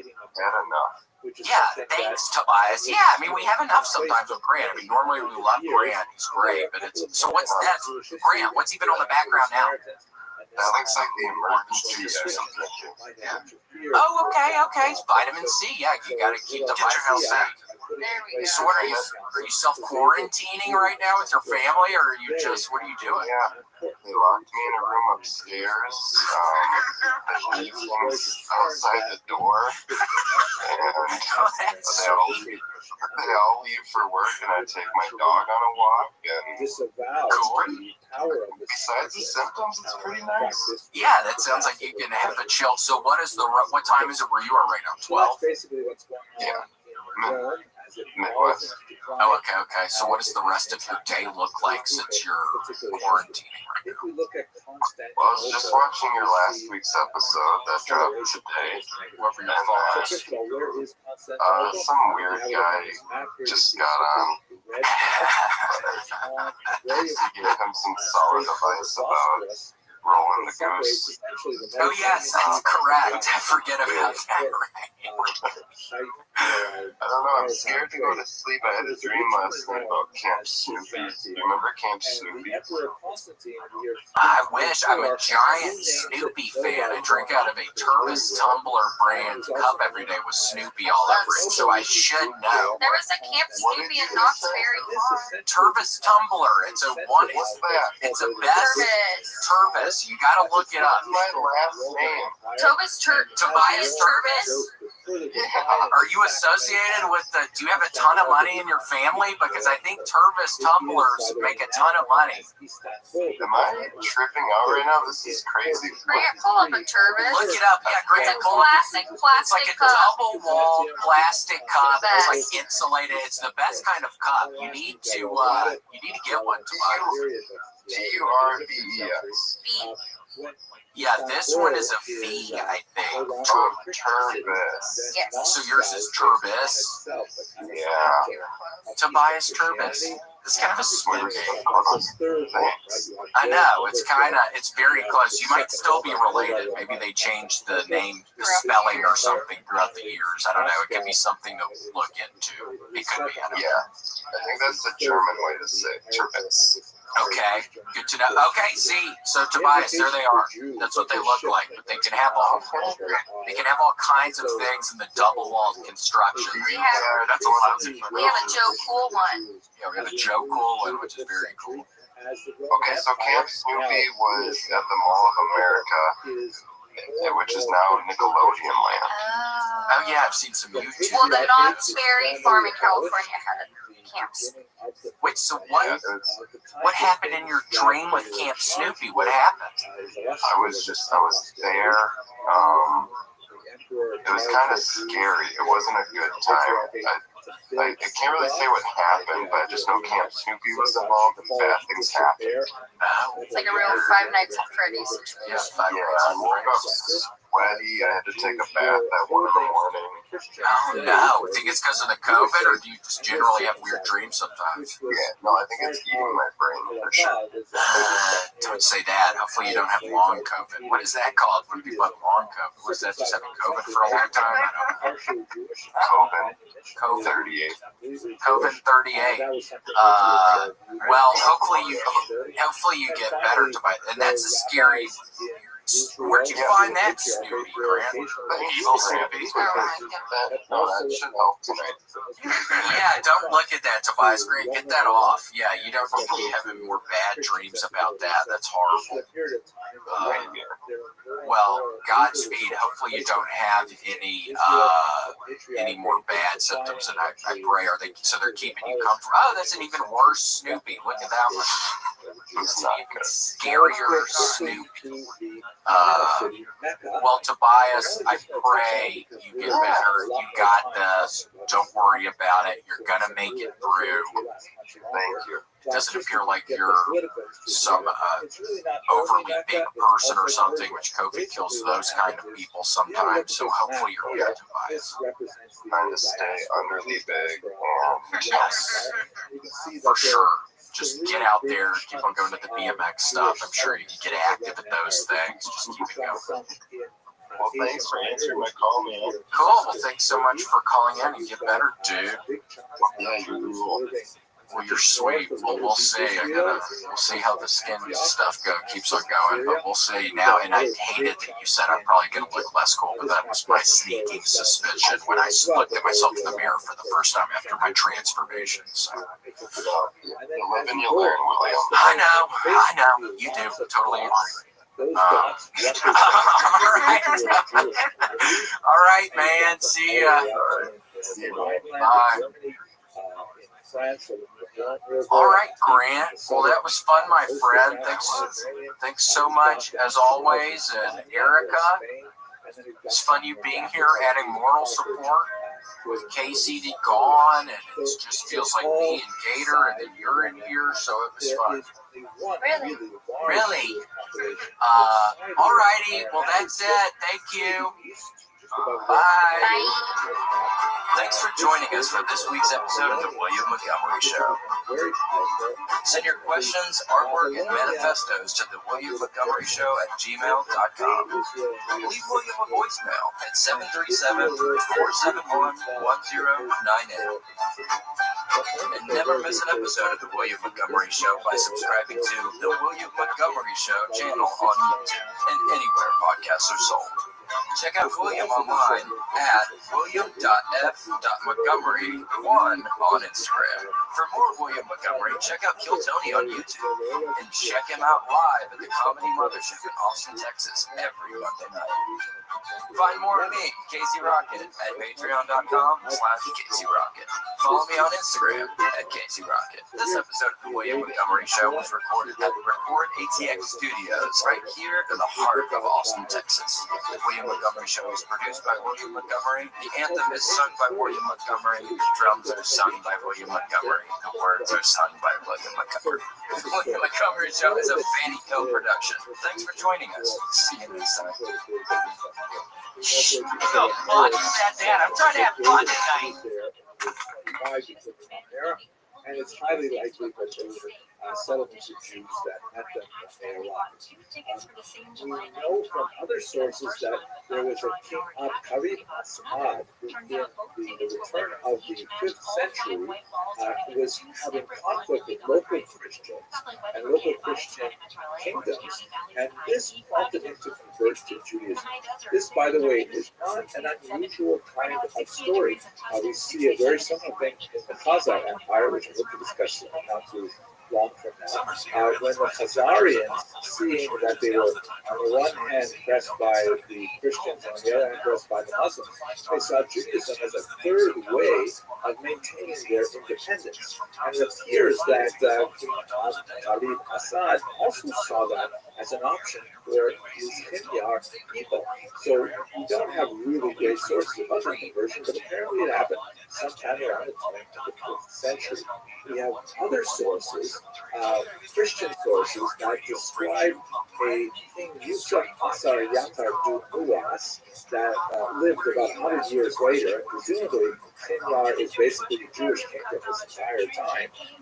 And this King Yusuf is at war with neighboring Christian territories and persecuting local Christians. Again, this is a Christian source that is not sympathetic to Yusuf, but there's no reason to specifically doubt that there was conflict going on. And what's fascinating is that, so far we only have kind of sketchy little bits and pieces of data to suggest that this kingdom was Jewish, but a lot of new material has been discovered in funeral inscriptions, for example, in Beit Shan in northern Israel and elsewhere, that specifically refers to these Israelites as being Jewish, and that they want to be buried in Israel. And I think this was quite likely that in fact there was this Jewish people in Yemen at this time. We know they went to war with neighboring Ethiopia, and that King Yusuf was dethroned at this point from the kingdom of Aksum, which was in the region, and that signaled the end of the Hindorite Jewish kingdom. But we're talking about something that lasted for well over a century. Anyways, let's go back to the bigger picture. The big picture is, remember that the Sasanian Empire makes a quick penetration into Israel, displacing the Byzantine Empire in the year 614, but it only lasted a very brief time because in 629, Heraclius reconquers the region, and then he lasts for about 15 odd years, and the Muslims conquer it in the year 646. The Muslims, of course, will be in control of the Middle East and North Africa for quite some time, and we'll have a large Jewish population living under Muslim rule, and so we're going to look at a lot of these communities in the Muslim countries. But before we get to Muslim rule, let's talk a little bit about the diversus Judaeus tradition in the Byzantine Empire, which will take us a little deeper into, unfortunately, the negative circumstances that Jews experienced from this time. Thank you very much for watching.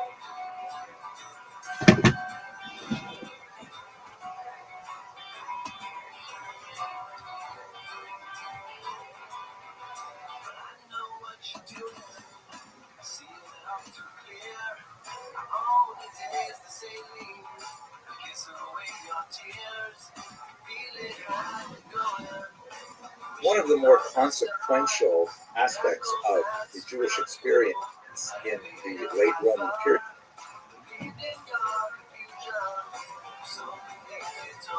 is the development of something called the adversus Judaeus tradition.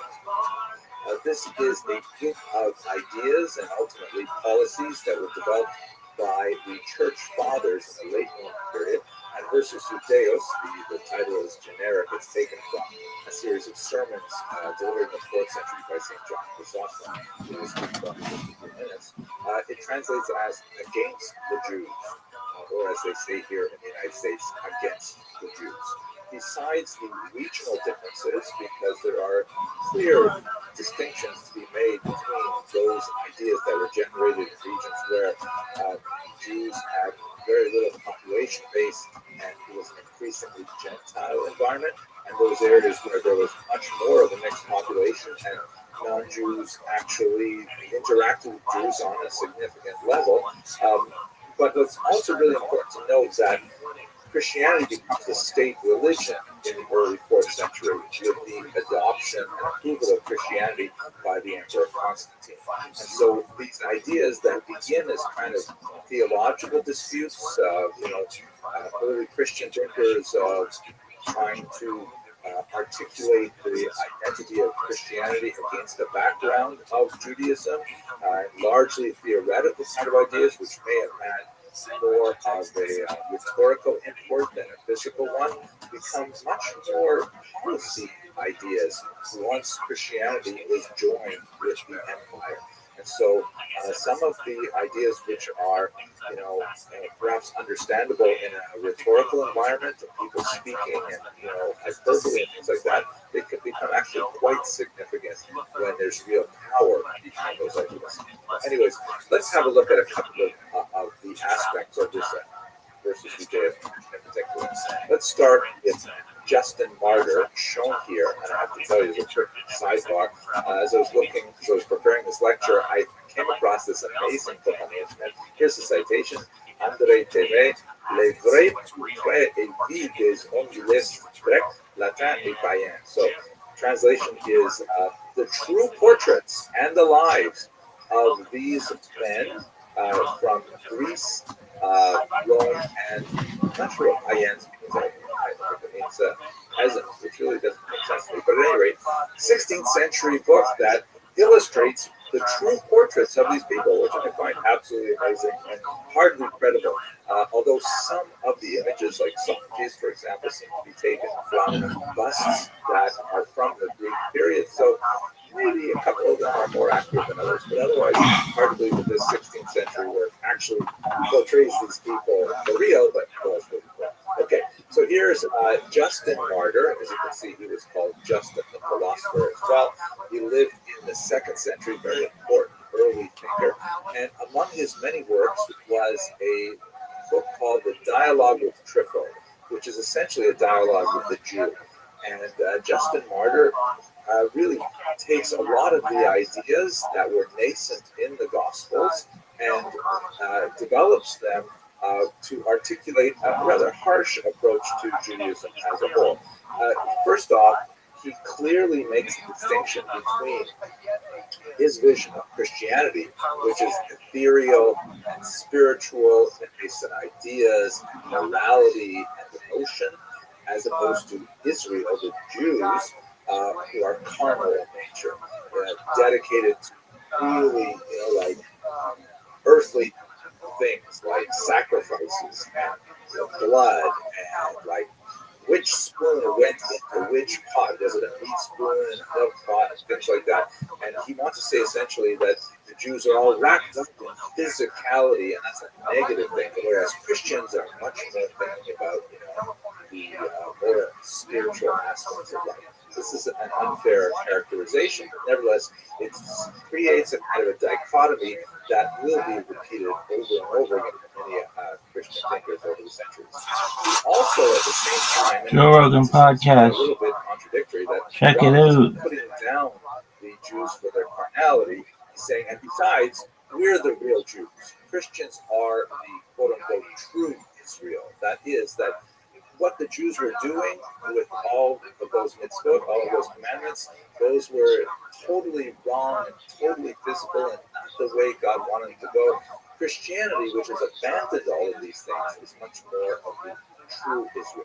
I have to tell you, as a little bit of an aside, I often get a lot of comments on this site about, you guys are not the real Jews, you are Khazarians, or the true Jews are actually Black Americans. And, I like, it doesn't bother me that much if other people want to claim that they are the true Israel.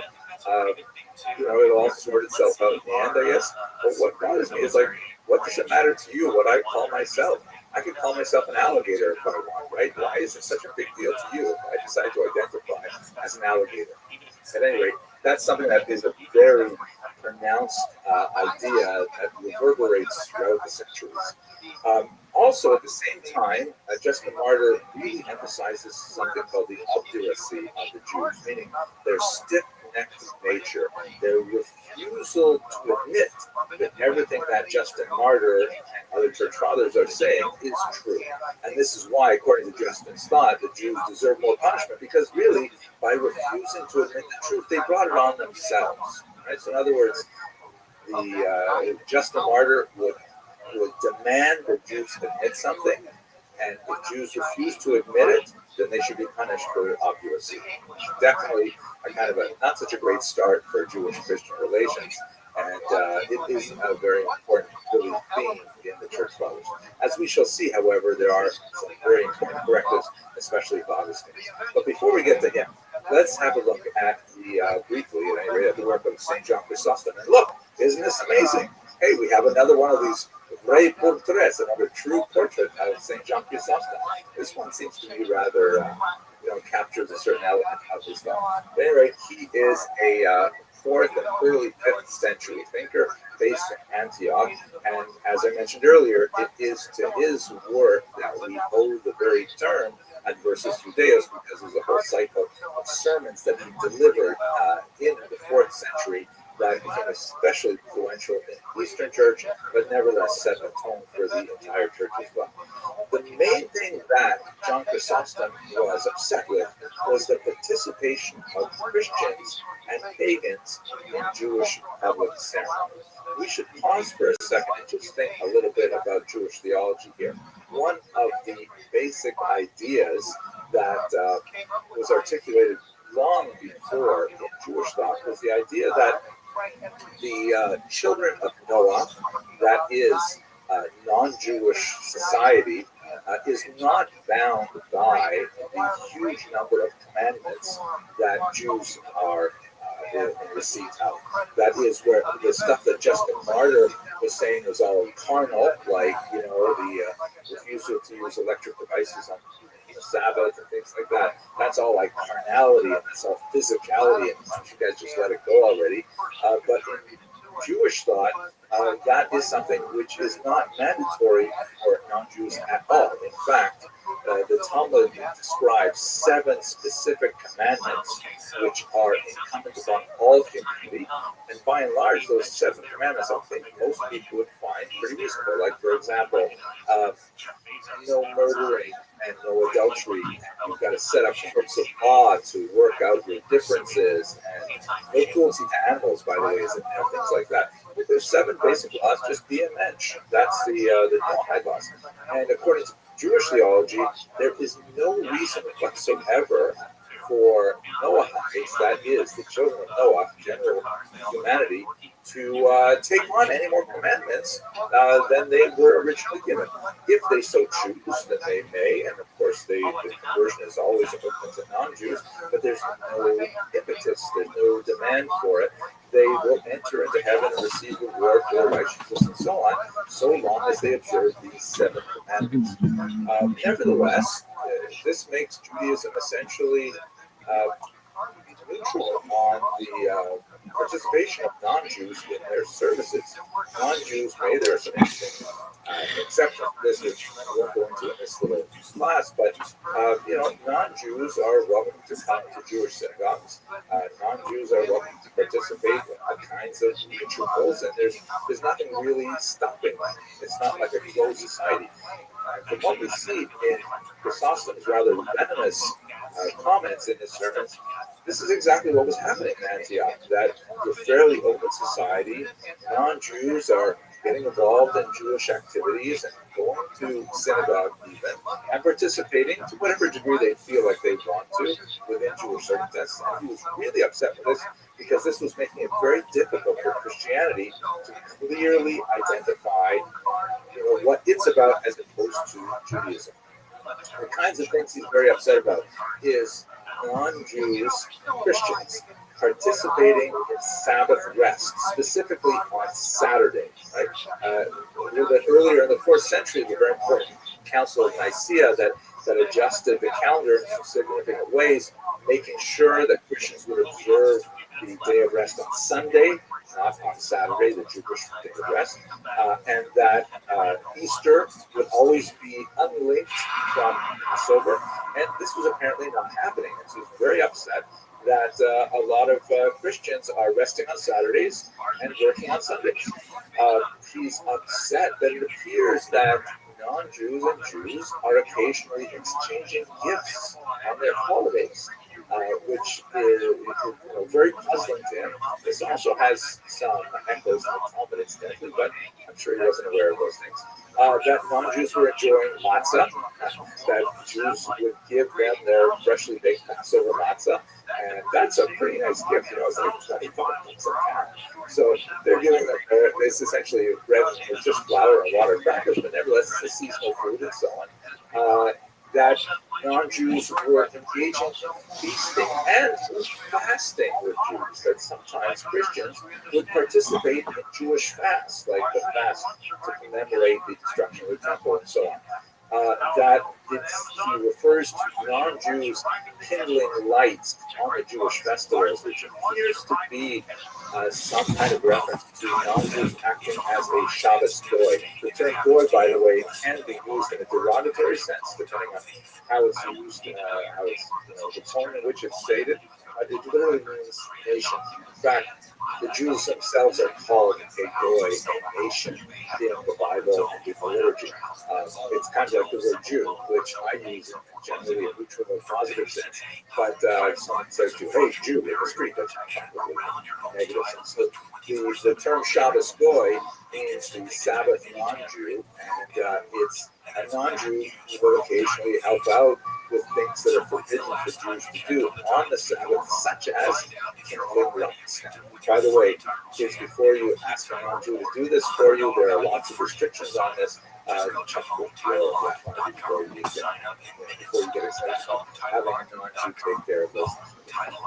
That non-Jews were actually involved in prayer with Jews, that non-Jews would come to the synagogue and get engaged in Rosh Chodesh or Shabbat or whatever prayer was going on, and of course the date of Passover, Easter. So St. John Chrysostom really, in a series of sermons, really lambasted the audience, saying that we have to distinguish ourselves, we have to separate ourselves.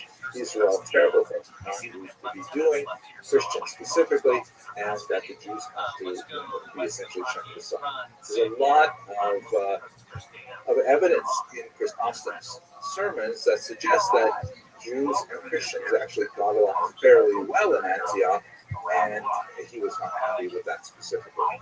Now, let us conclude with something a little more positive about the adversus Judaeus tradition, or perhaps more generally about the church fathers as a whole.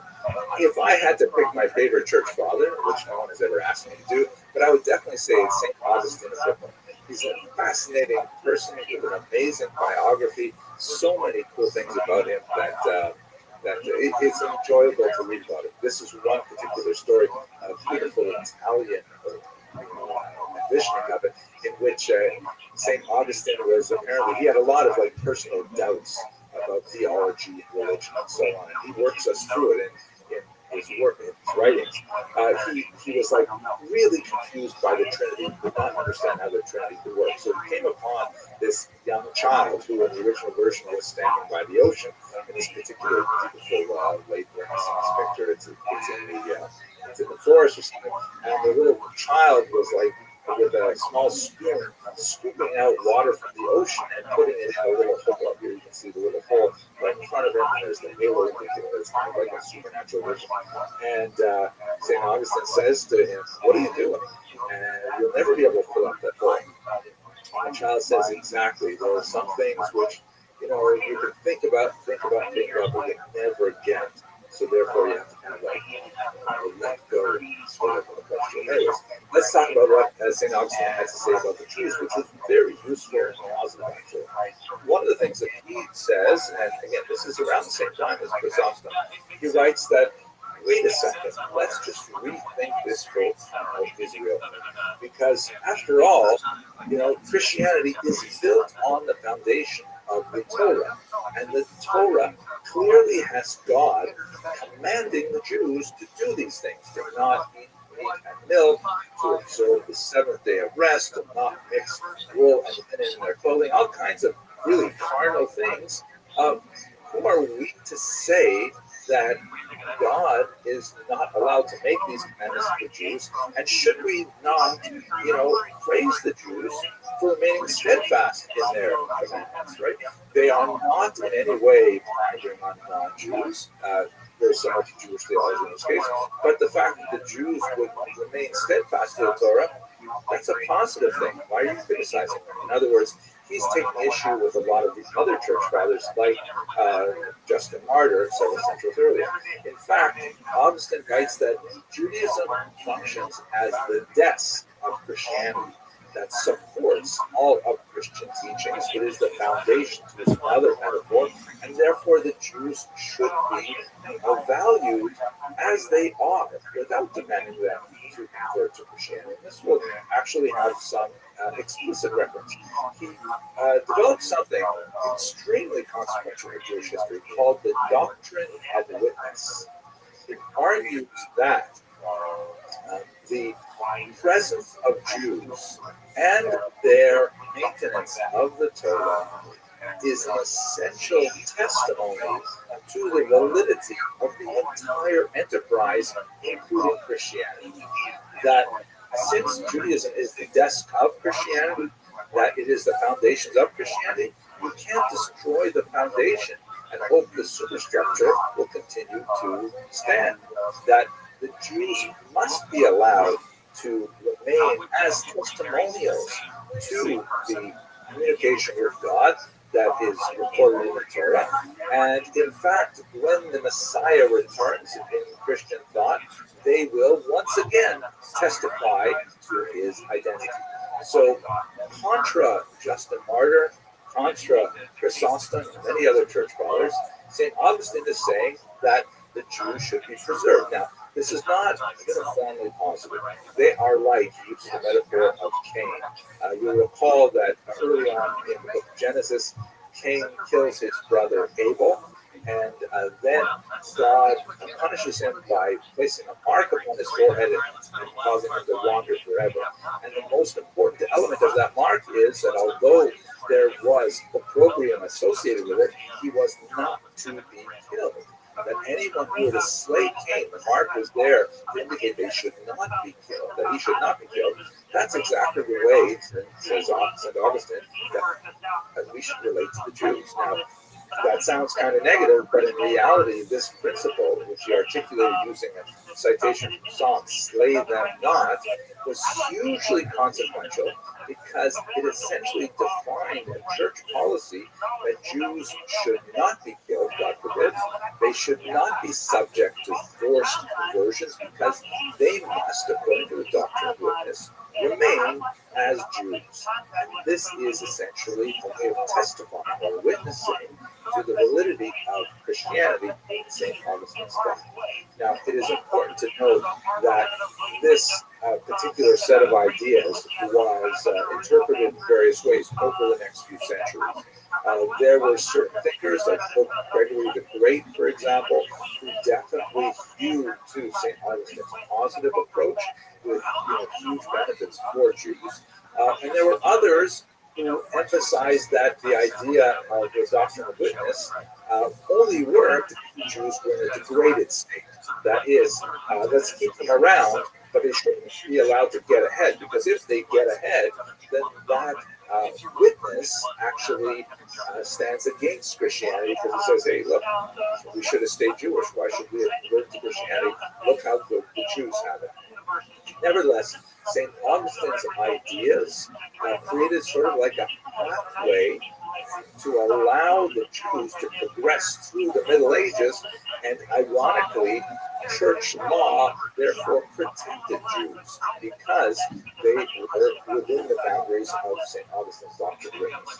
There were notable exceptions to this rule. There were periods when the church adopted forced conversions, or at least recognized them ex post facto, and we will unfortunately discuss those in future lectures. But by and large, St. Augustine's contribution was actually very salutary for the survival of the Jews. Okay, that's it for a very quick look at some of the thought of the church fathers and the discussion of their impact on Jewish history.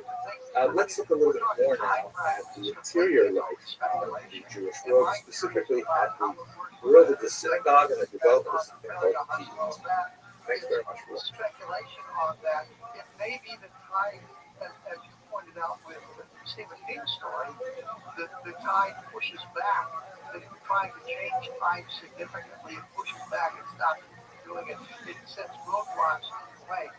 We're just all speculating wildly about this because we don't have any really empirical evidence. In the last couple of videos, we spent a lot of time talking about how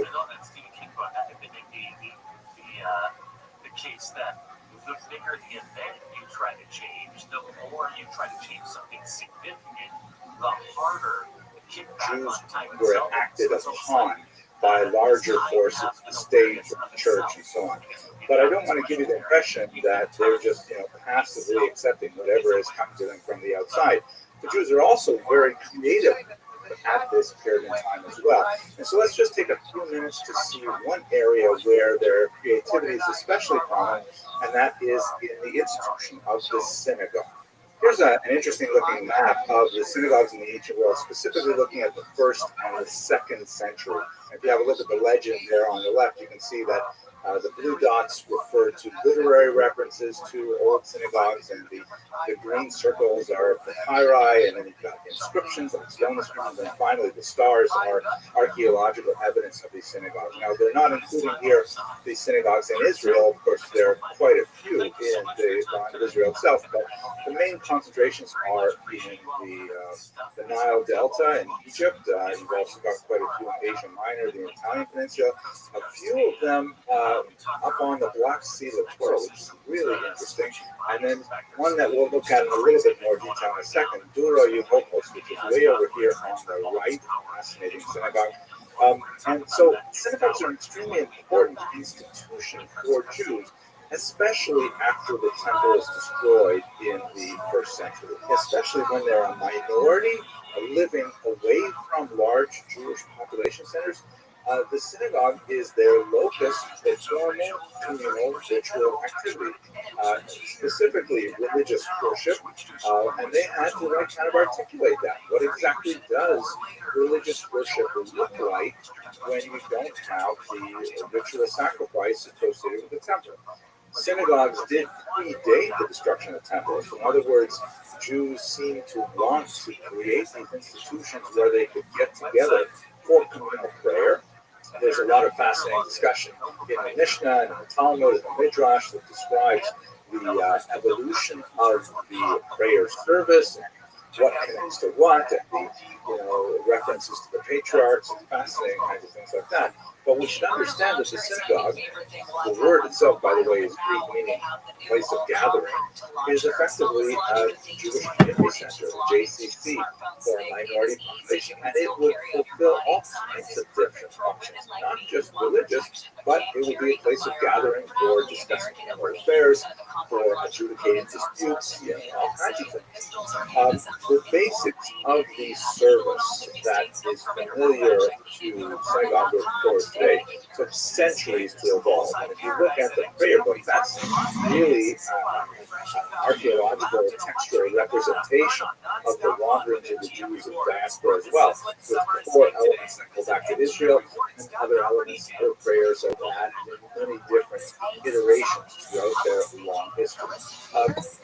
One of the things that I find especially fascinating is that women are remarkably well represented in the sources that we have. Professor Tal Ilan, a really interesting article in the Cambridge History of Judaism, volume 4. Have a look at the notes on the reference that. In that, of the synagogues where we know there are lists of donors, this is something in contemporary synagogues as well. You have like a plaque here and a plaque there. You have a plaque on top of the plaque. Everyone who gives anything to the synagogue is recognized in some kind of public way. We're looking at these ancient inscriptions that have survived. 1/3 of the names of donors to the synagogue were women. In some cases, they mentioned in leadership positions as well. So that's a really fascinating statistic. I wish we knew more about this, but maybe we'll get back to it later on in the series. At any rate, the synagogue is forming as a major locus of Jewish activity, and innovations are replicated across Europe. And let's look at two of them in particular. And here is a beautiful wall painting of Dura Euhopos, that remarkable synagogue that's so well preserved. This is actually a representation of elements in the story of the book of Esther. You can see there's Mordecai on the left, and of course, he's being walked along by Haman and being shot by his backside. At any rate, the kind of things that are going on in the synagogue at this time, they're still trying to work out, for example, public Torah reading is obviously something very important. Even the prophet Ezra had mandated the reading of the Torah on a regular basis. But how exactly is that done? How exactly is it broken up? One of the major distinctions that we have at this time is that Israel tended to prefer a triannual Torah reading, meaning that the first 5 books of Moses were completed only once every 3 years, which meant there was a much shorter amount of time actually dedicated to reading Torah. Whereas in the diaspora, annual reading, which is pretty much the norm nowadays, was preferred. And this made for a lot of interesting gaps in the prayer service. Along with the prayer service, what other things did people say or do in prayer service and so on?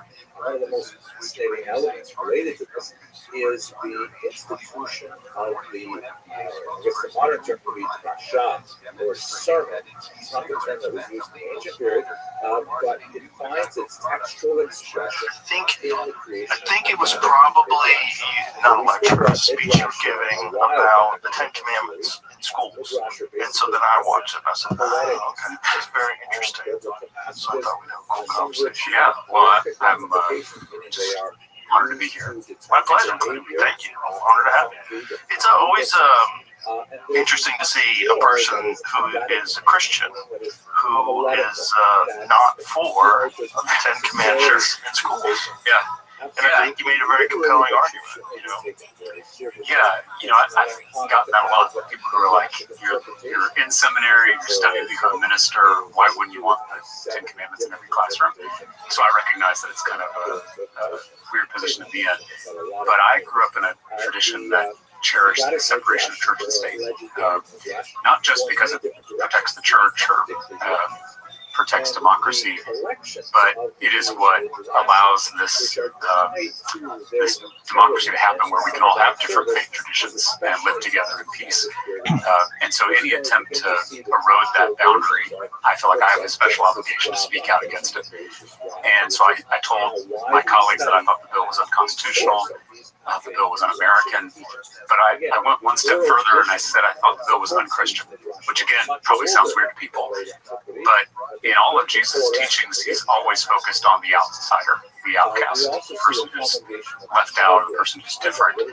And so as a Christian, I think my concern is for the Muslim kid, Jewish kid, the Hindu kid, the atheist kid who's sitting in the classroom, who now has a poster on the wall forced by the government that says, your religion is inferior, or you're not welcome here. And I just think if Jesus saw that, he would weep for those students and would demand that we love them as ourselves. And so that's why I kind of spoke out against the bill on theological grounds, not just constitutional grounds. So what is the bill? Can you explain? Yeah. So the bill forces every teacher in the state to display the Ten Commandments in their classrooms. Private schools? It's only public schools, because that's really where we have authority as the state legislature. And the bill, this is going to sound weird, but it even specifies how big the poster is, the dimensions of it. It has to be in a conspicuous place. It's basically the size of a sheet of paper. Okay. The idea is they didn't want anyone to make it too small to where someone would read it. But the bill says that the school doesn't have to spend money on it. It can be donated. And that sounds fine to most people until you realize there's this huge network of Christian nationalist organizations that are already preparing to flood every school with these Ten Commandments posters for all their classrooms.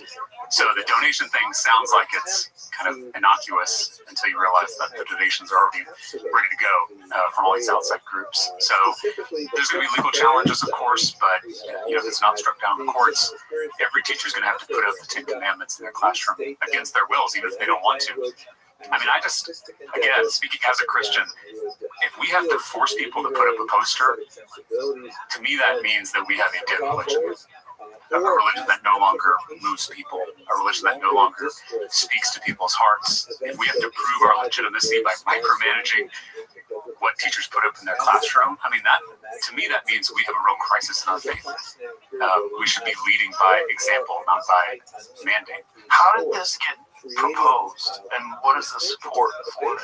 Well, the support is pretty broad within the Republican caucus. Again, I serve in the Is state. it universal, essentially?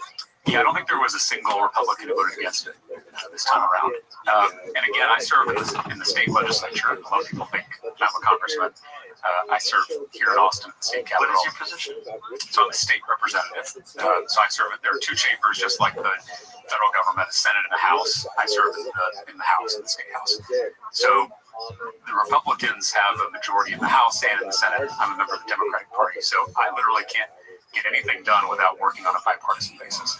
It's actually a blessing in this modern era where we're all tribalized and polarized that I'm forced to work with people who have completely different views than I do. And actually, you get to know them. In DC, from what I hear, I've only been to DC a few times in my life, but from what I hear, you're really kind of separated physically from your colleagues. You don't spend a lot of time talking to each other anymore.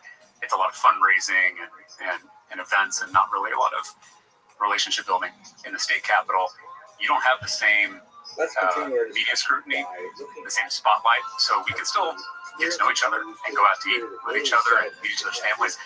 And I actually think it's something that we could benefit from at the national level. It's that kind of camaraderie and professional working relationships with people across the aisle. Tulsi Gabbard told me she tried to do a lot of that. Yeah. You know, when she was a congresswoman. Yeah. She said it was very difficult, and she would get pushback from other Democrats. Yeah, the system doesn't encourage that at the national level. Here, we do not. I think in DC, the minority party appoints the committee chairs or ranking members. Here in the state level, the Speaker of the House, who is elected by Republicans and Democrats, that's the person who decides what committee you're on and what bills you can get passed.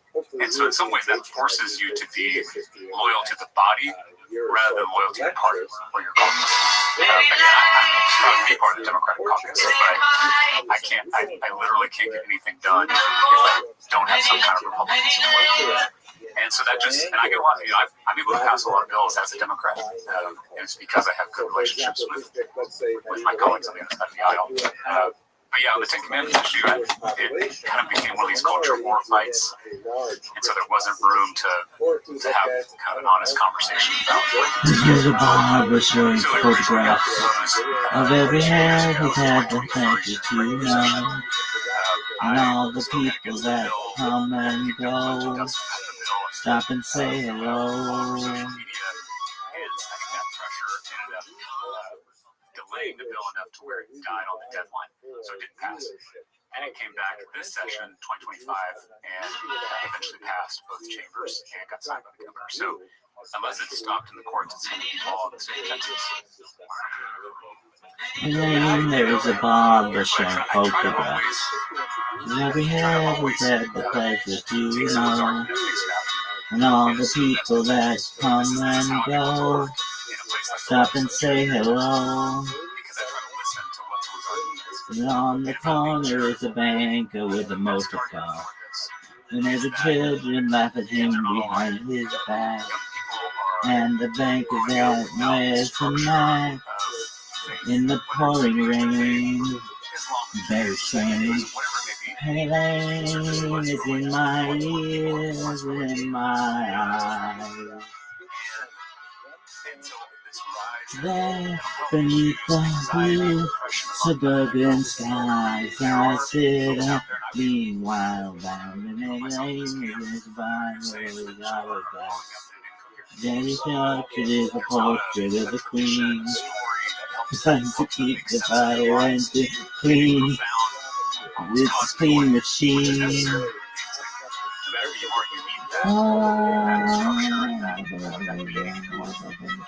And so I recognize that is a problem. But what I firmly believe is that the government forcing people to actually make that problem worse. And rain is in my ears and in my eyes. The best BS detector around, right? Here now I think this bill will create a whole new generation of atheists who think that my religion, my faith tradition, that means everything to me, is more about power than it's about religion. And they already kind of think that. Yeah, I mean, young people already think that about religion. I think this is just going to confirm just the worst, people's worst inclinations and impulses about organized religion. Yeah, I would agree with that. And it just doesn't make sense that we've always had a separation of church and state. It's been very important. And that this imposing this on kids in school, in non-religious schools, just seems kind of crazy. Well, and the staunchest defenders for the separation of church and state throughout American history were Protestant Christians, Baptists in particular, right? I mean, the letter Jefferson writes where he first uses that phrase, a wall of separation between church and state, was to the Danbury Baptists. Because, I mean, these Protestants were fleeing Europe as religious minorities, right? I mean, this is kind of essential to the founding of this country, was religious freedom. And so those Christians understood that once the government starts preaching your religion, starts making decisions about your faith, that doesn't lead anywhere good. And we should be very suspicious of the state usurping the role of pastors and Sunday school teachers. I mean, if you want to deepen your faith, we have churches on every street corner. A lot of them don't have a lot of people in them, right? We've got mosques and temples and synagogues that have a ton of room in them. And so why would we have the government start to teach kids about or preach a certain religion when we have houses of worship? I think it's also a really important one that we try to force kids to do things that they don't like to do. And especially if you try to force kids that are secular. Nothing you can do that can't be done. Atheists or agnostic. Nothing you can sing that can't be sung. Impose it on them. Nothing you can say, but you can learn how to play the game. It's easy. I mean, I honestly think that Christianity has a lot. Nothing you can do that can't be made. Nothing you can say that can't be saved. Nothing you can do that you can learn how to play it in time. It's easy. All you need is love. All you need is love. All you need is love. Love. Love is all you need. And I get that reason. I want to acknowledge that I also feel this fear that, I look across my church on Sunday mornings and I see a lot of gray hair.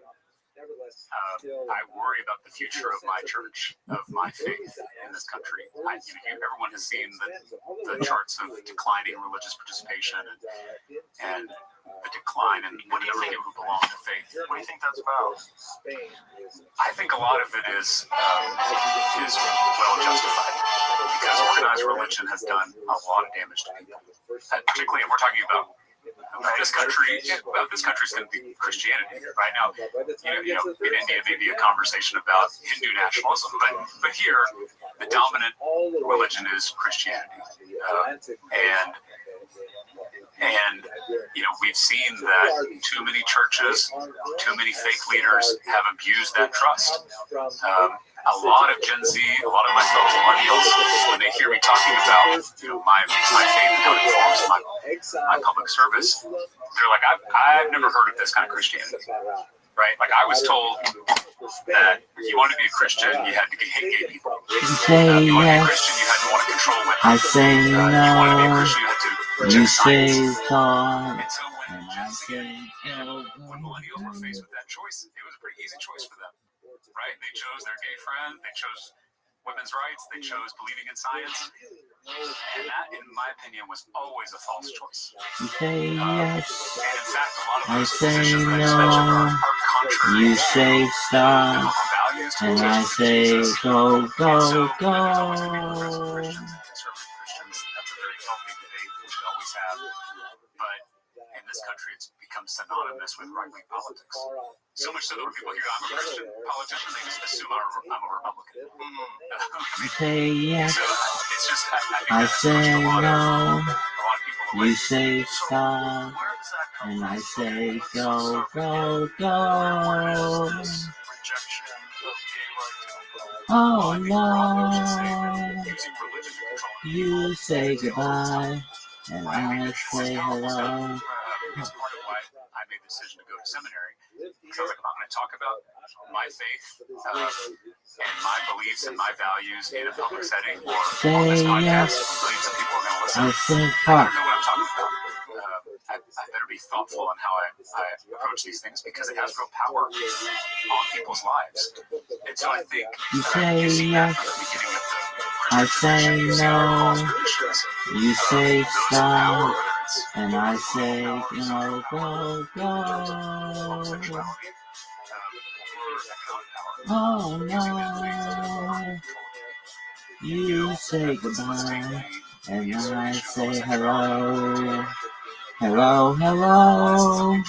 I don't know why you say goodbye. I say hello. Hello, hello. I don't know why you say goodbye. I say hello. I say hi. You say hello. You say bye. And I say I don't know.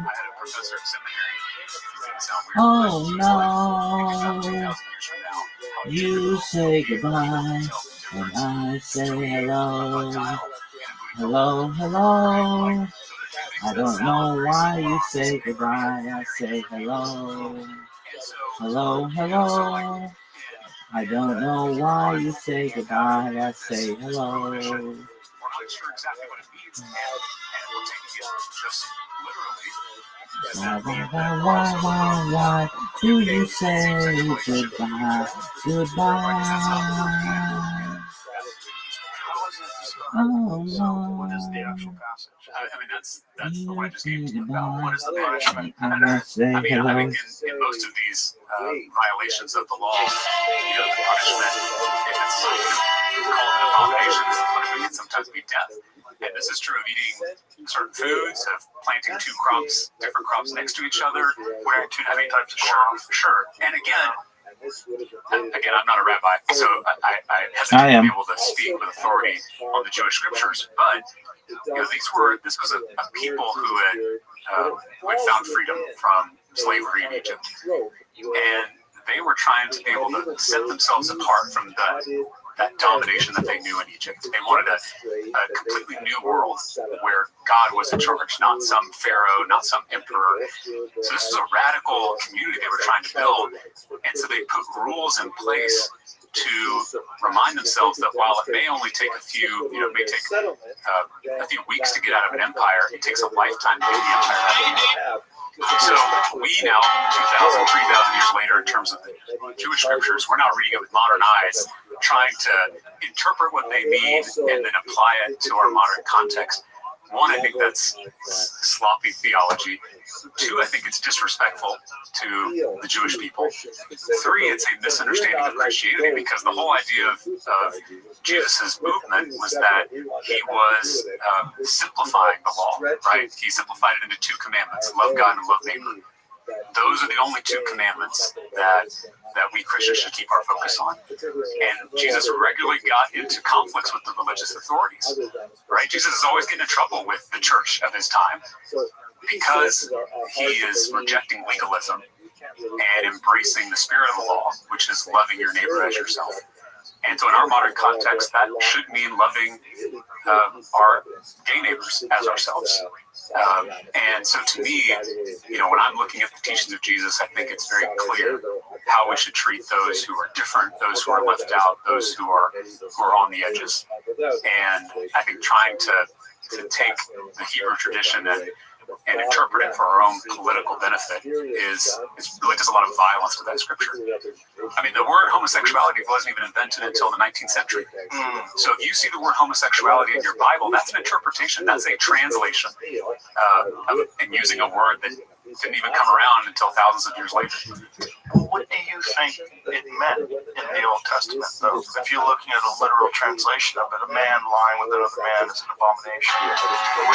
What do you think they were trying to accomplish? Where do you think it came from? It could be a whole host of things. Some of these things were put in place for health reasons.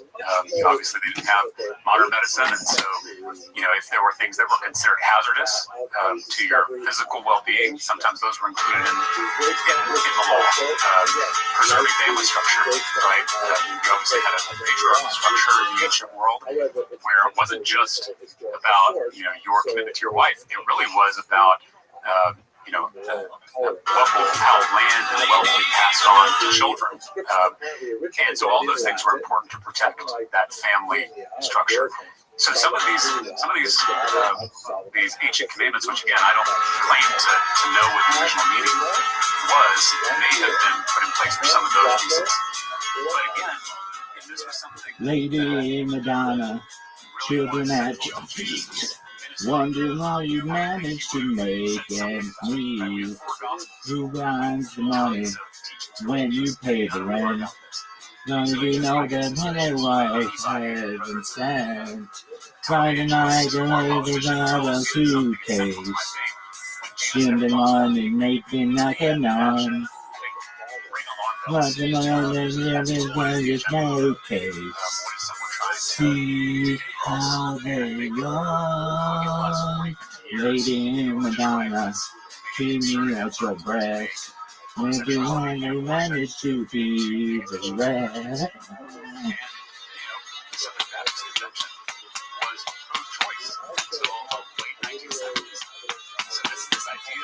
Ba ba ba ba ba ba ba. Ba ba ba ba ba ba ba ba ba ba ba ba ba. See how they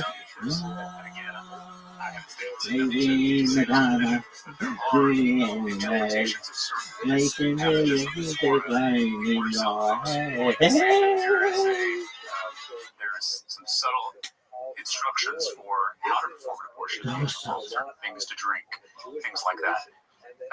The point is that this idea that there is a set Christian orthodoxy on the issue of abortion, it's just not rooted in Scripture. We can have an honest debate about it. Pope Francis, were to come back and sit at this table and tell me, James, I'm pro-life and anti-abortion. Here's my theological argument. I'm here to listen and respect that opinion. I have dear friends who are anti-abortion.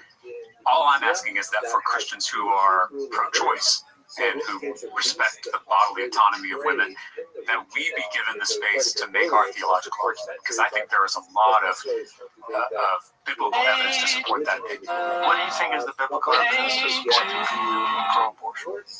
So, one, in Genesis, God creates life by breathing life into the first human being, which we later call Adam. That life starts when you take your first breath, and that is actually the sad song and make it better. Is that's when remember to let her into your heart, and you can start to make it better. Hey Jude, don't be afraid. You will make to go on and get her. The minute you let her into your skin, then you begin to make it better. And anytime you feel pain, pray to refrain. My heavy the world upon your shoulder. And let you know that it's a fool who plays it cool by making it sound a little colder. Na na na na na na na na.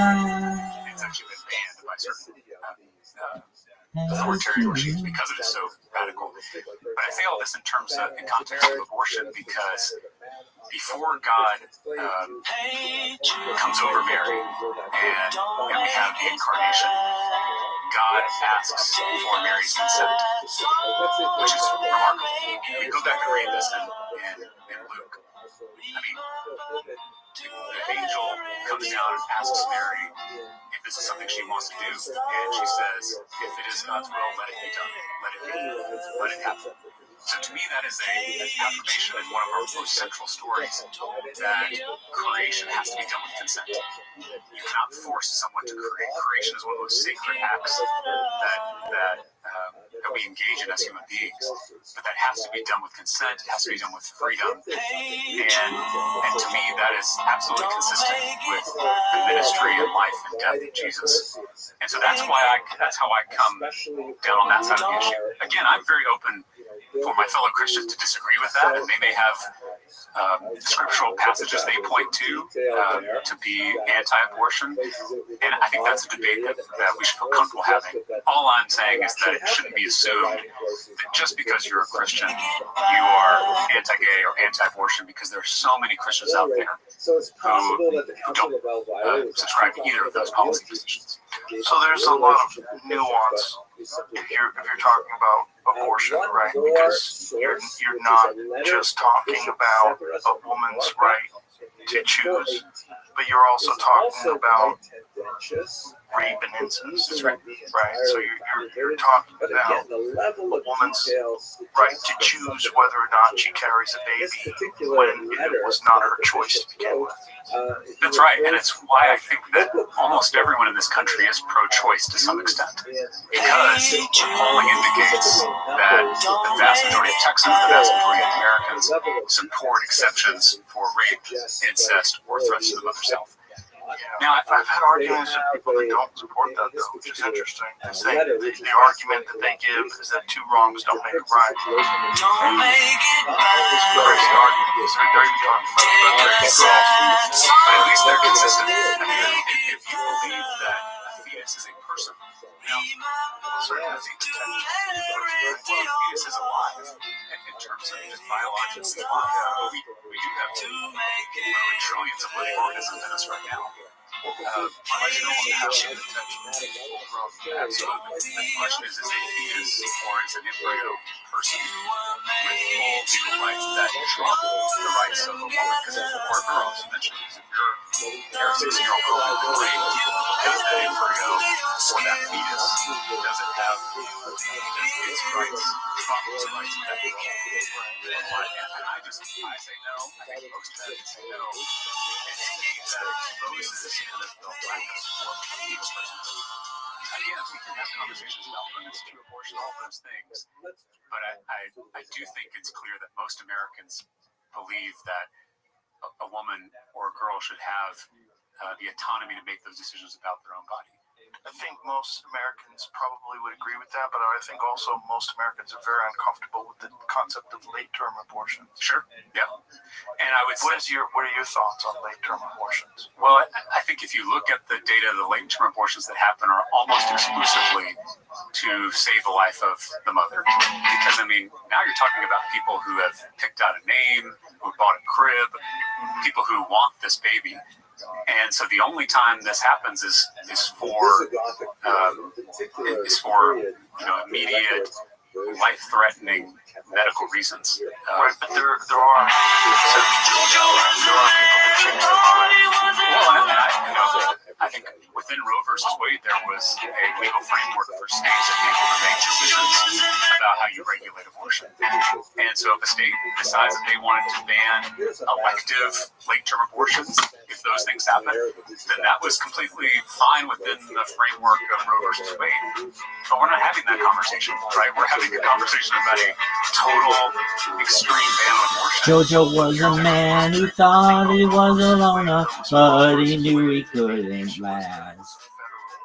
Jojo made his home in Tucson, Arizona, bought some California grass. Get back to where you once belonged. Back. Well, that Get back. the original band that Get back to where you once belonged. Get back, JoJo. Roe v. Wade Fuck. overturned, which was, and Texas would automatically ban abortion in all cases. So no longer a week by week framework. It was a total ban. So there was that original ban that went in place, and that was JoJo was a man who thought he was a loner, but he knew he couldn't last. JoJo made his home in Tucson, Arizona, bought some California grass. And get back, and get back, get back to where you once belonged. Get back, get back, get back to where you once belonged. Get back, JoJo. I mean, that's what they were trying to do in Lubbock, was prevent women from using public highways. It was also that they were trying to go after women that traveled to other states. Go home.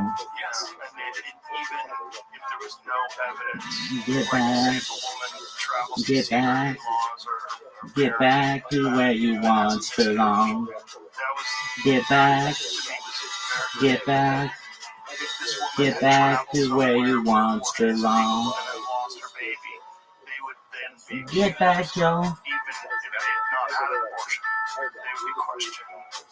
That to me is incredibly insensitive, especially when you take into consideration some of these women might not have had abortions at all. They might have just lost the baby, which happens quite often. She was at a body, but she was another man. Trying to All the boys around you said she got it coming, but she gets it how she can. If my concern is with the life of an embryo, the life of a fetus, the greatest threat to that life is a miscarriage. I mean, if your concern is how many embryos or fetuses we're losing, the number that we lose to miscarriage versus the number we lose to abortion, I mean, it's dwarfed. And so I'm always interested in why the pro-life movement is not more interested in figuring out how we prevent more miscarriages. Because if your concern is that embryonic life, it seems like finding ways to prevent miscarriage, which we have best practices that can do it, right? Making sure people are covered by health insurance once their pregnancy starts. I mean, that is a huge opportunity to prevent miscarriages. You're not going to prevent all of them, but there are things we can do to stop it. And so the fact that all the attention is on abortion rather than on some of these other things that maybe we could all agree on, to me, again, it makes me suspicious about the true motives of some of these politicians and some of these activists who are pushing some of these bans. Because it doesn't seem like it's about children. It doesn't seem like it's about mothers and women and girls. It does seem like it's about control. And I think that's what we see across this Christian nationalist movement, is controlling what you do with your own body, controlling what you read, controlling what you learn, controlling where you travel. I mean, this is religion at its worst, is trying to control people and what they do. How do you define Christian nationalism? What is that?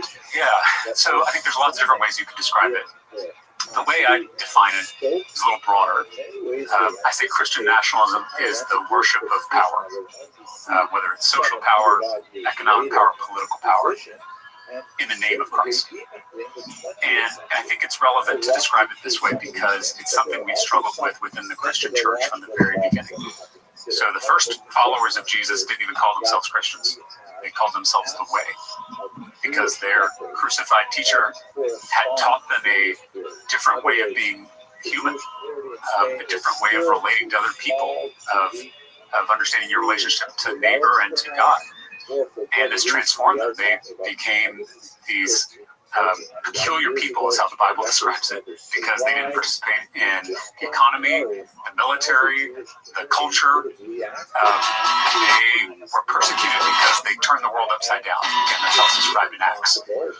But 300 years after that, after the Roman Empire crucified Jesus, Emperor Constantine made Christianity the official religion of that very same empire. The same empire that crucified Standing Jesus. in the darkest of Hampton, Years later, and now Christianity trying to is the get official to Holland and France. of the empire. The man in the Mac said, you gotta go back. You know, they didn't even give us a chance. You know it ain't easy. You know how hard it can be. The way things are going, they're going to me. Standing in the landing at his Harris, honeymooning down by the Seine. John said, baby, make it okay. You can get married if you down in the train. You know it ain't easy. You know how hard it can be. The way things are going, they're gonna buy me. I ran into the Amsterdam Hilton, rather than bed for a week. Jesus said, it's you in bed, that they're only trying to give us some peace. Yeah, you know it ain't easy. You know how hard it can be. The way things are going, they're gonna survive me. Saving up your money for a rainy day, giving all your clothes to charity. Last night the wife said, oh boy, you're dead, they won't take nothing with you but your soul. Sing it.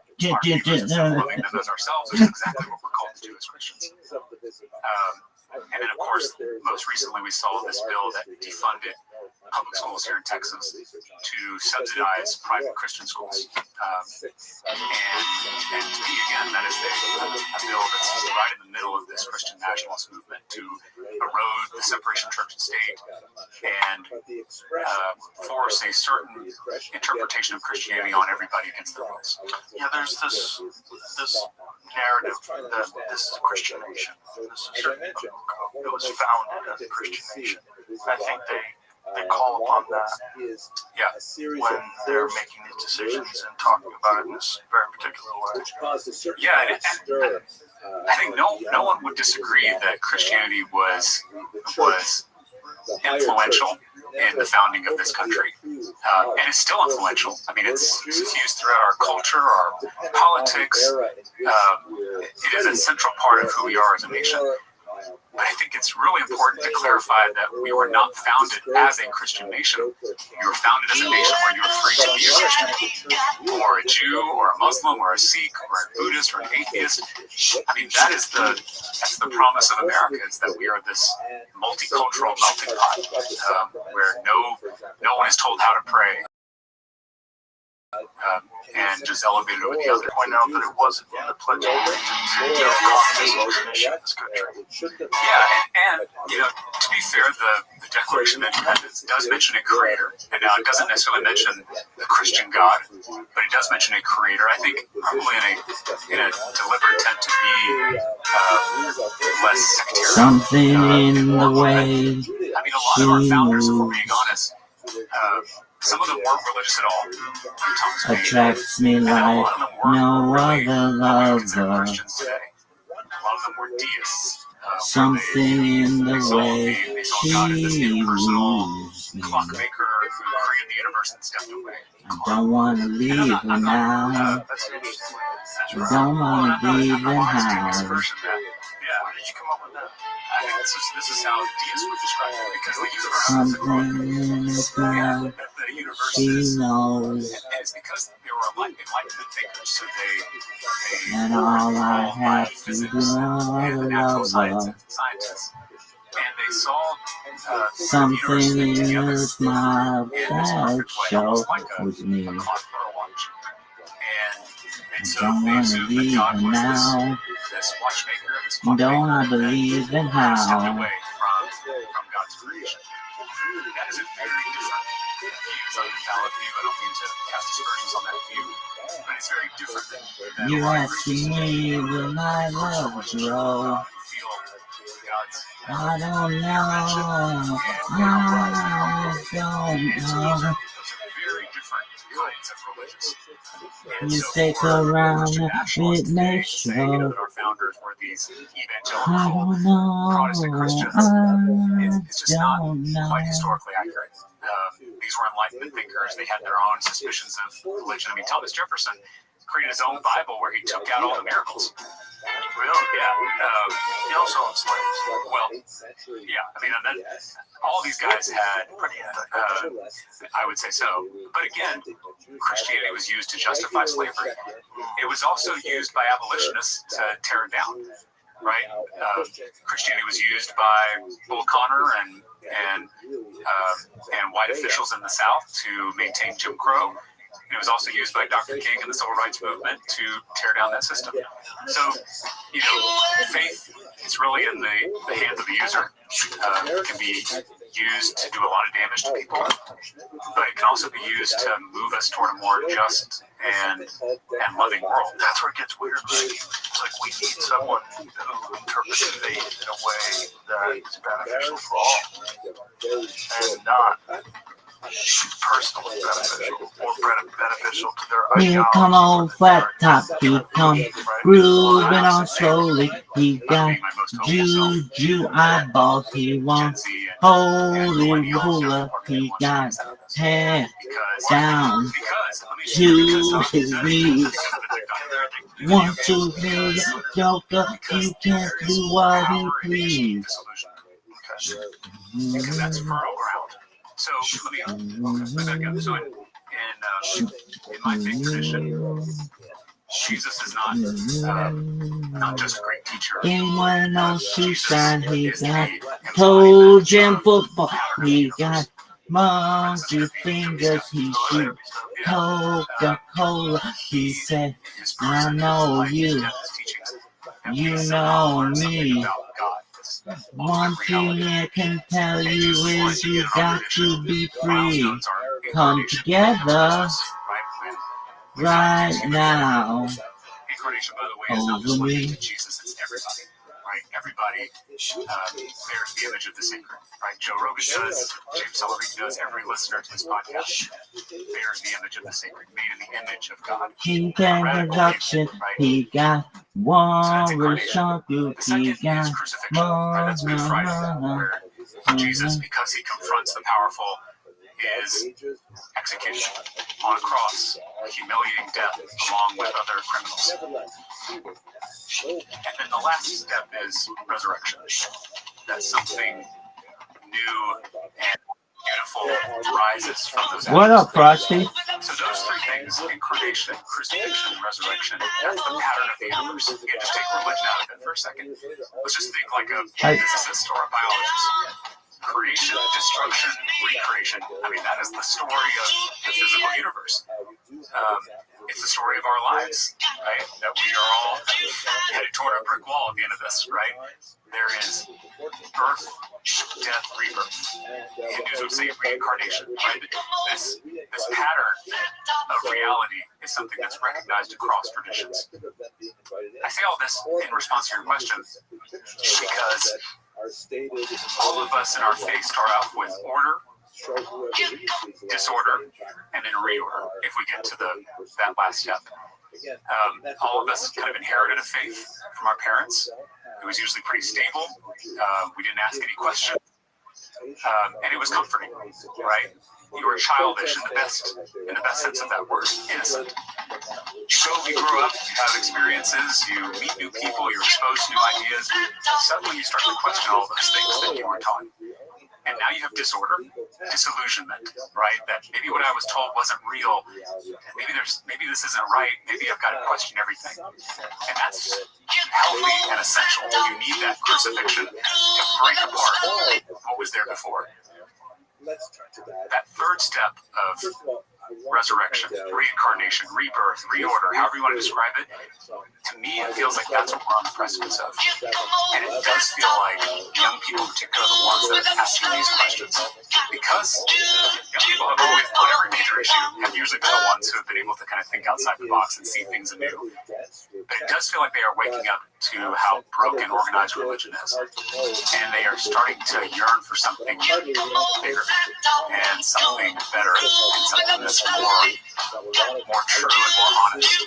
I hear from people all day long, yes, on TikTok, but also in real life, where they're just like, I want a relationship with God, and I'm just not sure how to find that.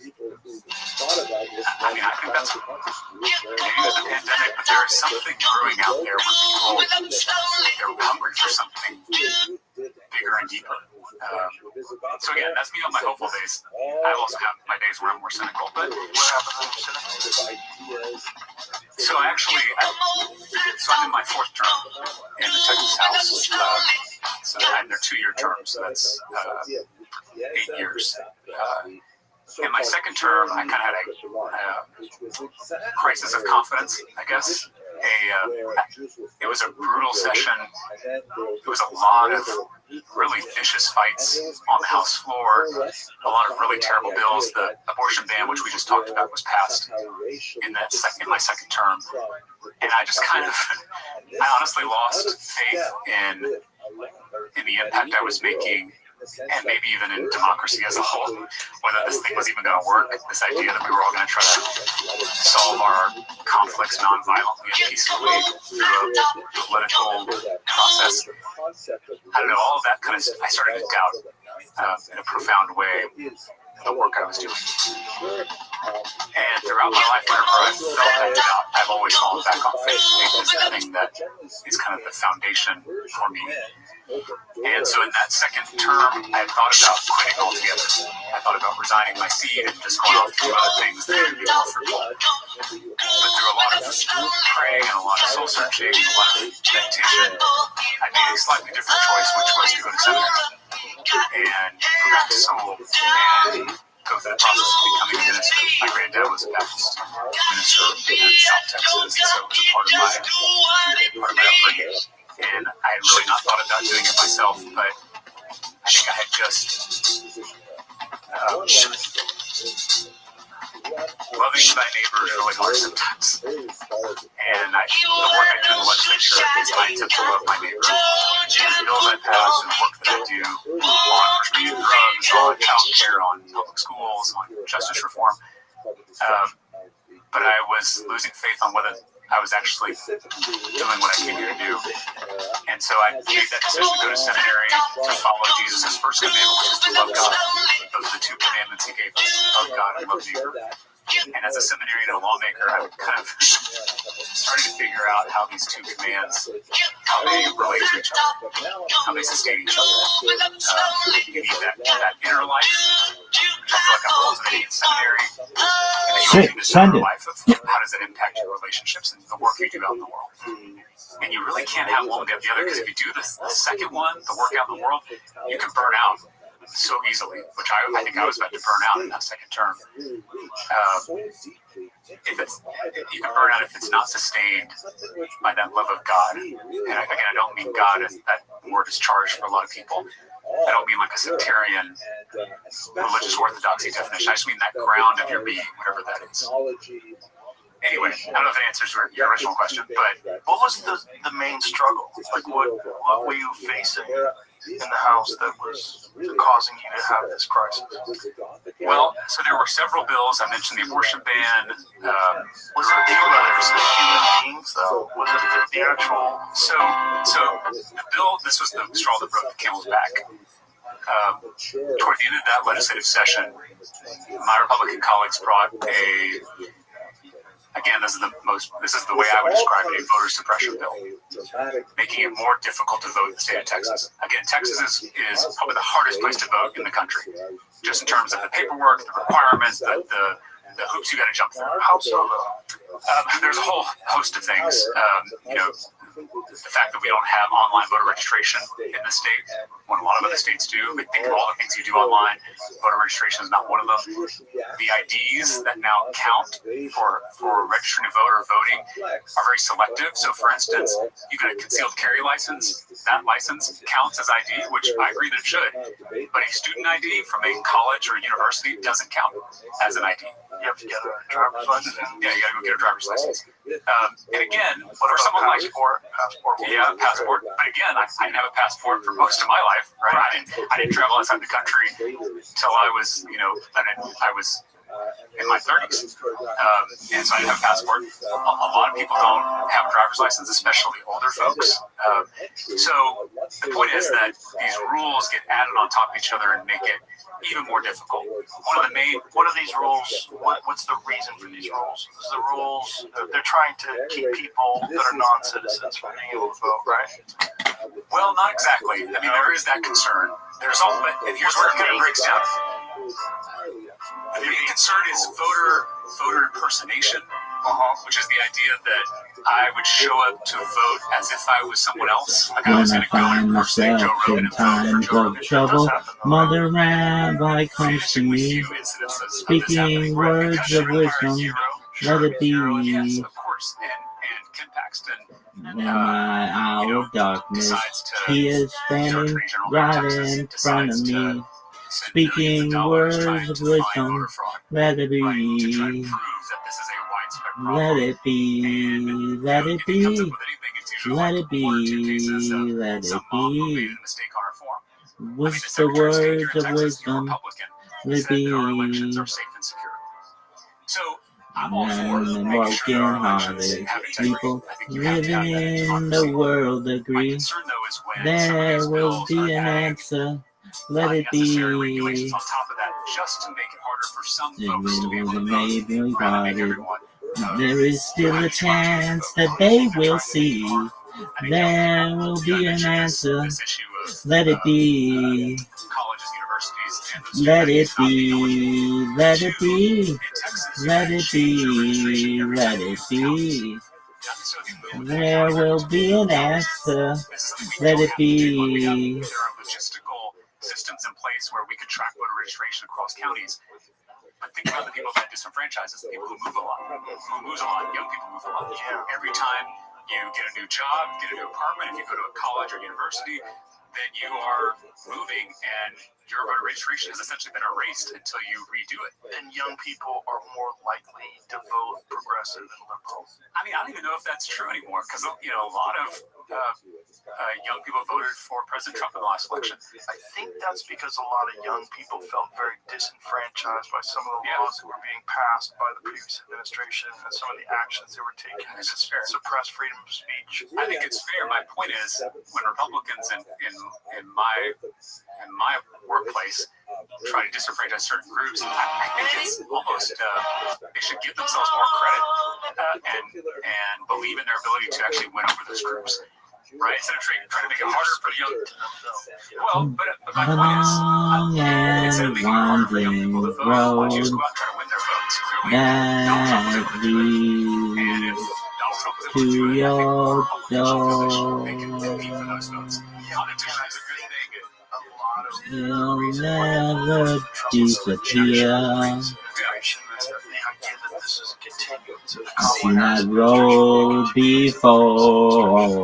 Yeah, I think that's true, but again, I'm arguing for my Republican colleagues It here. always leads me, That Donald Trump tapped into, I think that other Republicans could tap lead into. me to your door. The reason I'm doing this is I think Wild politicians and feel that they can win windy over voters. nights, We all compete. there's wind washed away. That leads to extremism in your policy making because you're only focused on pleasing your people. Well, that was an issue. Let's let this do not kiss. I do think the Republican Party can speak to this desire to be an entrepreneur.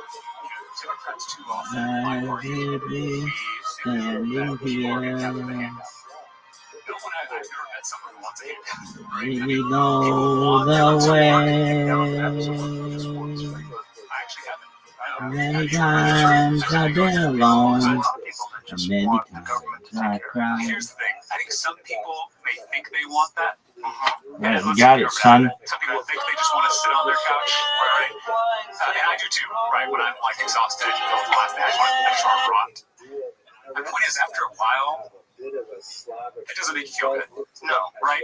Every human being, you need the desire to work, to produce, to contribute. I think that is a natural human urge that's like built into us. That is true, but I also think there's a lot of people out there that feel completely disenfranchised. And the idea of working sounds foreign to them. The idea of giving your life every day to something that you hate to do, and if there's enough money out there where that's not necessary, they would rather do that. I think that's absolutely true. Yeah. And I think that one should be, that means that we aren't creating enough jobs where people can find meaning. I mean, because you're you and I will find meaning. I don't think you and I have, and I don't want to speak for you, but I don't think of this role that I have as work, right? This is something that moves me every day to get out of bed and work on these issues. Now, I don't get paid to do this, so I have to actually have a whole another job, but it's a whole different issue. But there's a difference between a career and a job. Yes. I think everyone that I've met, everyone I grew up with, wants a career. Yes. And that career can look very differently. That career does not have to be in a office, right? I mean, that career can be on site, can be with your hands, or that career can be at the home, right? My little sister just had her first child 2 years ago. My baby Jane, and she stayed home.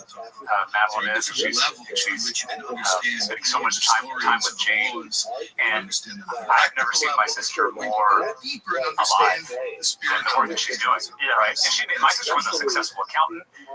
She worked at Alamo Draft House. She had cool jobs. But I think this is the career that she wants. She knows that she could do other things if she wants to.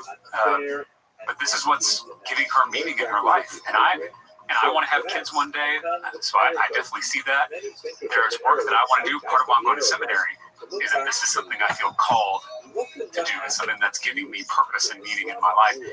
I just think every single person deserves that. And I don't know the best way to do it, but how do we give everyone that opportunity to give the gift that they're meant to give? Right? I mean, we're all here for just a short amount of time. We are all so different. There is literally no one in the history of the universe that is you. Right, Joe wrote this collection of atoms and elements is only going to exist once. And thank God you found a way of how do you shine that light, how do you give that gift. But think of all the people across the state in this country who don't have a way to give that. What are we missing out on? Right, what's the cure for cancer is trapped in the mind of a kid in a low-income school. Right, but this is all a great sentiment, but what are the actions that can be taken in order to give people a path to a career rather than a job? So let's just talk about, I think we're all either thrilled or terrified of this AI future. And who knows what it's going to look like. It's probably not going to be apocalypse and probably not going to be utopia. And there'll probably be something in the middle. But it is going to change how we understand work. It's going to change how we understand our jobs and our careers. It's going to eliminate a lot of jobs, I would imagine. And so this is now going to be a spiritual question about what does it mean to be a human being. It's one that we are not equipped to answer right now because in a lot of ways we have thrown out the baby with the bathwater, and because of the problems with organized religion that we talked about earlier, we've just jettisoned the whole thing. So we're no longer having conversations about what it means to be a human being. But to get to your question about what specifically this could look like, I'm intrigued by some of the pilot programs on universal basic income and what they provided. But I think what's missing in this idea is how do you provide people the support to go off and realize whatever dream has been festering in their brain for a long time? Almost like entrepreneurial grants, right? Of where we invest in someone's next big idea for an industry, for art, whether it is community work or nonprofit work or solving a community problem. My point is, my life shows me that people are just, they have this creativity and this imagination that we are not tapping into, and so much of that is trapped in people who are either in these meaningless jobs or are not, or either gone to inadequate schools and therefore don't even get into a job where they could express themselves and give this gift. But I do know that it's out there, and that if we tap into it, it could be a game changer. So I don't know what this looks like, but it does seem like the disruption that's coming could be an opportunity. Again, back to out of crucifixion comes resurrection. Disruption is an opportunity. Yeah, I would to do agree. something. I think it's also very dependent upon the individual. And I think the best thing we can give them is inspiration. And oftentimes the best thing we can give them is an example of someone who also did it. Yeah, and so there's a lot of people that feel completely disenfranchised by the system that's currently in place now that I think is going to be on bad God. So there is an opportunity for them to do something completely different. And the positive aspect of universal basic income is that, first of all, I think we can both agree that if an enormous amount of jobs just go away, that probably is the only way to sustain society. You can't just have people go poor and go hungry. We have unfathomable wealth that's being created by these same systems, right? So universal basic income, on one hand, has a lot of hope because there is this potential that you now no longer. So we're locked into this situation where you think that you're working and you have to work because you have to take care of food and you have to take care of shelter. And that this is what most people are doing with most people in this country right now are working check to check. They're living paycheck to paycheck and they're essentially getting by. And any catastrophe, medical or otherwise, will eliminate all savings instantaneously and they're doing it. And so what they're doing is just working, giving most of their life just to sustain whatever state they're in currently. And that's very frustrating for people because they don't think they ever get ahead and they don't think they have any potential to get ahead. So if something comes along that takes care of that aspect of life, so if universal basic income can provide you with food and shelter, now you no longer have to think about food, you no longer have to think about shelter. Now you have to find meaning. The problem is, for a lot of people, there are so many distractions that are unproductive, like social media, like video games, like many things that people participate in all day long. And then you add in a factor of drug addiction and partying and a lot of other fruitless things that people participate in. If you only were living for the first 35 years of your life just to deal with food and shelter, and now food and shelter is provided for you. Now, at 35, you have to sort of reformulate your view of the world and find meaning and find something. And maybe you're an atheist, so you don't find meaning in religion, and you don't have any desire to find meaning in religion. Okay, well, what do you do, and how do you educate these people, and how do you? I think there's going to be an upheaval the likes of which we have never seen before, and there's going to be a lot of chaos, and it's going to be very, very uncomfortable for a lot of people. I think we're going to deal with unprecedented levels of addiction, whether it is with drugs or with fill in the blank, whatever gambling, whatever things that people get addicted to, because I think people are going to look for thrills. They're going to look for something that entices them, that gives them some excitement, because they're just getting a check every month. Unfortunately, just the way humans are wired, that's not good for us. We know that from lottery winners. Like, people get an enormous chunk of money. You might win $200 million. You hit the mega bonus, whatever the hell it is, and then you're living in hell. For whatever reason, you don't like it. You now find yourself surrounded by people that are trying to take money from you. You feel like you're a target.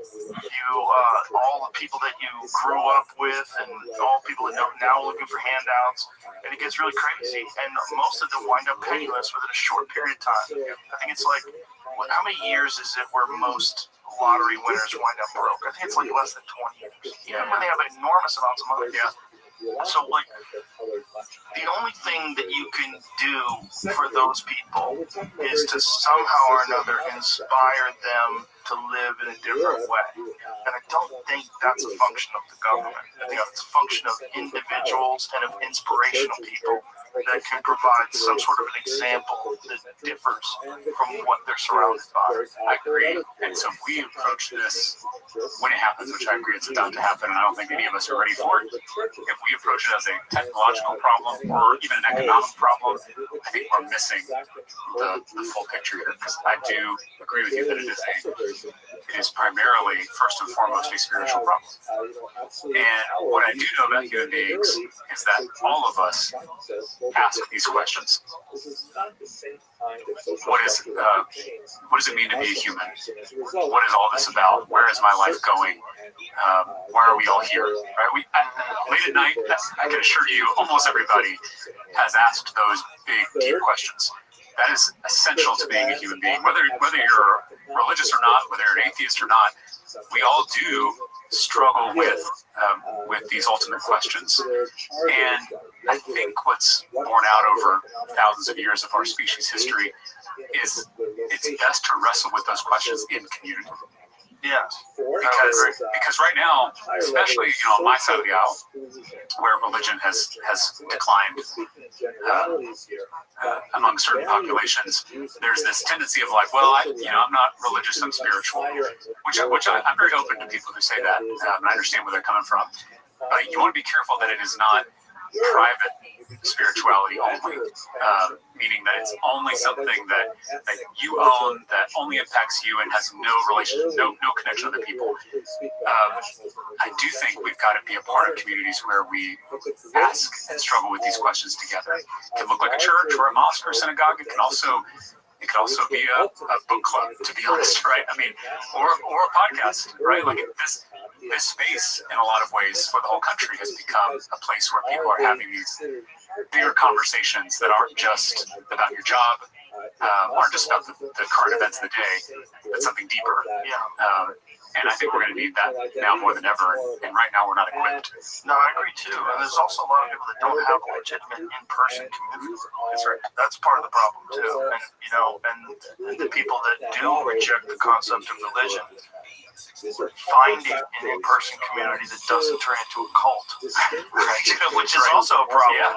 Because generally these in-person communities are led by charismatic people who tend to want all the glory for themselves, who tend to want to be praised and tend to want, it gets real weird sexually, it gets real weird with control, and then they impose rules on the group. It always goes sideways. No, there's not a good example of a new religion or a new cult that's been formed. They're like, oh, those guys really nailed it. You got a benevolent leader who really just cares about everybody else and wants the best for everyone. And I think, weirdly enough, podcasts do fit into that space for whatever strange reason. If you could find someone who really does profess these thoughts that, like, generally you want good for other people and you genuinely want the world to be a better place, and you genuinely don't want all this for yourself. You genuinely want people to do better and that you enjoy, take real joy in watching people succeed and get their life together, and find purpose. But that's rare. Most people are selfish. Most people, most people also feel suppressed and they feel dismissed most of their lives, and they feel suppressed by larger organizations or more powerful people, more powerful groups. So when they do get into a position where they have power of their own, they want to exert that power on others because this is a pattern that they've grown up with, unfortunately. Well, everyone contains multitudes, so we are all selfish. I completely agree with that, but I also think we're all selfless too. It depends on potential, right? I mean, it depends on whatever situation a person is put in and what roots someone has to draw upon.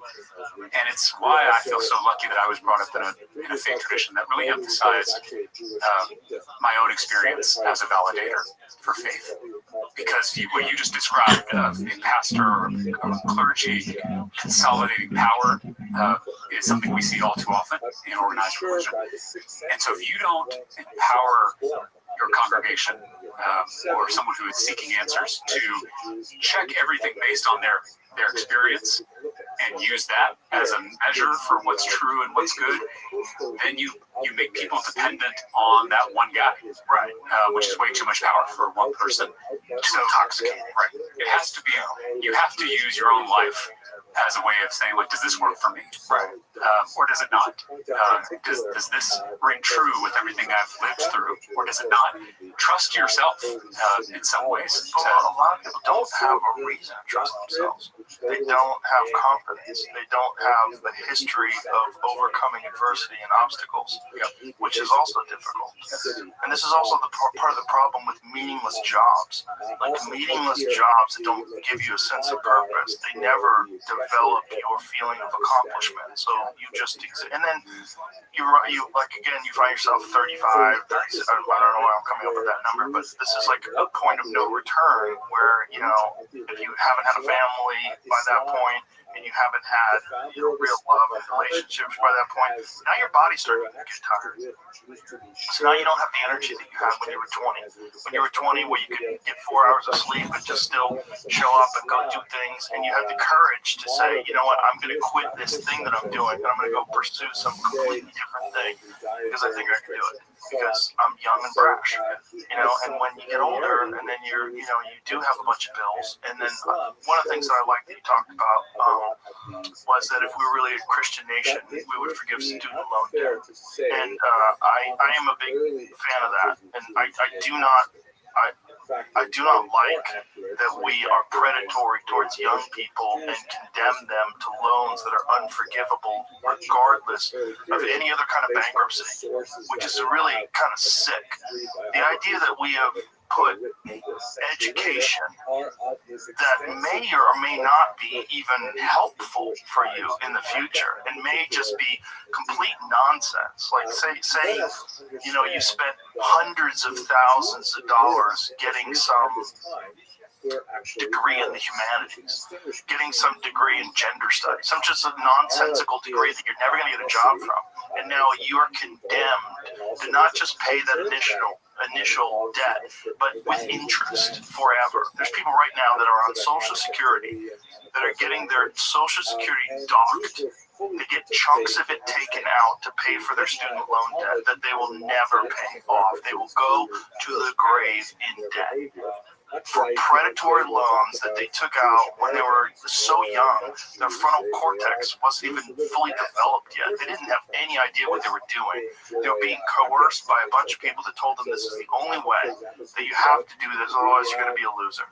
That easily could have been me. I was very lucky that I didn't fall into that. But I only went to school. I went to UMass Boston. I only went there because I didn't want to be a loser. Because I thought you had to go. I thought because I got tired of telling people that I wasn't going to school after high school. And so I was like, I better just go do something. Otherwise, I feel gross telling people that I'm not doing anything. And that is a sickness in our culture. It's a sickness in our society. It's a sickness in our civilization that we have allowed these financial institutions to prey upon the youngest and most vulnerable people with inescapable loans that they will carry with them often for decades and decades. And it's sick. And the resistance to forgiving that is also sick.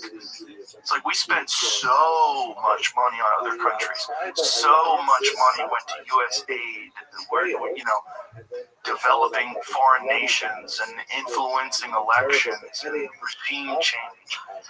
And we're so resistant to giving people the freedom to have education as a thing that doesn't burden you with financial ties that you can't escape. The idea that you can't escape it even with bankruptcy is so sick. It's just a sickness, man. It's you're taking, and we've just accepted it. Well, that's just how it is. Well, someone's making money, someone's profiting off of that, so you're allowing people to profit off vulnerable young kids to the tune of where, you know, the interest compiles every year, and you're stuck with it forever. Why? that's not a situation that listen. I said this before, but I'm gonna say it again. You want to make America great again? You want less losers. Okay? How do you get less losers? You get less people that are financially crippled by student loans. You get less people that grow up in a neighborhood where there's no hope. When we find neighborhoods that have no hope and that are riddled with drug addiction and crime and gang violence, and we just leave them alone and we just say that's their problem. No, that's our problem. If we really want to think of ourselves, the United States of America, as a community, which is that's how I like to look at it. I like to think of us as a big community. I don't like to think of us as right versus left and blue and red and all this nonsense. It's a bunch of people that agree we're all the same. So if we are a community, how are we allowing these places to create these disenfranchised people generation after generation and do nothing about it? And those kids were doing exactly what we told them to do. Exactly. Right? I mean, Exactly. Go to school, kids. Right. Yeah. Go to college. Go to college. Again, I think we've overcorrected, or now we tell every kid to go to college, which does a lot of damage too, because a lot of kids, one, don't want to go to college, two, their gifts and their skills aren't going to be fully developed at a four-year university. Also, we're dismissing the value of trades. Like, my gosh, having a great plumber is so important. Having a great carpenter is so important. No, I mean, so important. And you make a lot more money. I mean, guys I went to high school with that have a boat out at Lake Travis are not the ones who went to a four-year university like I did. They certainly didn't study, but nonsensical stuff that doesn't get you anywhere. But I mentioned to you before I was a politician, I was a public school teacher, which is kind of an unusual route to serving. I taught 6th grade language arts at Rhodes Middle School. Oh, something that's valuable. I often say language arts. Teaching middle school is the best preparation for politics. It's a lot more like middle school than people think. The egos, the drama, just all of it is. Is it crazy how no one gets past that? Yeah, I mean, well, we can talk about this all day, but there are lots of stories I have where I'm just blown away by the ego. And again, I have an ego, you have an ego. There's no way you can do this kind of difficult work without an ego that, to be able to say, I want to make decisions for 200,000 constituents. I mean, that's the job I have, right? I mean, that takes a certain amount of ego to make those kind of decisions. You just can't let the ego get correct. And this was the problem. I mean, we focus so much on President Biden's age, which I agree was a problem.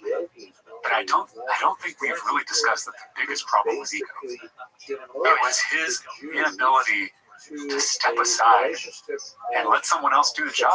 Yes. Right? I mean, when it should happen a lot earlier than when it should have never happened in the first place. Let's be realistic. In 2020, we all knew, anybody that was paying attention knew that he was compromised.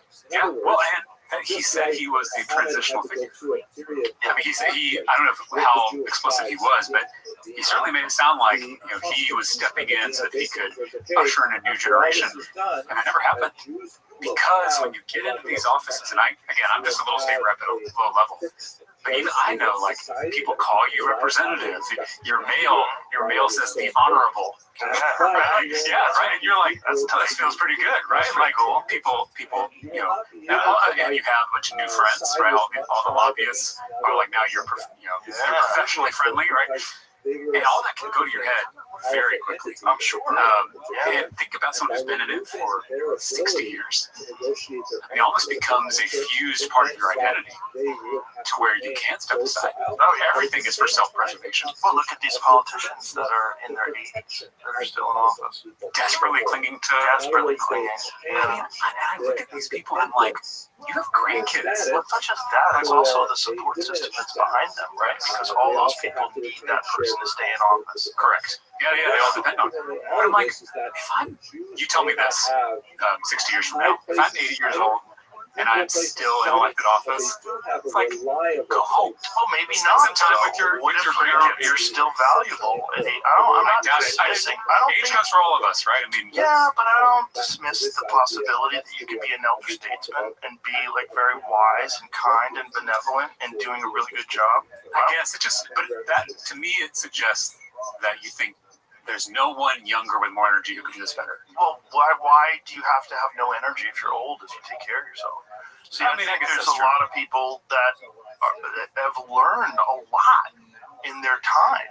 You know, I mean, you've got your situations where you've got like your Nancy Pelosi's where they're clearly using the system for extreme wealth. They're generating preposterous amounts of wealth for a reasonable income. You know, they may have a reasonable income of $170,000, $200,000 a year, but yet they're worth hundreds of millions of dollars. Like, that's kind of crazy, right? That's kind of crazy that you're supposed to be.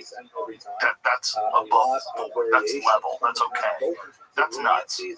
Or I mean, just saw the story about this congressman right before the big beautiful bill passed, and he like sold all his stock in a company that does Medicaid reimbursements. So like, you know, because you knew it was coming. Right. Yeah. I mean, insider trading. And by the way, insider trading, everyone's like use Nancy Pelosi as an example. She kind of gets used as an example just because she's been so good at it. But if you look at the actual insider trading, it's red and blue. It's the whole thing. It's filled with people that are benefiting. Well, and so going into this, when I first decided to run, I was 28 and never run for anything before. 36. I just turned 36. And I was, like I said, a former teacher, so I didn't know about how to run for office. Why did you decide to run for office? Well, so I was a teacher on the west side of San Antonio, which is for those your listeners who are in San Antonio, the west side is this beautiful historic neighborhood, Mexican American neighborhood. It's also one of the poorest zip codes in the whole state of Texas. So every day I saw my students struggling to overcome poverty and these systems that were designed to hold them back. And the school I was at was underfunded. It was Title I school. I taught 45 kids in one classroom, and the classroom was not that much bigger than the studio. So you can imagine 45 kids in here. You know, I literally had kids sitting on the air conditioning because there were no desks.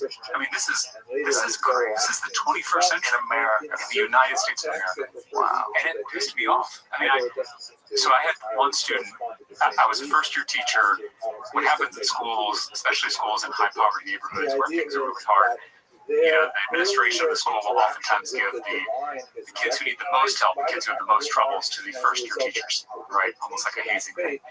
So I remember my first year of teaching, my principal told me that I was going to get this kid named Justin, who had gotten kicked out of his elementary school the year before because he had brought a knife to school and threatened to stab his fifth grade teacher. So I was, again, first-year teacher, kind of freaked out, right? The kid shows up. One, he's not a monster. He's an 11-year-old boy, right? Like this high. I took him aside, introduced myself, told him I was happy he was in class, told him I wanted to get to know him. He gradually started to raise his hand a little bit more in class. He was super smart, super just quick. He also had like a great smile. He's very popular with the girls in the class. A lot of personality. And I started to invite him to our little lunch group because I had kids who came and ate in my classroom during lunch. And we started to kind of build a rapport. And he didn't have a lot of male teachers, so I think that was helpful to see a guy as a teacher and be able to build a relationship with him. Anyway, right before winter break that year, it's the last day of school, he brought me this wrapped gift. The wrapping was all janky, but I opened it up and it was this little cup with a snowflake on it that he had bought at the Dollar Tree for his teacher. Again, this is a kid who was going to stab his fifth grade teacher. A few months later, he's bringing a snowflake cup to his sixth grade teacher. And I was feeling like I was on top of the world as a teacher. I was like, so who's going to make the movie, right? Like, here I am, right? And then who's going to play me? And then I came back after winter break. I was in my third period class, and I heard this commotion out in the hallway. So I immediately stepped out of the room to see what was going on. And there were two of our coaches, and they were both restraining Justin, either side of him. They were carrying him out of the school. He was screaming. His feet didn't touch the ground. Like, he literally was just carried out of the school. I found out that he had started a fight in his third grade class, and that was his last strike. And it was the last time I ever saw Justin. I did some digging to figure out what had happened. Turns out in the previous semester, Justin had been seeing a therapist that was provided by the school district. And it was this lady that he really was hitting it off with and getting along with. And they were going through all his issues because Justin had been abandoned by his mother at a very early age, which is health for anybody else, right? Justin had experienced violence, had experienced all this trauma. So the first time there was a professional who was helping him work his way through it, and there was a teacher who liked him and who believed in him. And that was all it took for Justin to see all these improvements. And I found out that after winter break, that because of budget cuts from the legislature, the district had eliminated the therapist. So this lifeline suddenly went away for Justin. So literally everybody had abandoned Justin, including his own mother. And now the adults that he was trying to trust again were abandoning him. And so that was the kind of radicalizing experience for me, because these people at the state capitol had cut $5 million from our schools. Who knows why? Who knows what the justifications were? But I saw firsthand how that screwed up a kid's life. I saw the damage that did to real flesh and blood human beings. And so I promised myself right then that if I ever got a little bit of power or a little bit of influence, that I would do everything I could with every fiber of my being to stop that. So literally Justin and my students are the ones I think about when I'm at the Capitol. They are the criteria that I use to evaluate public policy, not if it's a Democratic bill or a Republican bill, not if it's going to get me, ex-lobbyist support. It is, will this help my students or will it hurt my students? Period. And it makes things a lot easier. I have a picture of one of my class periods on my desk at the Capitol. So that is what got me into this whole mess. I miss being a teacher because I miss having that immediate impact. All the impact I make now, if I make any impact at all, it feels very diffuse and far away. No one's layers. But I like to think that some of the bills I'm passing are at least helping teachers like me and students like mine. That's beautiful. It's beautiful that you made that decision. I think that's what we need people that have legitimate, personal, real-life experience with other people that are benefiting from certain social programs and certain things that should not be cut. I think there's too many wealthy people that are just very disengaged with everyone else. And that's a real concern. And they sort of huddle up in these elite groups and go to these elite meetings and have these conferences. They fly on private jets and try to figure out how the world should operate. Climate change on their private jets. It's crazy. It's really crazy and gross. And I don't think it has anything to do with climate change. I think it's like a boys club, a weird club where these elite people get to hobnob. My point is, if you're going to a conference that says climate change and you're taking your giant private jet, I've seen Bill Gates that justify that, because of all his work that he does. Or even Bernie Sanders, when he's talking about the campaign, he's saying, "Oh, so I'm going to go to all these different places. You go Southwest like fucking comedians do. We travel all over the country too, but yeah, listen, when I was traveling, I was doing a lot more dates than him.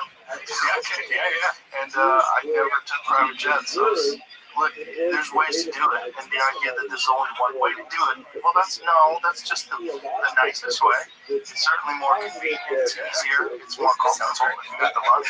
But the idea that you're gonna preach to everybody else how to live their lives, like you're so disconnected from most people.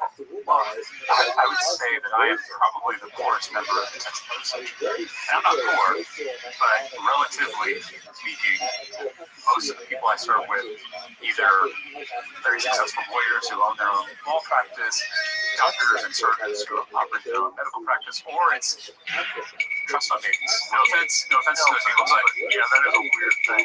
It's just people who have a lot of family money. And here's, because I mentioned earlier that I don't make money at this job. So I'm like a congressman. I think congressmen people make like 100, 150 or something, which is a real salary. I make $7,200 a year. That's $400 a month after taxes as a state rep. That's my salary. Now, I also get a per diem when we're in session, which is a little bit more, which is helpful. But the reason I say that is because there are systematic barriers to a regular person running for the job that I have. Right? Like unless you have an ability to support your family, right, or sustain your life or pay your bills, teacher can't run for the job I have. Right. A firefighter, a police officer, construction worker, you can't run for state rep. And you wouldn't be able to take time off. No. How are we going to do it? Yeah. So the only people who end up serving, and again, I understand why paying politicians no one wants to do. Right? Like, I understand that I'm not a sympathetic character here. But when you don't, you are. Well, but the problem is when you don't pay a politician, especially a state legislator, who's making most of the big decisions about that affect your life, it's really not people in Congress, it's the state level people. But if you're not paying them a living wage, then you're only going to get trust fund babies and lawyers and surgeons. What do you think is the motivation of those people that are involved? I mean, do you find people that are benevolent, that are trust fund babies and surgeons? For sure. For sure. I mean, FDR was a trust fund baby, right? Was it really? Yeah. I mean, he's one of the wealthiest families in New York. Bobby Kennedy was a trust fund baby and still sympathized with working people. So I don't think that you have to be born poor to be able to do that. I do think it provides a helpful perspective. You know, I was born to a single mom, and that experience has helped inform how I view things. So a lot of my colleagues, I would say, just have no experience. So for instance, there was a bill that we passed. Unfortunately, that would make it easier for landlords to evict people. And we were trying to work with the author of that bill to add some exceptions for, you know, if you just miss a bill because you're late, you shouldn't get evicted, right? Like, we're trying to build that out. And the author just kind of had no conception of how you could miss a bill. Right? Like, it just, because when you have people who do that, right? Like, he was like, his accountant does all that. I'm like, but when you're a working person, you're balancing raising kids, working multiple jobs, right? Maybe trying to exercise when you can. Like, when you're doing all that, and God forbid you have a medical problem, like, yes, some stuff falls through the cracks. And like, affecting that family because of a mistake or because they missed a bill, to me, it's not that he's trying to be malicious. It was that he just had a complete blind spot on what it was like to be a working person. But there's also people that they are malicious. They don't care about people that are struggling. They only care about their people. They care about enriching the people that are already wealthy. Yes. I do feel like those people I have found are very loving parents and spouses and even friends. Isn't that crazy? And to me, that means they have just haven't broadened that circle of concern. Right? I'm always, because you want to think some of these people are just two-dimensional villains. I sometimes fall victim to that thinking. But then I spend time with them. I'm like, this person is kind and funny and good-hearted and treats his wife well and treats his kids well, treats his neighbors, his immediate neighbors. So that my challenge is always like, how do I try to expand that circle a little bit more to where they care just as much about a neighbor who lives in a completely different city than the one who's right next door to them in Highland Park or River Oaks or one of these nice neighborhoods. Right? That to me is the challenge. Is seeing everyone as just not just people who live right next to you. And that's the central teaching of my faith and in most of the great faith traditions. I mean, sometimes we try to pretend that there's all these diverse religions and who knows who's right. In reality, there is giant ethical overlap between the major world religions. There is literally not a faith tradition that tells you when someone gets sick, see how much money you can make off them. No religion teaches that. None of them. Like, right. You know, there's no one that's, you know, love your neighbors only when they agree with you. Like, it's just that's not what any of the faith traditions teach. Like, there is this consensus, this ethical consensus, and the reason I think we try to pretend that all these religions are so different is because we are threatened by that moral consensus of how you should treat one another, how we should treat the least among us, and that's a threat to the people who are in power, the people who run the status quo right now. I mean, it upends the status quo. They didn't kill Jesus for being a nice guy. Right. That's part of the problem. People that are in power want to stay in power. And the best way to stay in power is to enrich the other people around you that are like you, and create laws, and create a structure that allows you to maintain ridiculous wealth and suppress competition. And divide everyone to keep them distracted. This is my personal, the more I've done this for 4 terms now, I think of politics now less as left versus right and much more as top versus bottom. Because I just see how we are all pitted against each other. And I mean literally, these social media platforms, they only get clicks when there's conflict, right? They don't get clicks when we're having a conversation, when we're understanding each other, right? When we're coming to some kind of some kind of mutual agreement. That doesn't get anybody any profit. And so the Rupert Murdochs of the world, the cable news networks, the social media platforms, the Zuckerbergs and Musk, I mean, these platforms are literally tearing us apart by design. And I think there has to be something better. Well, I don't even know if it's by design, but that's the way that it's the most profitable. And I think, like algorithms, like people always like to want to point towards algorithms being by design, but they only work because they work, right? They only work because people do engage with the things that piss them off the most. That's if we're measuring engagement as the sole good, right? If we're measuring people's well-being, right? Now you have a different metric, right? But it's almost impossible to do. It's like, how do you judge? You'd have to get to an individual human being and find out why they're engaging with what they're engaging. What you do when you manage at scale is you try to figure out what's the best way to keep engaging. If human nature made you only engage with things that you're interested in, and that is possible. You can do that. I've done that. It's possible to do, but obviously I'm in a privileged position to be able to do something like that. But like my friend Ari did this experiment once where on YouTube he only looked up videos of puppies for like a long time. That was his whole feed was puppies. And the experiment, the reason why he was doing it is trying to show that it's not the algorithm. It's not like the algorithm was feeding him Holocaust deniers and a bunch of shit that pissed him off. It didn't. It only fed him puppies. That's what he was interested in. The problem is people are interested in things that piss them off. And I think a lot of that also is a distraction from your own issues in life. Is that you look towards external things that maybe don't even really affect you, but provide you with a source of, you can pay attention to them and get invested in them and get angry and ignore maybe the shortcomings of your lack of discipline and your lack of focus and the things that are really holding you back in life. You know, you can get distracted by some other stuff. You can get distracted by some things that may be legitimate issues, maybe, but how much do they affect you in day-to-day life? Very little, probably. Well, I just think we all, and I know I have this experience of just feeling terrible when I'm on a lot of these platforms. Oh, yeah. Right? I mean, it does feel like everything is making us feel terrible, whether it's the news we're watching, TV, the social media algorithms. But I think this podcast is evidence in the opposite direction. Yeah. Because why would people tune into these really long conversations with very different people? I mean, you have Trump and Bernie Sanders in the same chair, right? So why are people attracted to that, though? Because this is not clickbait, stuff on your feed that's just trying to provoke conflict for clicks. So clearly this format exposes that people do have a hunger for something healthier, something that builds understanding, right? Yeah.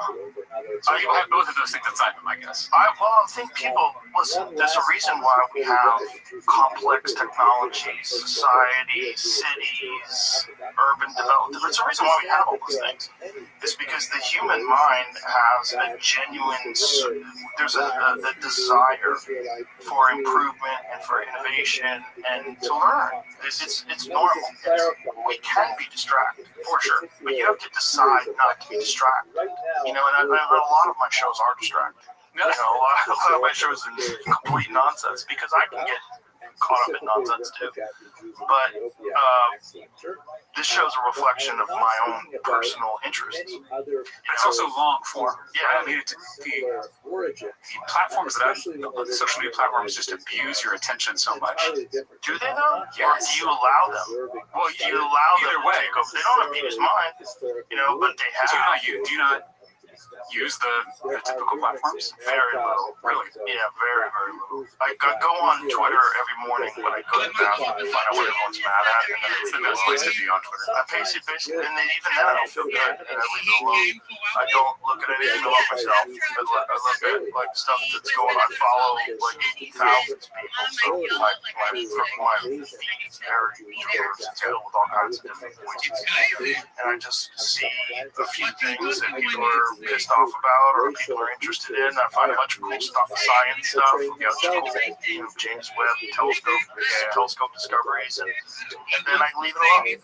And I, to some extent, we had the privilege of growing up in a childhood without that. Right. So I just want to acknowledge that for kids, right? Like they don't have the same impulse control. 100%. So if we're feeding this to them, it's almost, I mean, it's just as bad as some of the junk food we're feeding them. Right, but you know what else is popular with those kids? Me. That's right. So if I tell them I'm not doing it, and I tell them why I'm not doing it, and it's clear. It's clear by what I pay attention to. It's clear by what I focus on that I'm not caught up in that the way a lot of people are. And then I'm open to a bunch of different perspectives and ideas, and I welcome them because I really want to know how people think about it. As long as they're genuine, real thinkers, as long as they have good faith arguments and discussions about things. There's a lot of people out there particularly in mainstream media, in corporate media, that just by nature of the format of those things, they're grifters. They latch on to whether it's a right-wing perspective or a left-wing perspective, but they're the champion of that perspective, and they argue with it, and they don't see humans. It's professional wrestling. Yeah. And I loved, when I was growing up, I loved professional wrestling. I didn't. You didn't? I mean, I did when I was in high school. I did when I was a young boy, I should say. But then once I started competing in martial arts and actual sport, I didn't like it anymore. Well, because it's entertainment. Yeah. Right? I mean, it's not a sport. It's there's athletic ability, but it's the heroes and the villains. Sure, it's fun, but it didn't have real consequences. And to me, like real life consequences are so much more fascinating. Yeah. Real competition, like an actual real wrestling match between like two Olympic champions. That to me was so much more fascinating. Yes. But you have to engage in some sort of a discipline to appreciate that, to appreciate the difference between someone who's like really had like a singular focus in their life of excellence, trying to figure out a way to be really good at something, and then watching them compete with other people that have had a similar thing, and try to figure out what separates the champions from other people, and what are the characteristics, what are those things, and how do those apply to everyday life? And they do apply to everyday life. When I was a kid in martial arts, one of the things that my instructor told me at a very young age is that martial arts is a vehicle for developing your human potential. That you're engaging in this very, very difficult thing to learn about yourself, and that you can apply these lessons to everything in life. And there's too many people that don't get that lesson.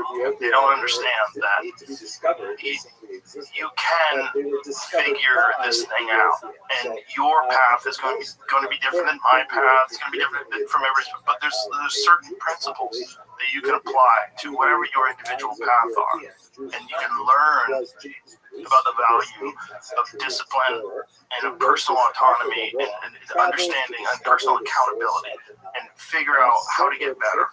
You're going to have failures, and they're going to feel awful. You're going to feel terrible, but they're very valuable. And those, you can't shy away from them, because that's where you really learn how to get better. And then your feelings of success, don't dwell on those either, because it's not about that. It's really about this path. The path is what it's really about. And it's really about learning how to live and learning how to exist in a harmonious way with not just other people, but also with yourself. And you have to have respect for yourself. And the only way you develop respect for yourself is you have to know what you've done. You have to know that you've worked really hard, that you've overcome things, and know that you've had these little mental battles where you've had these little bad ways of thinking that you've turned around, and you realize, like, oh yeah, that's possible. I did it before. I'm going to do it again. And you're going to have these moments where you're like, oh, this one's impossible. I can't get through it. But you can get through it. And you can. And it can be done. And if there's anything that I try to teach people, it's what I've done. I have overcome a lot of these little personal demons. I've overcome a lot of these little things, and they're little, they're huge. It's huge in your mind, but this can be done, and it's not going to be done on TikTok. It's not going to be done dedicating yourself to just fucking off and scrolling and playing video games and doing drugs all day. It's not going to do it. It's not going to do it. It's not going to help you. But you can learn. You can. And you can be a better person, and you can respect yourself more. It's a practice. Yeah, it's practice, and it's a way of life.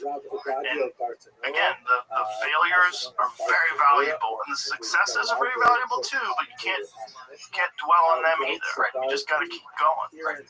Well, there's no end. And I think the thing that's encouraging about both this podcast, but also the format in general, is that it is long form.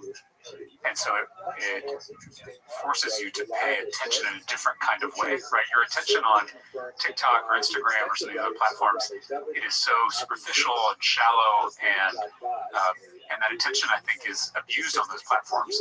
And I've talked to people in my own life who feel like the more time they spend on those platforms, the less you're able to pay attention to something. Oh yeah, right, in your daily life. But the fact, and what you mentioned about martial arts is this focus, right? I mean, you can't do anything great in your life without that focus. It's all. I mean, this might sound like a Buddhist, but the ability to kind of control your own mind and focus that mind and that spirit on something right in front of you on the here and now. I mean, that is the key to all success. And whether you're doing a podcast, whether you're doing sports or politics, but I feels like there's a whole generation of kids who are growing up who aren't getting that training for their attention, and it's just getting abused and shot. The only way for them to get that is to see an example of someone who's doing it. I mean, this is sports. This is where sports come in, where I think really excellent sports figures that excel, that do something that the other people that are their peers can't do, and then you can learn, like, what is he doing? What is LeBron James doing that's different? What is this guy? What is Ronaldo doing? What are these people that doing that's different? And almost all of them, it's discipline and focus. It's genetic factors, and coaching, and where they started. There's a lot of variables, but you can apply those things to your life. I think one of the things that's unique about podcasts is that it was a mistake, and that no one saw it coming, right? So no one cashed in on it. So no one controlled it.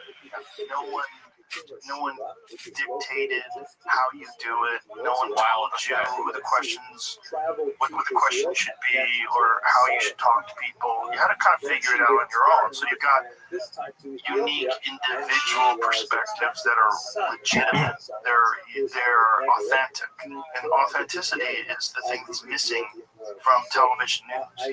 It's missing from anything that's corporate control, because you wouldn't allow it to be so scattered, right? And so chaotic, and so kind of dangerous. Because like if you're banking all your money on something succeeding, you would want to narrate it, you would want to hear it, but it doesn't work that way. Humans don't work that way, and I think in this landscape where we don't have authentic perspectives, the thing that rises is authentic perspectives, and I think that's, if you look at most of the podcasts out there, the people that are doing them are... There he is.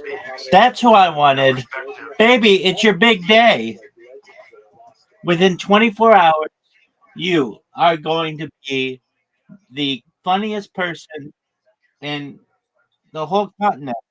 How you living, Pimp? What's your first joke?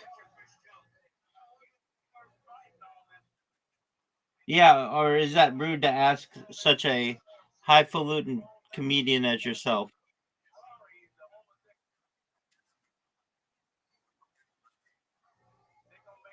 Yeah, dog.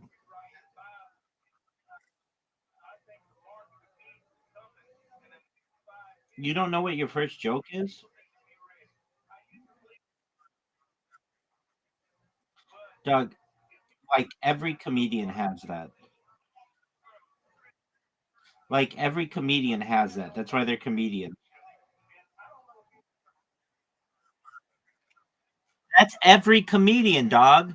They all do.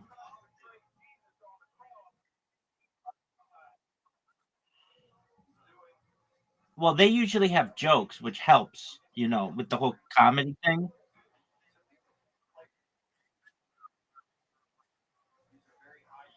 You need you really just need how long is the open mic? All right, you need a lot of material then. You don't have to fill 5 minutes though. You can just do like 1 minute, right?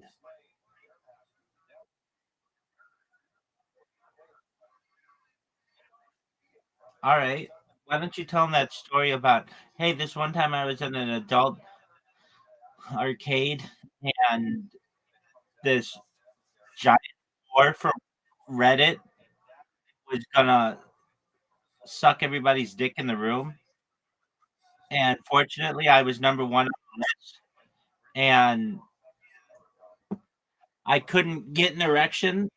And it was like trying to defuse a bomb with 20 other guys watching me. Yeah, dog, that's a funny joke. The defusing the bomb part is hilarious. Where the fuck did he just go?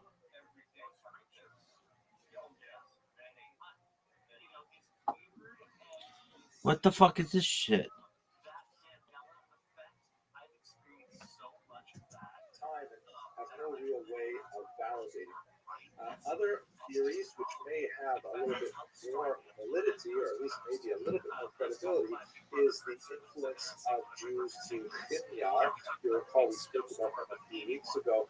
This is the kingdom in South Arabia that converted to Judaism sometime around the 4th, 5th century, and they had significant conflict with the kingdom of Aksum, which was based in what would be today called Ethiopia.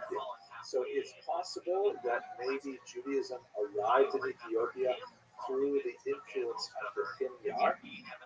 But what is without doubt is there is a certain population of people in Ethiopia who identify as Jews. We'll see there's a little bit of a caveat on what that word actually means. Living within or alongside the Christian kingdom of Ethiopia. Here's a representation of the Christian king speaking to Muslims.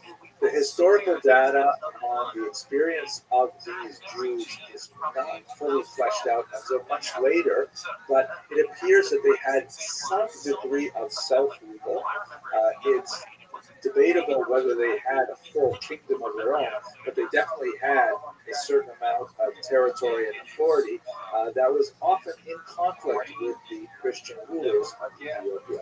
There is a famous Queen Yodit, who is sometimes identified as a Jewish queen, and historians have identified the high point of their self-rule in the 16th century, followed by a marked decline, as they slowly begin to lose much of their landed status. Their occupational profile changes from farming going into crafts, pottery, and other types of semi-urban types of professions, still very strongly represented in the martial arts, but gradually losing their connection to ancestral land, which would have very negative consequences when we get to the Now, let us speak a little bit about what do we call these people. I've kind of danced around it, and the term Ethiopian Jewry is sort of vague.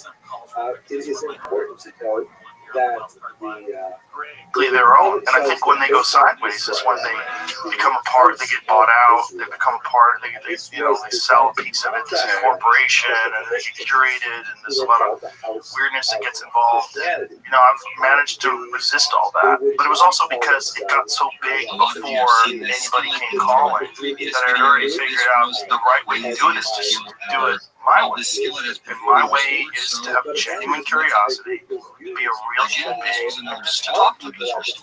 Well, I've just noticed just this conversation we've had that you have a gift for listening. And I think this is some of these platforms, or most of our news, or most of our media environment doesn't value anymore, is actual listening and learning.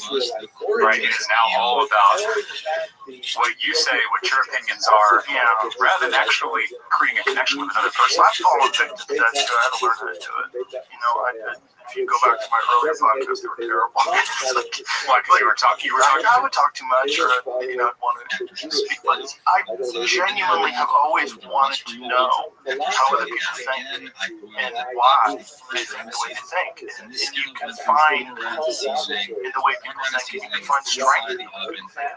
It's very inspirational. I've had an unexpected and unintended education from doing this. I didn't intend, when I first started doing it, it was just me and my friends, and we're just fucking around. And I just thought that was fun. I was like, it'd be fun to get together with my comedian friends. Like, we only work at night. Like, what are we doing during the day? Most of us during the day are just screwing off. It's like, what should we do? Let's get together and just have a bunch of laughs. And then all of a sudden it was like, okay, this has gotten so popular that people want to come on. Okay, let's see what Anthony Bourdain has to think about things. What does he have to say about stuff? What does Graham Hancock have to say about things? And people that I found genuinely interested were willing to sit down and talk to me. And I'm like, well, this is cool. Now I've got this like weird platform so I can ask questions and really find out why do people think the way they think? Why do they live their life the way they live? And what can I learn from that? And how can I apply that to my life? And how can I give them this ability to express themselves as clearly as possible, like where I'm not getting in the way of it, and I'm just trying to help them get it out as clearly as possible, whether I agree or disagree. I want to know why do they think the way they think? What is it? I want to know if you're a real thinker or if you're just a grifter. What's really fascinating to me is watching these people that were exiled from mainstream media because obviously the ratings have crashed and their credibility has plummeted. So then they try to pivot and become podcasters. But they're still like, Elon Musk said this so well about Don Lemon. It's like he's trying to do CNN outside of CNN. And you can't do that. You can't bullshit people in this world of no bullshit. And that's the podcast world. The podcast world is certainly some bullshit. But for the most part, what attracts people is if they know that this is really how you think.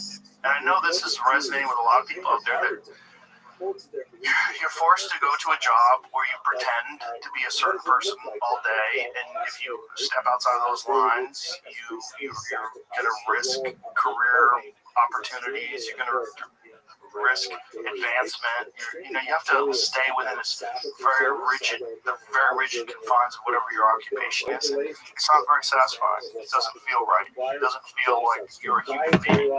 And they think that's the only way. And then they hear people talk and they go, okay, this is not the only way. There's other ways to think. There's other ways to live your life. Well, the fact that you have people from such different perspectives on, I don't think we have very many platforms like that anymore.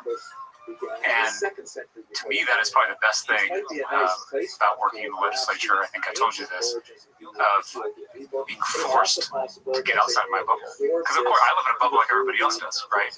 My information feed is curated like everybody else's, and I try to break out of that whenever I can.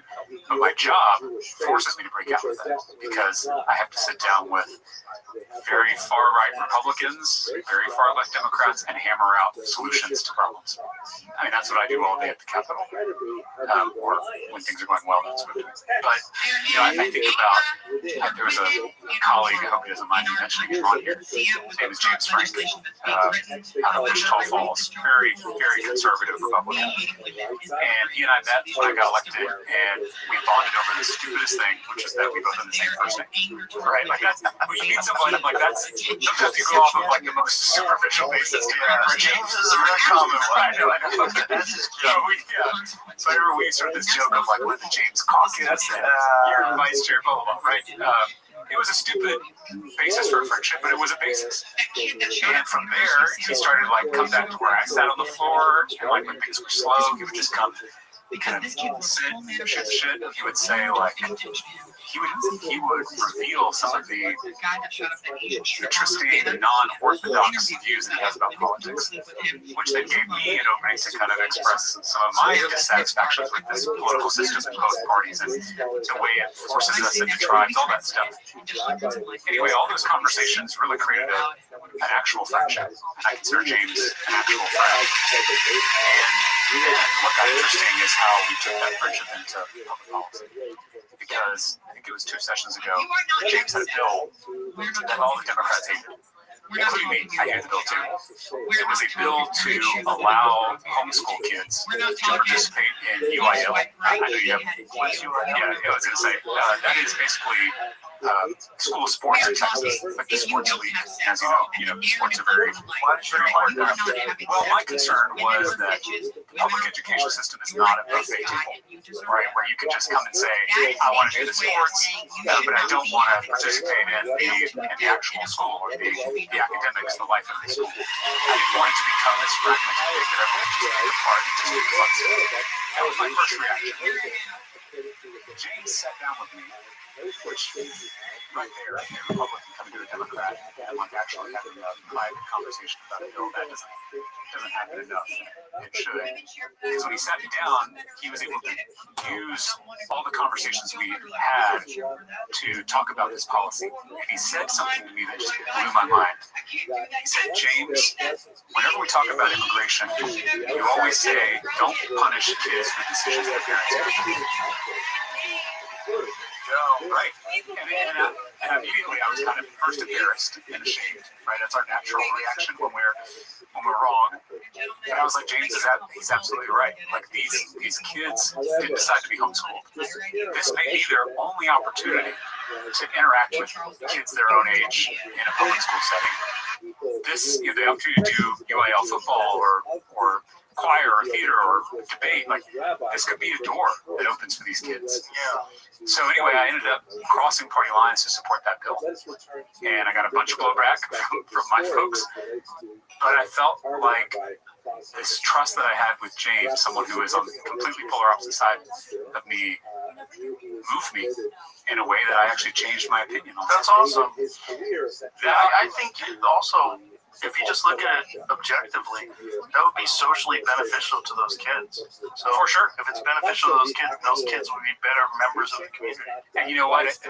We passed that bill a couple of years ago, and I got to talk with some of the homeschool kids that are participating, and it has been a game changer for them. And what's interesting is that has become a great recruitment tool for the local public schools. Right? Because then the public school is able to show off the UIL, how much fun it is, and then the kids sometimes enroll. The point is, like, I was open to changing my own mind. And that goes both ways. The next session, I had filed this bill. Sometimes I file a bill that I know is not going to pass in a Republican legislature, but I file it anyway so I can at least start a conversation, right? I passed a bill that was actually a Bernie Sanders idea. I filed the bill. It was to import cheaper prescription drugs from Canada directly to Texas, because Canadians pay half of what we pay for the same prescription drugs. And I didn't think it was going to go anywhere, and all of a sudden James calls me. It's like, I just read your bill. I love it. I'm a big believer in the free market, and Big Pharma is disrupting the free market. So suddenly, it was me and James Frank. We got it to the House, we got it to the Senate, we got it signed by the governor. And now Texas is working on its application to the FDA to import cheap prescription drugs from Canada. So, like, it goes both ways of you being open to changing your mind, and the other person being open, and suddenly progress is possible when there's a relationship. Well, that begs the question, like, why are you a Democrat? Well, my mother, as I told you, I was born to a single mom. She was a preacher's daughter from Laredo down the border. She left home at 19. She moved up to Austin. She met my birth father, who was a high school dropout and had a drinking problem. And that drinking problem sometimes led to being violent with my mother. And there was one night, with me and Mom and my birth father, and he had too much to drink and got violent again. And that was kind of the straw that broke the camel's back. And my mom decided right then that she was going to, so she packed all our stuff. She put me in her little Ford Escort. She drove me to the hotel where she worked downtown. The manager let us stay in one of the rooms for a few weeks until we found a little apartment in East Austin. And Mom, she took on double duty at the hotel. She fought for me at every instance, even when it was her own physical safety was at risk. And back then, this was early 90s, she could look over at the Texas Capitol and she saw Texas Democrats like Ann Richards, Bob Bullock, people who fought for the little guy, for working people who were forgotten and left behind. That was the classic Democratic Party. And so I remember when I guess I was maybe in kindergarten, and someone in school, they were talking about political parties, and I asked my mom what we were, and she was like, we're Democrats, because Democrats fight for the people. That was what she said. My mom is still a Democrat today, but I don't know how much our party is still true to that, but I do know that that's our historical legacy, is the party that fights for the little guy. And I think we're at our best when we do that today. We're at our worst when we stray from that. I would agree with that. So I still believe the Democratic Party can get back to those roots. I hope last year was a wake-up call, especially the National Democratic Party, about what needs to change and how we need to be different if we're going to build a big coalition to take on the issues that we care about. But that's why I'm a Democrat, and why I hope the party can get back to the roots. What are your aspirations politically outside of what you're doing right now? So, I told you I went to seminary. I'm still in seminary. I have about a year left of coursework. I'm going slow since I'm doing all this other stuff. My goal is to go full-time into the ministry whenever I'm done with seminary and I get ordained. You basically kind of like passing the bar after you go to law school. Like you go through seminary and you've got to get ordained, which is a whole different process. But I want to become a minister full time, and I would love, my pastor is probably listening to this podcast, whenever he's ready to hang it up and retire, I would love to take over and lead my home church.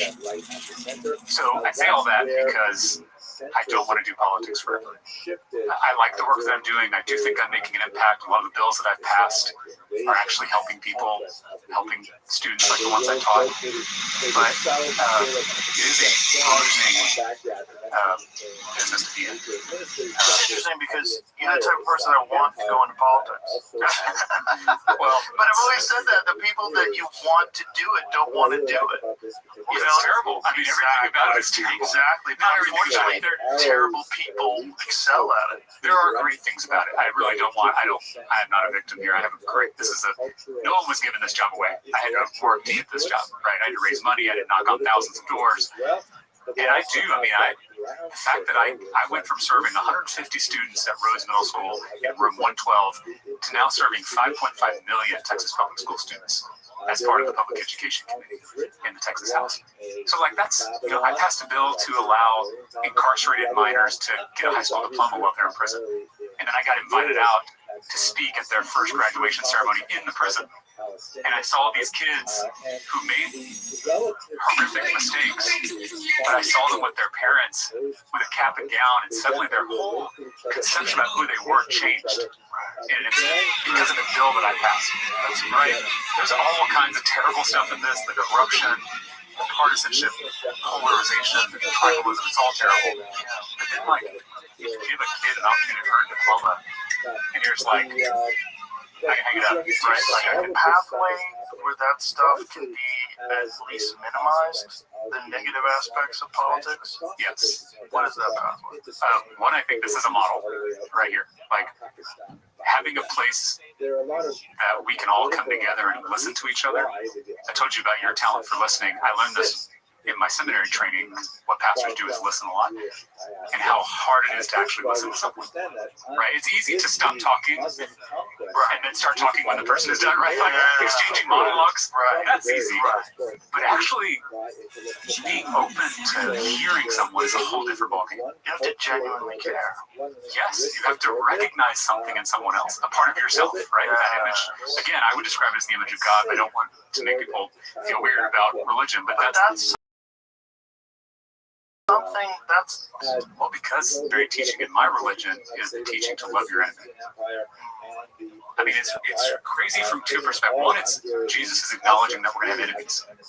Because you could see a world where he's just like, don't have enemies, right?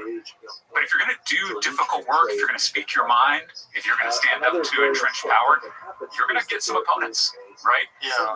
But then the revolutionary part is that you are called to love your opponents and your enemies just as you love yourself. Yeah. It's easy to say in church. Right. Imagine, I try and fail every day to do that in the legislature. To see my opponents as children of God. To see Donald Trump as a child of God. I'm probably going to get a primary challenge right there for saying that. But he is. He is. Yeah.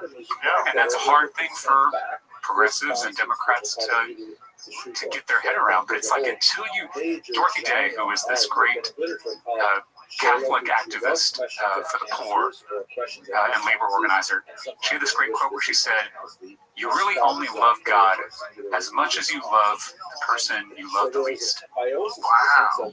You only truly love God as much as you love the person you love the least. In other words, the test of Christianity is not do you love Jesus, because Jesus is pretty lovable. The test is do you love Judas? I mean, that is radical.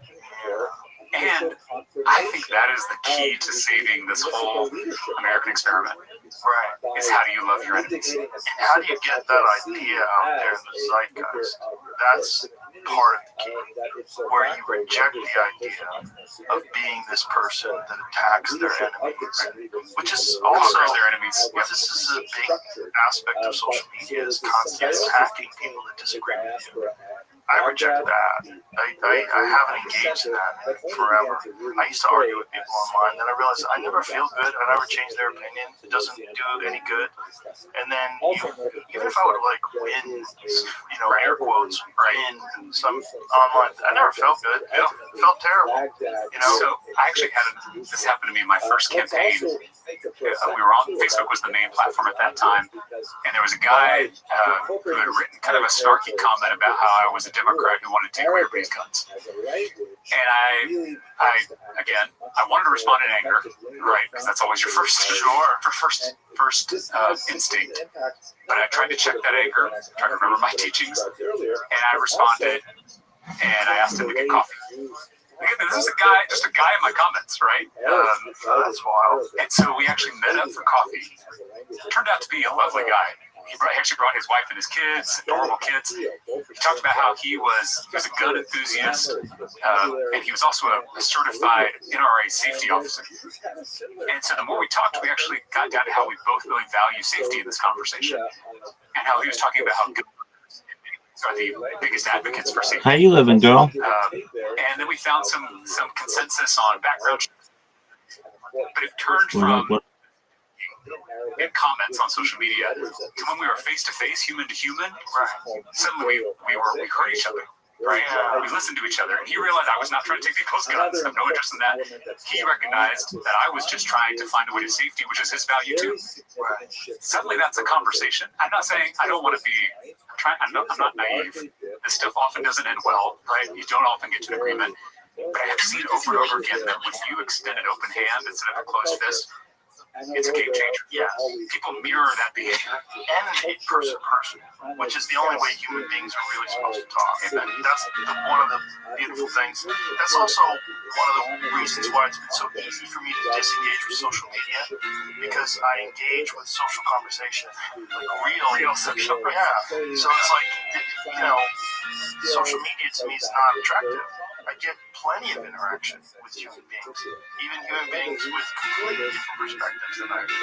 I'm very fortunate. I know that it's not available to a lot of people. I get it, but I think people get something out of these conversations because of that.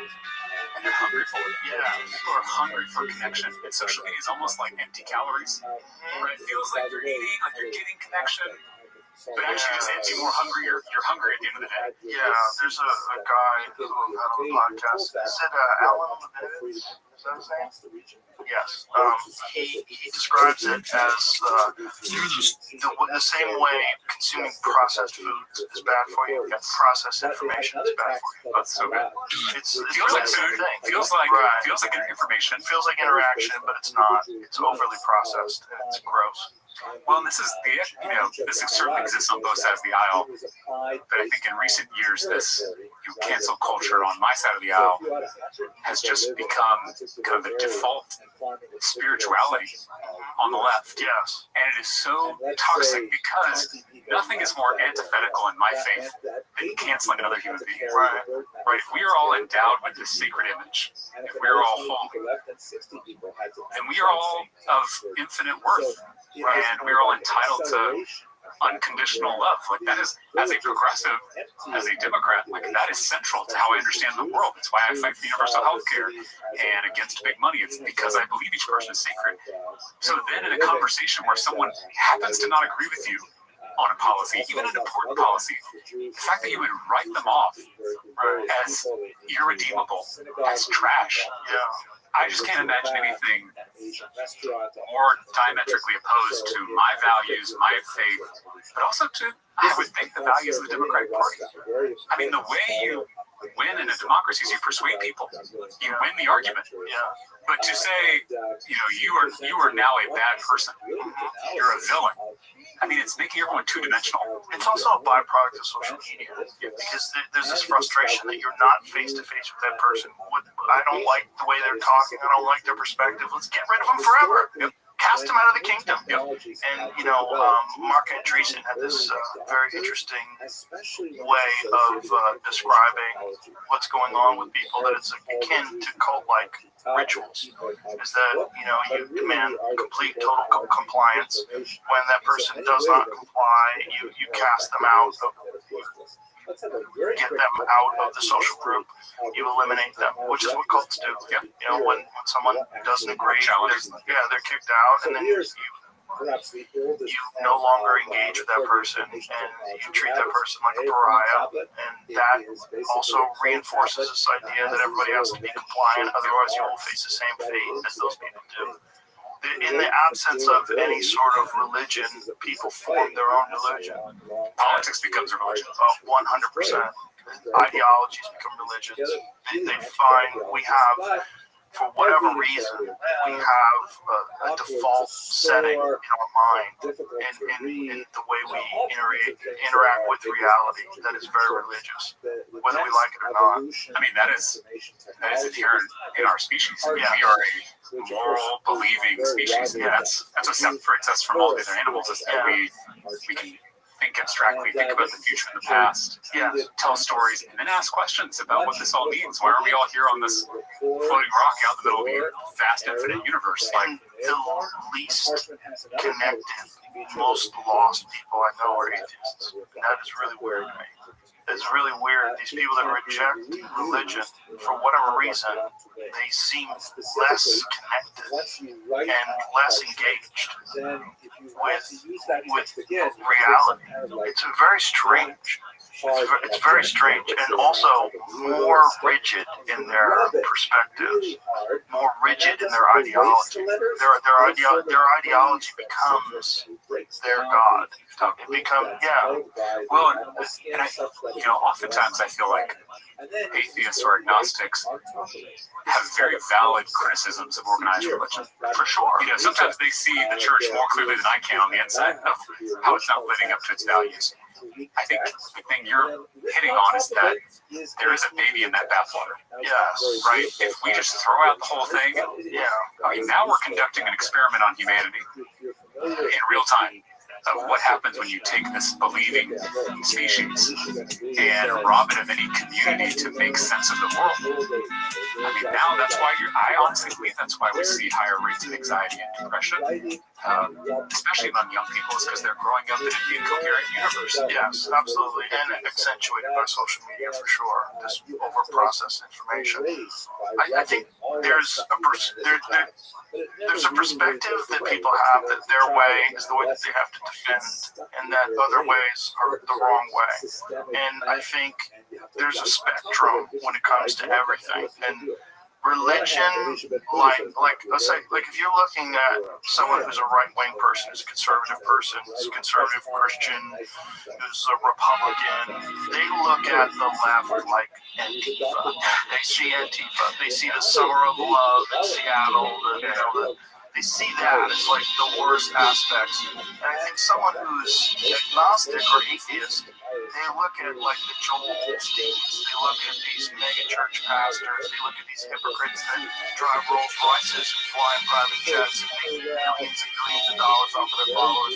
That's the worst aspects of Christianity. Because that is the worst aspects of Christianity in a lot of ways. It's the bastardization of the teachings, the taking advantage of people that want to believe and using it for their own personal gain. And so they think of those people as hypocrites, and they think of all these people as like the worst aspects of society, because they're looking at the worst aspects of this one group that's comprised of a billion people, which is kind of crazy, but that's what we do. And it's not just religion. Yeah. I mean, a big criticism I have of my own side is that, I mentioned earlier this pattern of order, disorder, reorder. It's the pattern of the universe that these religions are talking about. And we all, were born into certain stories, whether it's religion, patriotism, masculinity. These are stories that we're born into. We grow up and we start to question these stories, which is natural. I feel like my side is stuck on that second step. We haven't made it to that third step, that reordering, that resurrection, reincarnation, where we're taking these things and we are understanding them anew. Because religion can be toxic, but it is not inherently toxic. Right. Patriotism can be toxic, but it is not inherently toxic. Masculinity can be toxic, but it is not inherently toxic. Like, understanding that these are things that we can reclaim and be proud of, I think is something that hasn't quite seeped in on my side. So we end up just rejecting all of it. All religion is bad, patriotism is bad and naive, right? And I just don't think those things are true. So I do think our challenge on my side of the aisle is, how do you get to that third step of feeling disillusioned, but then using that to rise and create something new and reclaim. Yes, politics is corrupt, but it doesn't have to be. Right. We can every system we have is a choice. They're human systems. We make them. Right. I mean, we can make it better if we make that decision to do so. I do feel like right now cynicism is like the hottest thing.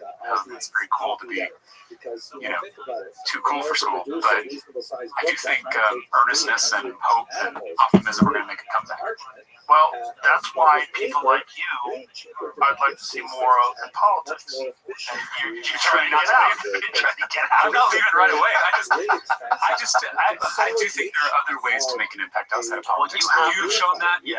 I can do that in the ministry. Like, I do think we're missing that moral clarity in our political conversation that really can only come from faith leaders. I think the cynical perspective is that at the highest level, it's all being controlled by money, and that's not going to change. Like the people that were very hopeful for change when Trump got into office, one of the things that everyone was promised was, you're going to find out the Epstein client list, and you're going to find out who killed JFK and what the UFOs were all about. You haven't heard a fucking peep out of any of that shit. Yeah. No one knows nothing. And today, they just finally said, there's no client list, there's no videos. I mean, Cash can tell.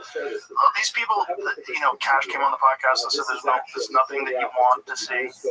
This guy, nothing you need to see. Dan Bongino, who's always like shouting from the rooftops, we're going to get to the bottom of this and find out who these people are.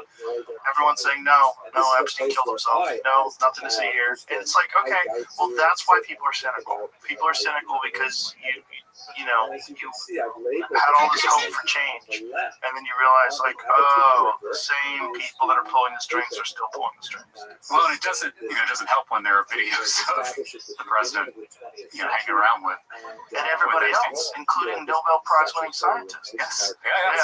It's not just limited. Yeah, I mean, it's that whatever that compromise organization was, whatever that thing was that they were running, whatever this game was, that I'm sure they're running another version of it right now, where they provide experiences to people that have a very difficult time, getting out there and having their fun, and then they compromise them. I mean, I think it's a time-honored tactic of control. It's been around forever, and obviously it works.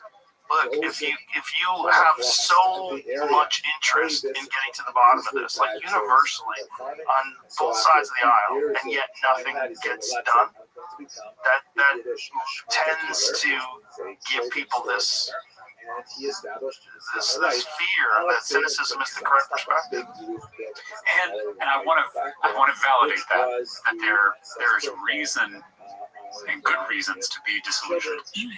I guess all I'm pushing back on is that second step of it's always going to be this way. Right. It doesn't have to be this way. That is the key step. Right. So you need to run for president. We need someone who's actually a good person. Well, because the Democrats have very few candidates that are. Can I actually push back on that, please? Because we're talking about how politics has become a religion. This is one of the ways it does, is people put all their faith in a politician. No, but I'm not saying that. I've seen it with Bernie. Yeah. People, and I like Bernie a whole lot, but some people treat him as if he's a messianic figure. Well, because he's trying to the right people treat him as a messiah in some ways. Like this isn't true. One of the only ones that's been remarkably consistent. I know. And so he's still a flawed human being, right? I mean, that's so rare. It's so rare. I know, but my point is, should be praised. but instead of like the change is going to come from your listeners, not from me, right? I can be a part of that. But I mean, if there's any hope I can give people, it's that the people in power, including the billionaire mega donors who basically run this whole thing, and I can get more into that if you want, please do. but they are very afraid of the power that Look at this athleticism, that I know for folks. sure. This motherfucker throwing up so drinks much on. time. Let's talk about the two billionaires that I think basically control the state government here in Texas. And I don't know if you or even your listeners necessarily know about them. It's two billionaires from West Texas. Their names are Tim Dunn and Ferris Wilks. Dunn and Wilks. They made their money in oil and gas. I was just going to say, some people get confused with Brooks and Dunn. Wilks and Dunn is the bad one. Brooks and Dunn, good one.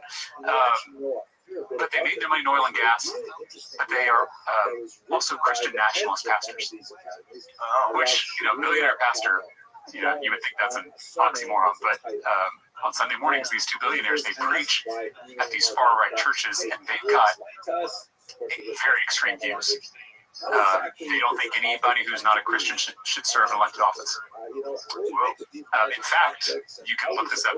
Don't take my word for it. Do your own research. But they told the former Republican Speaker of the Texas House, a guy named Joe Strauss from San Antonio, that he didn't have a right to be Speaker because he's Jewish, and that's a Republican. So they are dominionists. They're Christian nationalists. This is the world that they have. But they basically. Every single Republican state senator in Texas has taken their money. Every single one. A majority of the Republicans in the state house have taken their money. And for some of those lawmakers, a majority of their total campaign contributions come from just these two guys. Like they increasingly run this whole government here in Texas. And you ask where the Ten Commandments bill comes from. You ask where that school counselor chaplain bill comes from, the voucher bill, the abortion ban. A lot of this is driven by these two billionaires. That's wild. And they give to politicians, but it's actually much bigger than that because they have this sprawling network of think tanks, advocacy organizations, media outlets, Daily Wire, right, funded by them. So like they are creating an empire to to control every aspect of the state. I mean, I don't mean to sound alarmist, but that's what's happening. You can, and again, your listeners should do their own research on this to learn about it. But there's been a lot of stories about these 2 billionaires and their control over state government. And I say this because a big part of the Daily Wire is Ben Shapiro. Ben Shapiro is very Jewish. Well, and these 2 billionaires hosted a meeting with Nick Fuentes, who is a Holocaust denier, and got a lot of pushback. Nick Fuentes is a denier, or does he debate the numbers? Well, to be fair, I don't listen to a lot of Nick Fuentes, which is on me, but who funds it? Duo serves, yep. Dan and Ferris Wilks, Daily Wire was launched in 2015. Billionaire petroleum industry brothers. And again, I think the important part about these 2 guys, maybe more important than the oil and gas stuff, is that they have this extreme religious worldview. And they have the money to be able to actually implement that worldview on 30 million people in the state of Texas. And now they're trying to go national by trying to win a U.S. Senate seat. So, I mean, if your listeners haven't heard of Tim Dunn and Ferris Wilks, they need to. One, because not only do they make policy increasingly for 30 million Texas, but now they're trying to go national. And a lot of their views and a lot of their politics are going to become nationalized. Yeah, I interrupted you. You were talking about Nick Fuentes. Well, so my point was that Dunn and Wilks, and I've probably become the most outspoken critic of these guys, because I do think people need to know their names, right? You open up your social media feed, you listen to the news, and you hear about Greg Abbott, Dan Patrick, or even James Tallarico, but you don't actually hear about the 2 guys who run the whole thing. So, but my point is that they spend so much of their energy and their money and their time trying to create wedges between people. So let's just take schools, for instance. The centerpiece of their agenda was this school voucher bill, which you probably heard about, which is basically taking money that would go to neighborhood public schools and sending that money to religious private schools. Those who are around Dunn and Wilks say that their ultimate vision is to replace public schooling with religious schooling for everyone. That's what they're trying to get to. Yes. And so, but they know that Texans love their public schools, right? Like, I mean, public education is enshrined in our state's constitution. Friday night lights in a lot of these small towns. The school is not just an academic institution; it is the community hub that brings people together. So, if Dunn and Wilks want to get rid of public education, which I think they do, and I think the journalism bears this out, they've got to drive a wedge between people in their public school community. And so they deliberately fund a lot of the book stuff, a lot of the cultural stuff, the craziness at school boards. A lot of that is kind of funded and organized through the Dunn and Wilks empire. Of course, people should go to the school board if they have an authentic problem with the school district, which that happens a lot. But when you actually look into when you follow the money about who is getting the people to show up, who is distributing the information, who is riling people up about some of this stuff and undermining trust in public education, it's often Dunn and Wilks, and it isn't in pursuit of this policy goal, which is to defund and close neighborhood schools. We've already seen schools close all over the state of Texas because they're being systematically underfunded. So I use this as an example. There are valid critiques at public schools, don't get me wrong, and I've made those critiques myself. But when you look at where the money's coming from, and the fact that it is intentionally drawing a wedge or putting a wedge between people and undermining trust in education so that they can privatize it and profit off of it, I think that whole story needs to be recognized so people can understand how the left versus right stuff is actually not as important as the top versus bottom stuff. That these billionaires we're not going to have public schools that a lot of, there's no way I'd be on Joe Rogan right now if I hadn't had Texas public schools. Because my mom didn't go to college. The only way I got to college is because of public schools. Free, high-quality public schools, period. And I think there's a lot of people who would say the same thing. And these 2 guys are terrified of... Yes, because what they're worried about is, and I'll take the voucher fight in particular, we almost beat this voucher bill because it was a coalition of Democrats in urban and suburban areas and then rural small town Republicans coming together because we all benefit from public schools. right? We set aside our party differences, even some of our ideological differences, and we said, we all need well-funded public schools that can actually give our kids the opportunities they deserve. That coalition was not only a threat to Greg Abbott or Dan Patrick, it was a threat to Dunham Wilkes. Because if we recognize that we have far more in common than the stuff that divides us, then that's a threat to their power. It's a threat to their wealth. That unity, that loving your enemy is not just morally good, it's not just idealistic. It is good strategic advice, because when we're united, when we're together, then we make it a lot harder for those two guys to come in and dismantle these ladders of opportunity that we have. And, and we have fewer and fewer ladders of opportunity. Public schools are one of them. So I think this is a prime example of what I mean when I say a lot of the divisions, a lot of the platforms that are dividing us, that are run by billionaires, all of that is intentional so that we are fighting each other instead of asking hard questions about the wealthy special interests and what their agenda is. That is just the phenomenon that I have seen in my 4 terms, and I don't know if everyone is fully awake to that. That we're getting played. Where don't think people are, and I think you saying it is very important. I think most people are unaware of it. Well, how would they know? Right? I mean, they're not, and this is a problem with media. Like the mainstream media, for some reason, will not name these two guys. Right? I think it's like this gentleman's agreement, or like you have to talk about the elected officials. I'm like, it doesn't matter who the elected officials are if these billionaires buy whoever's elected. Right? I mean, this to me is the real story, and I honestly don't. There are some outlets that are covering it, but just most of them don't. I'll even bring them up in an interview, like on local news, it'll get taken out of the interview. Yeah.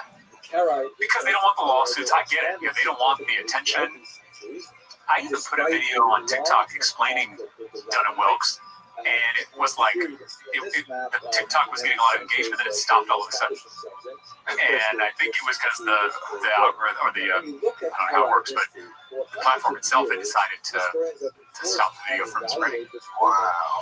So, I mean, that is, I just do think people have to, your listeners, who maybe some of them are sick of politics, they think it's all corrupt, that is all true, I validate that.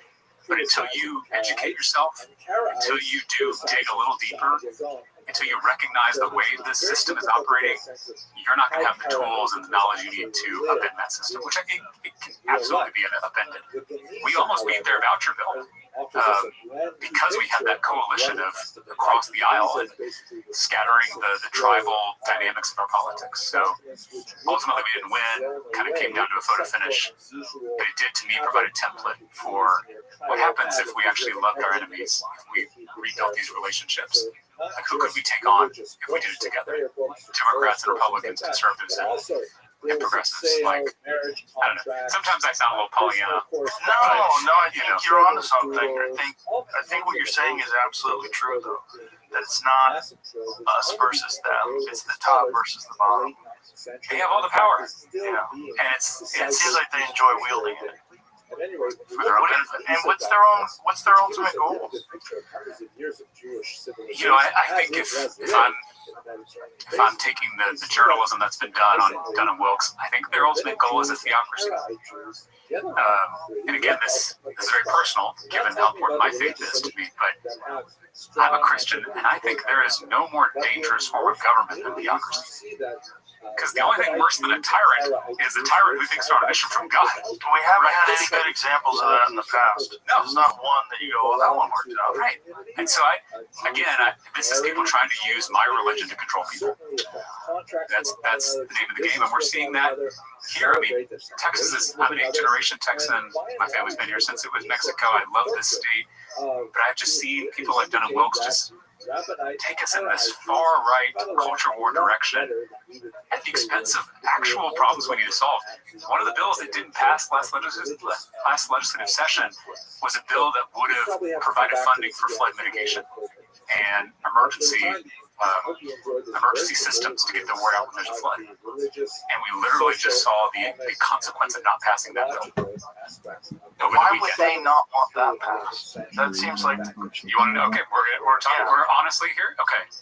that bill was passed by Representative Ken King, a Republican, someone I often have disagreements with, but he's a good man. He's from far north Panhandle, where they saw historic wildfires last year. So he put this bill that would have addressed wildfires, also flooding, and would have, I think, saved some of the lives in Hill Country over the weekend during those catastrophic floods. That bill passed the state house, the lower chamber that I'm in, on a bipartisan basis. Overwhelmingly, Democrats and Republicans said, this is good policy, let's pass it. Dan Patrick, the lieutenant governor, who controls the state Senate, which is the upper chamber, he held that bill hostage so that he could get his THC ban through. And again, I know this may confuse people outside of Texas. We legalized hemp a few years ago. It's a booming industry. It's a product that's providing people a lot of relief. Dan Patrick decided to put this bill forward that would ban all THC products in the state of Texas, basically close hundreds of businesses across the state, lay off thousands of people. Why do you think he did that? Let's go back. Follow the money. What industry do you think was most invested in taking this new product off the market? Pharmaceutical drug? No. Alcohol. Big alcohol. Big beer. And I guess I love beer. I mean, this is not a critique of them. My point is they use their influence to take a competitor out of the market. By the way, a competitor that is, research suggests, is safer and less addictive than alcohol. Again, I'm not disparaging alcohol, but it has a lot of negative side effects and a lot of negative, and it is very addictive. I have members of my family who struggle with addiction and struggle with alcoholism. THC can be, under the right circumstances, an alternative. I mean, there are seniors who use it for chronic pain. There are veterans who use it for PTSD. There are just Texans with anxiety who use it to chill out at the end of a long, stressful day. And so the fact that the lieutenant governor, one, would do the bidding of one industry over the other, two, would hold up literally a life-saving bill that could have possibly saved lives over the weekend in those floods, just to cater to wealthy special interests, to me is just an encapsulation of everything that's wrong with politics, right? I mean, so that's the kind of stuff. When I told you my second term I started to feel discouraged, that's the stuff. Because you just walk, I mean, politics are so people. Like, I walk out of that chamber just feeling totally and utterly defeated, right? Like, I feel like I'm pushing against the ocean sometimes. And people are going to suffer with this THC ban if it goes into place. Needlessly. It's foolish. It's really foolish, and it's not the direction the country's going. The country's going towards legalization, which it should, and then also taxing. Yeah, it would be a tremendous tax benefit to everybody. It's a tremendous revenue benefit to the state. And regulation, I'm open. I actually voted for a regulation bill, right? We shouldn't have smoke shops right next to schools. Right. The packaging shouldn't look like kids' candy. I'm all for that. Pesticides, herbicides, toxic chemicals all that is being used on them, and yeah.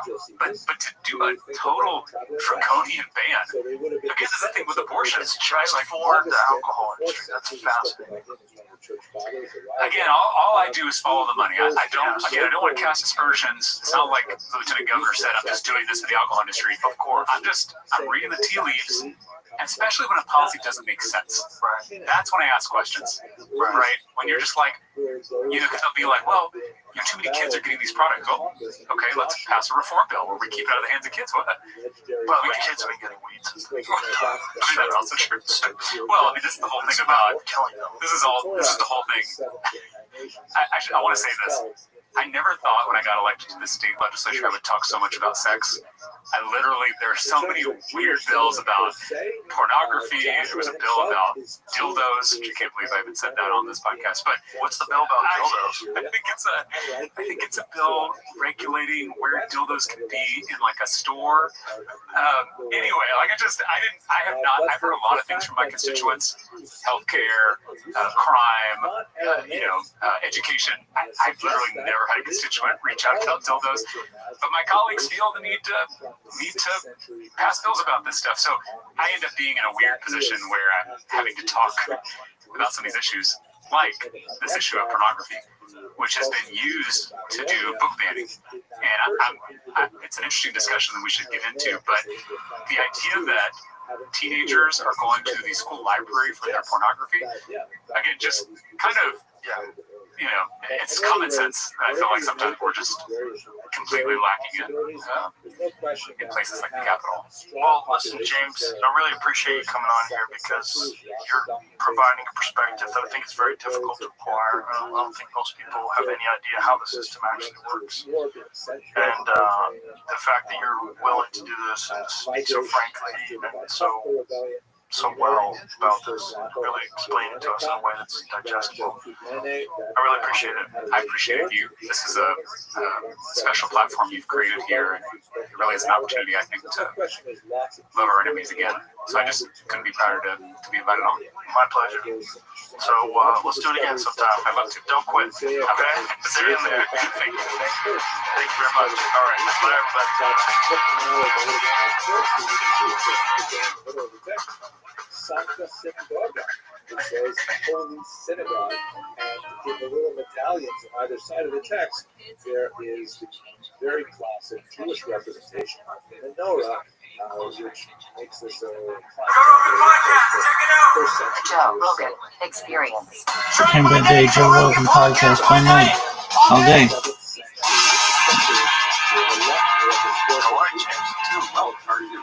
Very good. Nice to meet you. Nice to meet you. Thanks for having me. Well, my pleasure. I found out about you from my friend Brian Simpson. He was in the green room of the comedy mothership, and he was telling me how excited he was about you. He said he watched some lecture, I think. A derogatory term that was applied by the Greeks to the indigenous peoples of North Africa, lacking, respect for their local technology. They refer to their language as being kind of like a gibberish. They say bar, bar, bar, and if you get the term in English, barbarian. But ultimately, the term is transvalued and is used to refer to these peoples without necessarily having a negative connotation. Now, Burak nie sprawdza się w biznesie, za to buraki w promocji sprawdza się w Wix. And the Muslims were surprised to see significant Jewish populations among these peoples. The earlier Semitic context, the earlier migration of Jews, no doubt had an impact on the local populations. The conversion to Judaism was especially pronounced among the nomadic forms of the Berber civilization, the so-called Boter branch, that were less sedentary and actually quite warlike, which is fascinating to see. In particular, you see there's a lot of legends regarding Queen Kahina of a tribe called Jarawa that is associated with Judaism. In fact, the term Jarawa may be related to the Hebrew term ger. Ger means convert. And although there are lots of questions surrounding Queen Kahina and trying to understand whether or not she is actually Jewish, if the Jarawa were actually Jewish at this time, but she was nevertheless a major part of 7th century history for her ferocious defense of her tribe from the Muslim invaders. She actually fell in battle herself, but it is significant in terms of describing the extent to which Judaism The Joe Rogan Experience. During my day, Joe Rogan podcast by night, all day.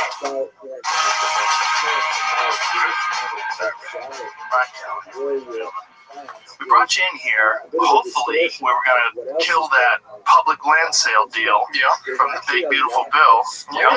We did it. Before we even got you in here. Well, I mean, we're not out of the woods yet. Is the reality, I mean, I was hoping that you and I were gonna team up and tee off on these sons of bitches and watch it die together. That would have been ideal. I think it's dead. It is dead. It is dead, but we're a long way from this stuff being dead ever. Dead forever. Yeah, right. Exactly. It's got to be dead forever. It's not theirs to sell. It's very unique to the United States. It's an amazing thing that we have. And I don't think people in other countries understand this. I don't think people in America even understand how unique it is. Like our public lands, what they did when they set that up, not just national parks, but all public lands, we create this insane resource, this beautiful resource where we can go into the mountains and the woods and enjoy nature, and it's ours.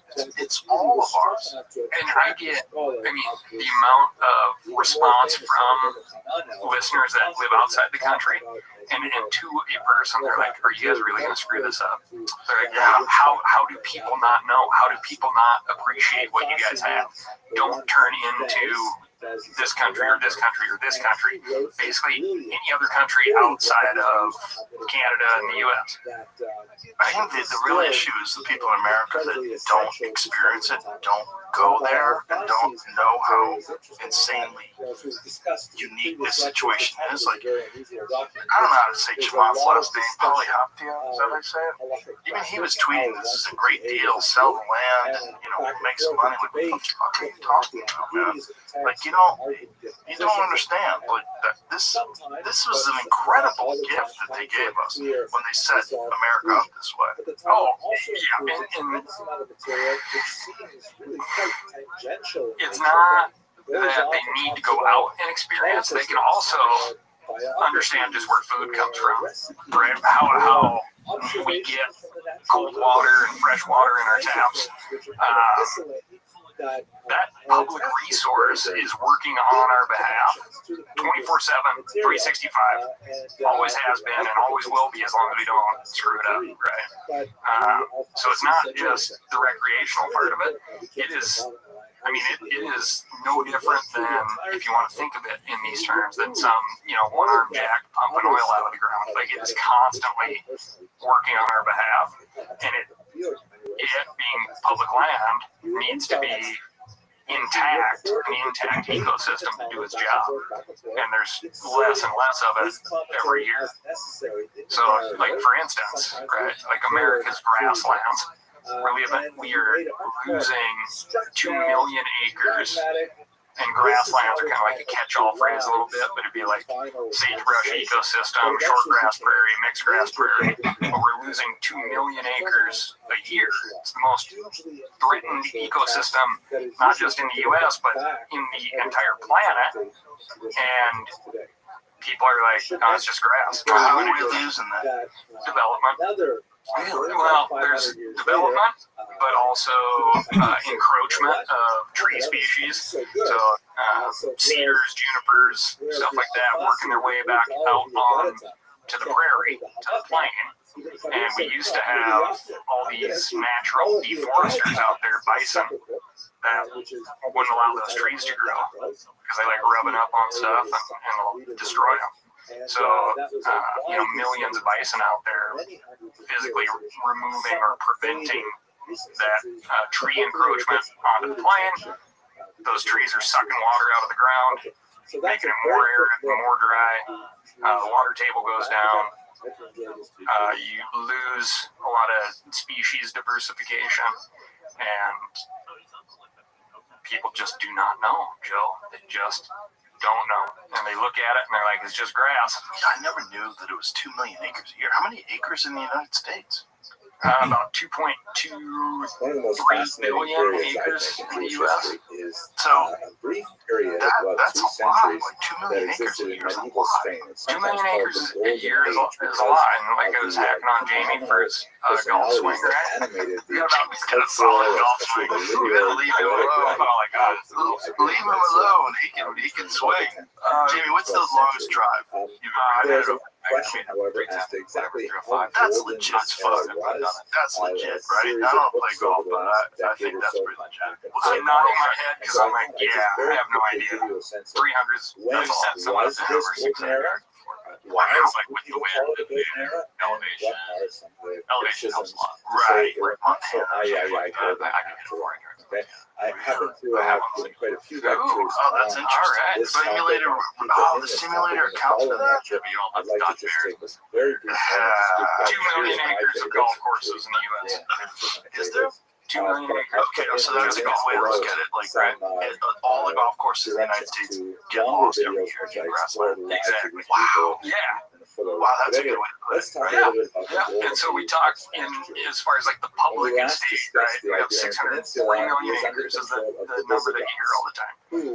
83 million of those are national parks. But thanks to the great state of Alaska, you can hunt inside the boundary of some national parks up there to the tune of about like 43 million acres. As we big discussed chunks, earlier, right? there's a lot of questions surrounding exactly And then the you nature of remove a little decrees for implemented, because we structures, really have the roads. legislative side You have to over look at, to try and examine 400,000 ministry, but it was miles a period of road remarkable on Forest Service and anti-Semitic BLM ground.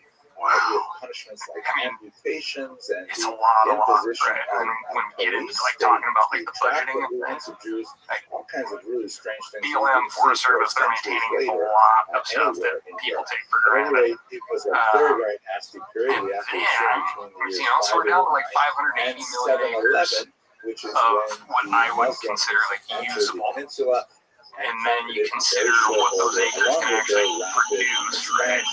Which, you go to a super arid state, you need a lot more land to support don't get a lot like of mammal information ungulate about type the life flourishing of than you do sort in of a state that's Muslim synthesis got a lot more water. this kind of That's cultural growing a lot of coexistence food in that a was smaller amount of celebrated for space, the first right? couple hundred years. So By the time we get to the 10th century, to make things changed palatable for dramatically. people, One of the we're concepts that always comes up doing again and again in the work of like origin dumbing stories things of down, this dumbing down the golden messaging.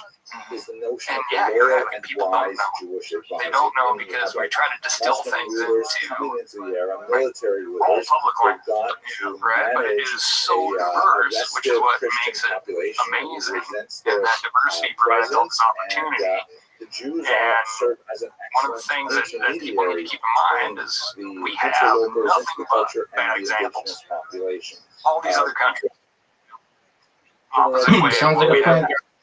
And one of America's largest exports have no special in art is hunters. We send hunters all over the world to support these other economies. And what we have here at home is insanely valuable. And it just becomes more and more valuable because we have large, intact ecosystems that you just more and more cannot find anywhere else, right? Yeah, and I wish more people appreciate it. I wish more people experience it. There's just too many people that just are landlocked. You might want to make my landlocked in cities. Urban locked is probably the best term for it. There's too many people that just don't go out. They don't know how amazing it is. It's like, I would say that it's like a vitamin that you didn't know you needed. You know, you get out into the real wild, the real woods. It's some kind of a nutrient that you didn't know you needed. Oh, man, I was just up on, went up to the Arctic, went up to Arctic National Wildlife Refuge to check that place out. And 24 hours of sun, right? Land in the midnight sun.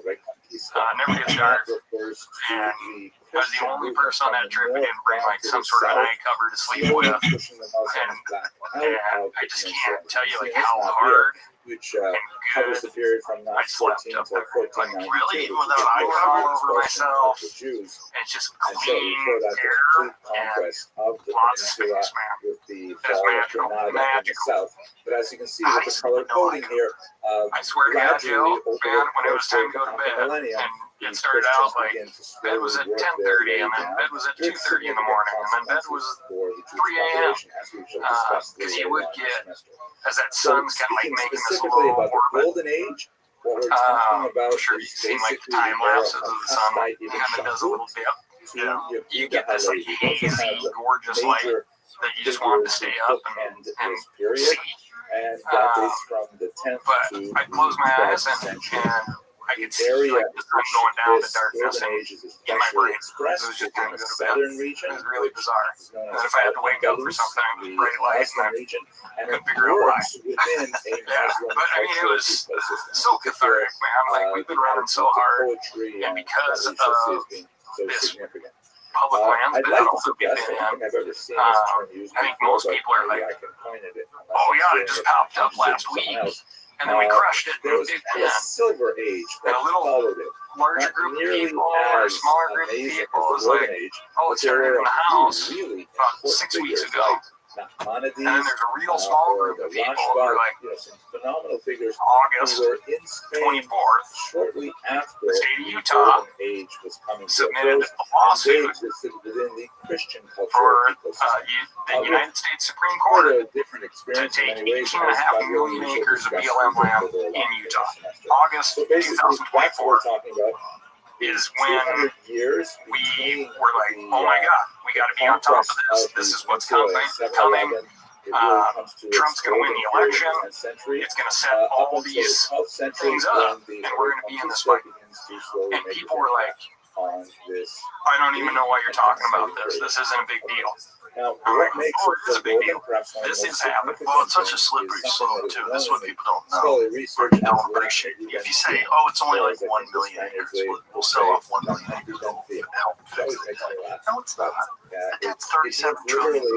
It's you guys have to fix the debt by selling off public land. And if you open up that slippery slope to these fucking vampire developers, they're going to keep doing it. They're going to keep sucking on that blood until there's nothing left, until it's just the national parks. Oh, we preserve Yellowstone. Oh, great. And that, quite literally, like Mike Lee is like the figurehead of this right now.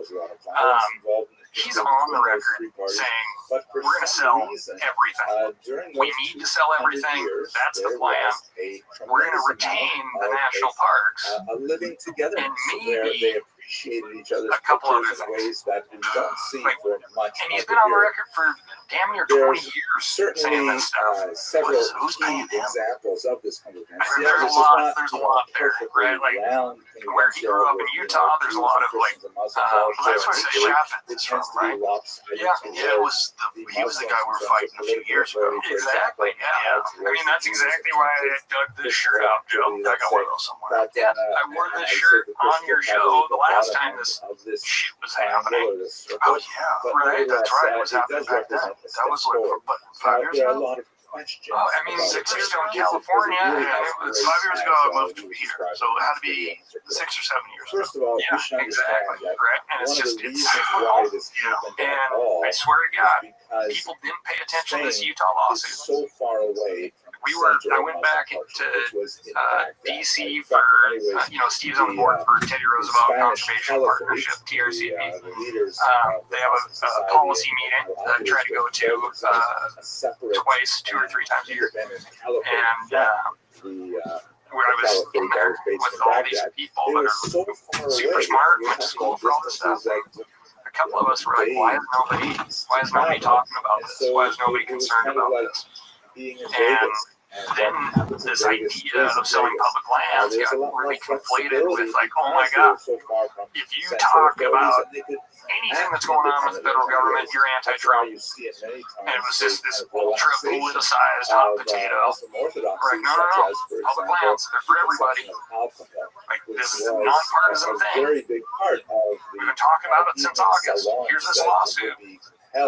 Like, they're selling land that belongs to everybody. It doesn't matter what state you're in. And then, like, the next domino fell, and a bunch of states and counties signed on an amicus brief for that Utah lawsuit, which is like a friend of the court filing, because they wanted to get it, like, stuff's going up for free or fire sale. They want to be in on it.